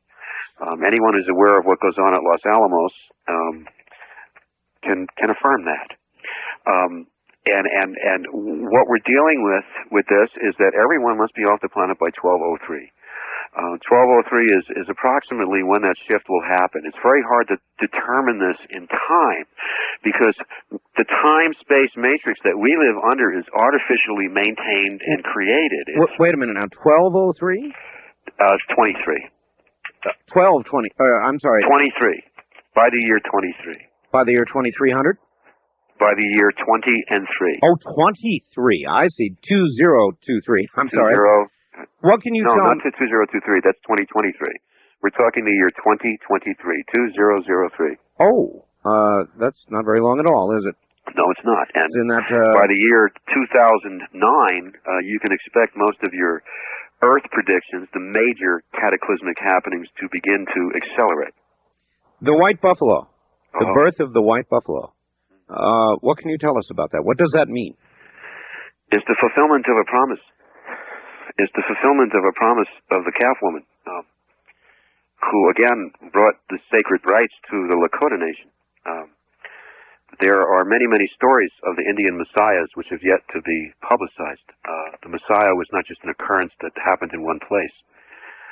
Over here, the messiah has many names also. Amaru down Peru, the Ganawita with the Iroquois buffalo calf woman. It was a woman. It's not. Let's just say that Native Americans had sacred women before the rest of the world allowed them to be sacred. The fulfillment of the promise is the return of the ending of this time. We don't look at this time as doom and gloom and everyone will die. It is not about that. It is about that everyone has the chance now to walk over the bridge. And walking over the bridge is a very simple matter of respecting the spirituality of all things, from the plant to the stone to the human. If we're having problems trying to figure out why we're not communicating with extraterrestrials, perhaps first we should change our judgments of people of different color and different creed. We can't even accept each other. It's hard to accept each other in one family. Never mind accept an alien who might have blue skin because he comes from a place that has a blue sun. Yes, I do. East of the Rockies, you're on the air with Robert Ghost Wolf. Good evening. Yeah, good evening. Thank you. I did have a question. I'm going back to his discussion of the shift. I guess what he says is 2003. Yes, where are you, please? Oh, I'm calling from right near Pahasapa, the Black Hills of South Dakota. All right. I came out here for obvious reasons. I'm questioning, he said to go into a house or Hogan, whatever, and watch. Now, as I understand it, there are supposed to be high winds up to 300 miles an hour. Maybe more than that. Okay, then, in other words, going into a house itself would not do any good. You would need to be underground, basically, to be safe somewhere. Go into a sacred cave. Okay, Stay within the trees. that's what I thought. Stay within the trees. The danger is not just from that. The danger is also from the radiation. There's a thing called a Masonic radiation belt. Mm-hmm. And this is descending on the Earth now because the ozone has been damaged. Right. And this is also causing a lot of the insanity and people wanting to kill themselves. It's what's happening to human consciousness is the same thing that happens when a body gets cancer. It destroys itself. It destroys the very thing that keeps it alive. Okay. And when you go inside these places, the thing is not to watch. The thing is to go into your inner being, to go into your spirit self, to go into your heart. It's not to watch. Mm-hmm. Do not watch. Closest thing that you could relate it to is in Indiana Jones when they opened up the crypt. He said, "Don't look." Yeah. Don't look, because it won't make sense. You grandfathers had a lot of dreams of people disappearing, turning into smoke. The Hopi talk about the day when this sun will come, that will be brighter than our sun. It'll be so bright that it'll block out the sun, and this light will not stop, and people will start to go mad because there will be no nighttime left. And the people who no longer are connected to the spirit will turn into smoke and just go into the air. One more question for you. Do you know if there's any way, if there are any people out here, I'm just outside of Rapid City itself, where I can learn the old more traditional ways, the old style. I'm already on the way, but I need to learn, how to live off the land and not survivalist type of thing. But, like you're talking about how to heal, you can heal yourself with what's Try to get around close to Orville Looking Horse and his people. Right, I'm sorry? Orville Looking Horse. Okay, thank you. I appreciate that. Thank you. I didn't get that myself. What did you just say? Try to get close to your inner self. Oh. If everything's heart, Art, everything's heart. In the Bible, I think there was a part where Jesus turns around and says to Judas, it's not in the mind, it's in the heart. And this is what the native people are trying to crack through everywhere. It's all in the heart. It's how we hold compassion, how we hold each other. We're all one family. And with the things that are going to happen over the next 3 to 5 years, this world by 1999 is going to be a complete science fiction movie. Everything you ever saw in a Spielberg film will probably be happening. It's moving that way now, Robert. And the thing is, if we turn on each other, what hope is there? What hope is there? On that note, hold on. One thing I do know is we'll be back in a few moments. My guest is Robert Ghost Wolf. You're listening to Dreamland on a Sunday night from the high desert. I'm Art Bell. Well, this is odd. I had the facts a little while ago regarding Bexar County. That's where San Antonio, Texas is, and that would be a logical location to hear about these creatures if it were coming from the south. Just a thought. San Antonio. Art, can you get Robert's internet address again, please? And it's Keith. This may be my webpage, Keith. So what is your internet address? It's RyanNet, RYANNET.com/Wolf Lodge. All right. There it is. And this question for you. Will you please ask Mr. Ghost Wolf if he would want to live in Northern California right now? A simple yes or no will do. Signed, Nervous in Palo Alto. I definitely wouldn't live in Palo Alto, and you're better in Nevada. Better in Nevada? Yes. Well, occasionally there is a bright word. East of the Rockies, you're on the air with Robert Ghost Wolf. Where are you calling from, please? Hello, Art. This is Mark from Connesville, Illinois. Hi, Mark. I'm going to turn my radio down here. Turn it off all the way. Turn it off. Okay. Robert. Yeah. You mentioned my remote control here. Okay, there we go. Robert, you mentioned that the Hopi elders believe that the comet Hai-Ikutaki is their blue star Kachina. Now, there is another Hopi Apache Native American, a Robert Morningsky, who believes that Hail-Bop could possibly be the blue star. You're talking about the red Kachina. I'm talking about the blue star. I know that it is what they refer to as the Blue Kachina. Do you know a Robert Morning Sky? I know of Robert Morning Sky, yes. Do you know his work, or? No, I'm not that familiar with his work. Okay, I'd like to also mention that the Blue Star Kachinas also appear in pairs. And would it be safe to say that while Hayu Kutaki was buzzing through the Dippers, Hill Bop could be seen as Sagittarius? Correct. You are correct. All right. So, you believe, though, that Hayakataki was the Blue Kachina? Yes, I do. Well, that rushes things right along. This is the end of side 1. Please leave the cassette. Keys, you're on the air with Robert Ghostwolf. Hello. Yeah, Robert, this is Dave in Paulsville. I was going to ask you a question about the Hopi dancing star. Is that the one that we're talking about, where we're getting the 4 different stars at once? No, that's not the one we're talking about. Okay, what is the dancing star? The dancing star is yet to come. When? Do you know? Can you tell us? Sometime in the next 2 years. 2 years. Everything's close in now, isn't it? Well, the Hopi, we're doing a lot of work with the Hopi Sinum, the Hopi elders, right now. It's a real bad situation there. They're getting all of their rights with their land and their sacred sites desecrated, and they're trying to fight the government, and it's kind of hard because nobody wants to hear their side of the story, and there's big business involved. Anyone who wishes to contact us on that, I'll give you more details. There's not enough here, but when the Hopi prophecy, when the spider webs crossed their land, which has got to do with the telephone lines and the sewer lines, all these webs, all these dark roads that go across their land, and now they're getting ready to go through Haute-Villa, which is where the Hopi Sinum basically walked away from Old Oriabi in 1906 and said, listen, we have our own sovereign place here. We're going to do traditional work, and we're going to keep our ways. We're not going to give up our ways.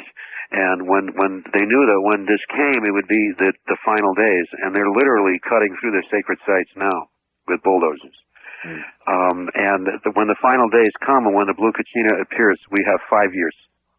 5 years.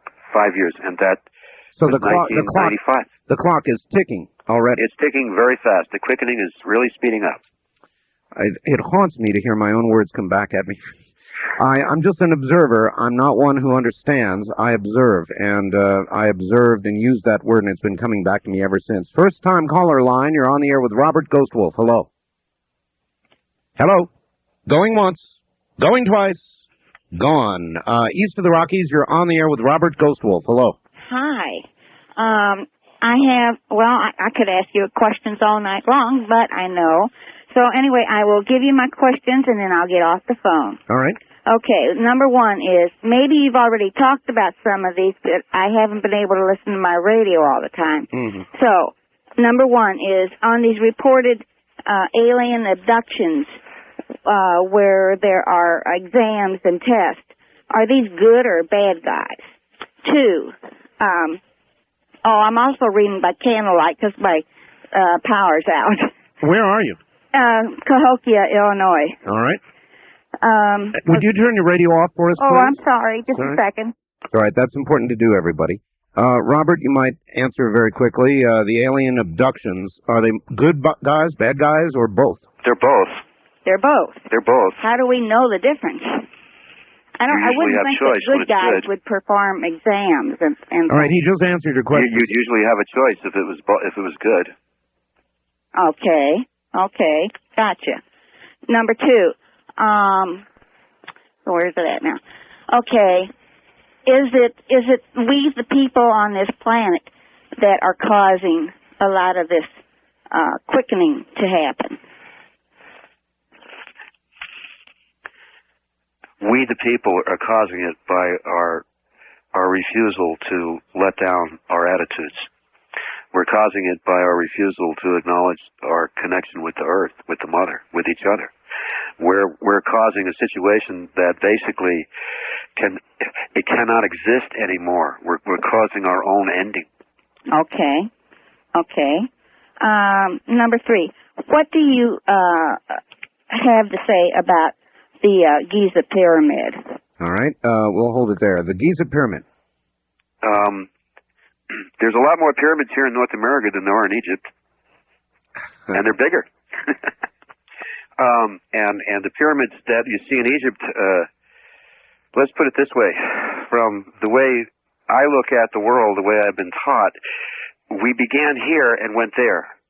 It's not that we began there and came here. So what's happening now in this end time is everything's coming back home. Everything's coming back to the original source.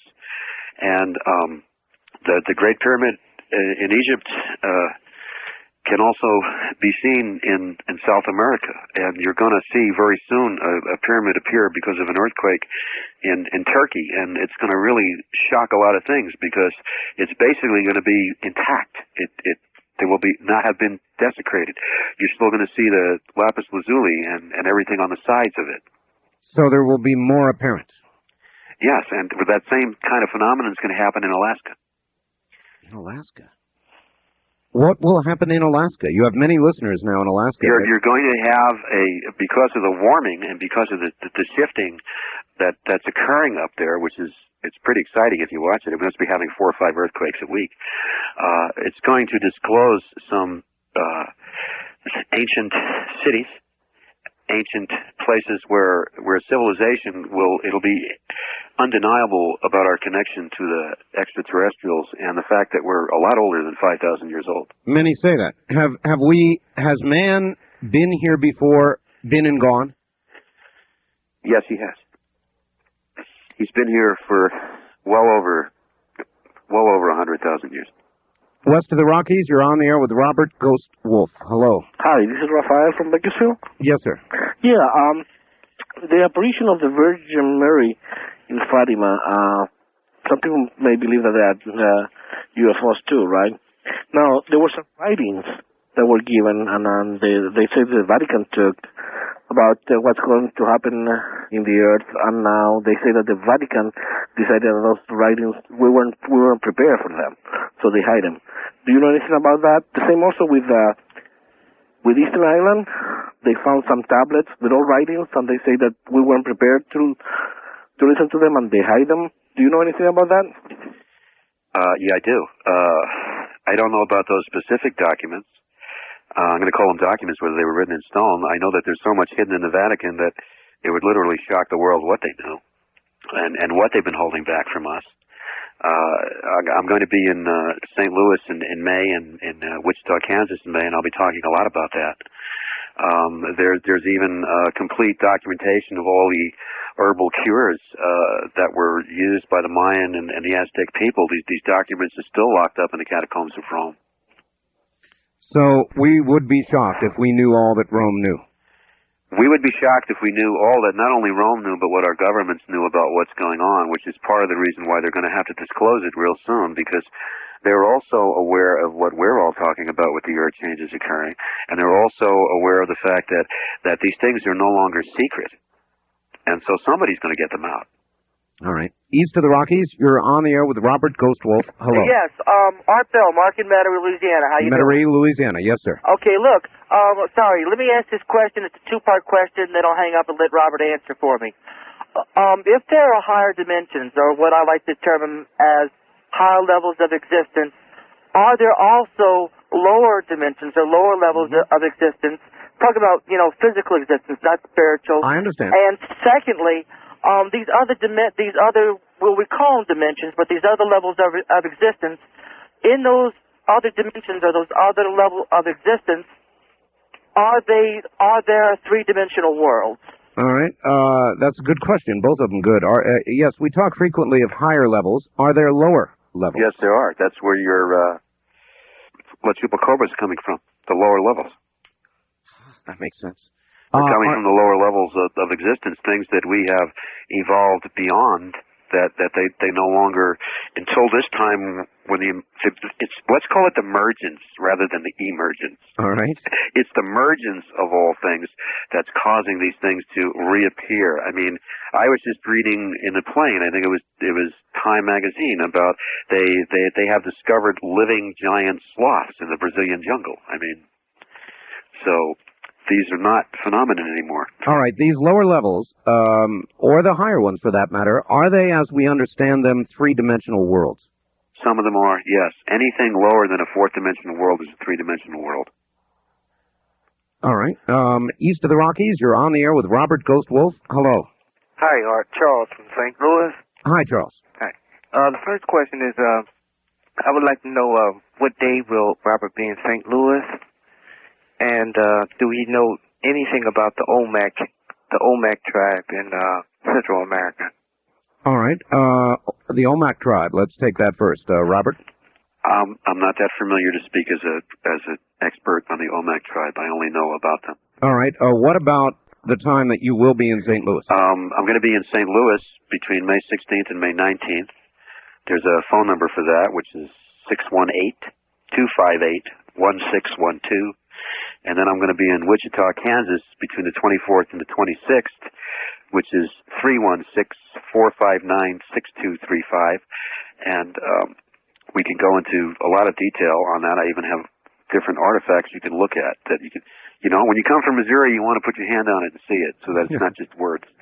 Indeed. West of the Rockies, you're on the air with Robert Ghost Wolf. Hello. Hello. Going once. Going. Hello. Is this the Art Bell? I can barely hear you, sir. Is this the Art Bell? Yes, it is. Okay, I'll call back later. Not while we're here. First time caller line. You're on the air with Robert Ghost Wolf. Hello. Hello. Yes, hi. Where are you? I'm in Walnut Creek, California. Walnut Creek. All right. Can I go ahead? I hope so. Okay, I have two questions. My first question is, as far as the beings that are the negative beings, my question is, well, I've heard that our DNA, we originally had something like, I don't know, something like helixes where we had more than we do now, or something like that. I don't know if it's about that. Something like they had altered our DNA, so where our consciousness is now at a lower level. Robert, you know anything? Yeah, they did alter your DNA. The extraterrestrials have altered your DNA. They also caused the split between the hemispheres of the brain, which is why we can't work with the whole entirety of the brain, which is why we use meditation, and we've been given the gift of the breath to help put those hemispheres together so we can see things through the dimensional level, so we can see things through our spirit eye, which is our third eye. This all has to do with the body. It's real. It's not a metaphor. You have within you the strains of 22 different beings within your DNA, but right now most people are probably using less than 8. Okay. All right. And my second question was also I've heard of the Pleiadians, which are another star group, and their involvement. I guess let's see. I've read a book by Barbara Marciniak, or I've heard of the book, and there's a lot of information from them as far as the end times and whatnot. And but I guess there's no involvement with them and us except for just their information. Is that true? Or Well, there's been a lot of involvement with the Pleiadians. It was the Pleiadians who were basically the rulers of Atlantis. And they basically left us alone after nuclear destruction, which is when we all have the remembrance of being in the inner earth. We were in the inner earth for over 580 years. The Hopi talk about when we went down into the inner earth and then we came back up into this fourth world. As far as them not having any interaction with us except on an information level, I think if you very shortly you're going to see some documents that are going to be forced to come open to show the extent to which our government is involved with the Pleiadians. All right. East of the Rockies, you're on the air with Robert Ghost Wolf. Hello. Hi. Hi. Yeah, I would like to talk about what his beliefs with the crucifixion of Christ and towards Christianity in the Bible. All right. How does Christianity, Robert, mix in with everything else? Everything's a truth, Art. Everything's a truth. I just wish that they hadn't eliminated most of the information that Jesus tried to give to the people. I wish that people could look at the story of this incredible master for all that he was and realize the connection between him and Buddha and Krishna and the Ganawida and the calf woman. I think that if we stop our separation between ourselves as people, we also have to stop it between ourselves as spiritual understanding. Everyone's got a different perspective. Everyone sees the buffalo skull from a different point of view. Maybe time for one more. First time caller line, you're on the air with Robert Ghost Wolf. Hello. Hello? Hello. Hi. Is this the Art Bell Show? Yes, where are you? I am in Canyon Country, California. All right, go right ahead. We've only got a minute. Okay, I just wanted to say that do you know about the pyramids that they give off a columnar frequency, the power of the Giza pyramid? And that is actually a counterbalance for this planet. And as the spiritual energy or the spiral of energy it is coming, which is the second coming of Christ, do you know anything about that? The consciousness is basically what he is. I can answer that quickly, I think. All right, go ahead. Basically, you're in the middle of the second coming. And the second coming is the Christ consciousness in all beings, literally all beings, and all things, in the stone, in the rock, in the water, in the dolphin, in the male and the female, in the black and the yellow, and the red and the white, in the Hebrew and the Christian, in the Buddhist and the Hindu. It's the Christ consciousness is bringing us all to one. Regarding your pyramids and the crystals that affect things, for instance, around the Bermuda Triangle with the Atlantean crystals, which are not just there; they're in the Southwest. There's one in Santa Fe. There's one in Four Corners. These things are helping to maintain the artificial time-space matrix so that we think all of our past lives are separate. They're all one. It's not separate things that happen. You didn't die, go into a dream, and then turn into another movie. You are one continuum. You are one continuum being. Your dream is constant. It's a totally connected flow. All right, Robert, you wouldn't be here. Robert, we're out of time. I mean, we're really out of time. So I have only enough time to say thank you. It has been a pleasure having you on. You will be on with us again, I hope. I'd be looking forward to it, and if anybody misses me, catch me in Phoenix on June 22nd and 23rd. I'll be at the Prophecy Conference down there at the Dobson Ranch. All right, that's it. Thank you very much, Robert. Robert Ghostwolf, my guest. If you want a copy of this program, or you want to get our newsletter on deadline, it's 1-800-917-4278. 1-800-917-4278. From the high desert, I'm Art Bell. Good night. This has been Dreamland, a program dedicated to an examination of areas in the human experience not easily nor neatly put in a box. Things seen at the edge of vision, awakening a part of the mind as yet not mapped. Yet things every bit as real as the air we breathe but don't see. Please join us again next week at this time for Dreamland.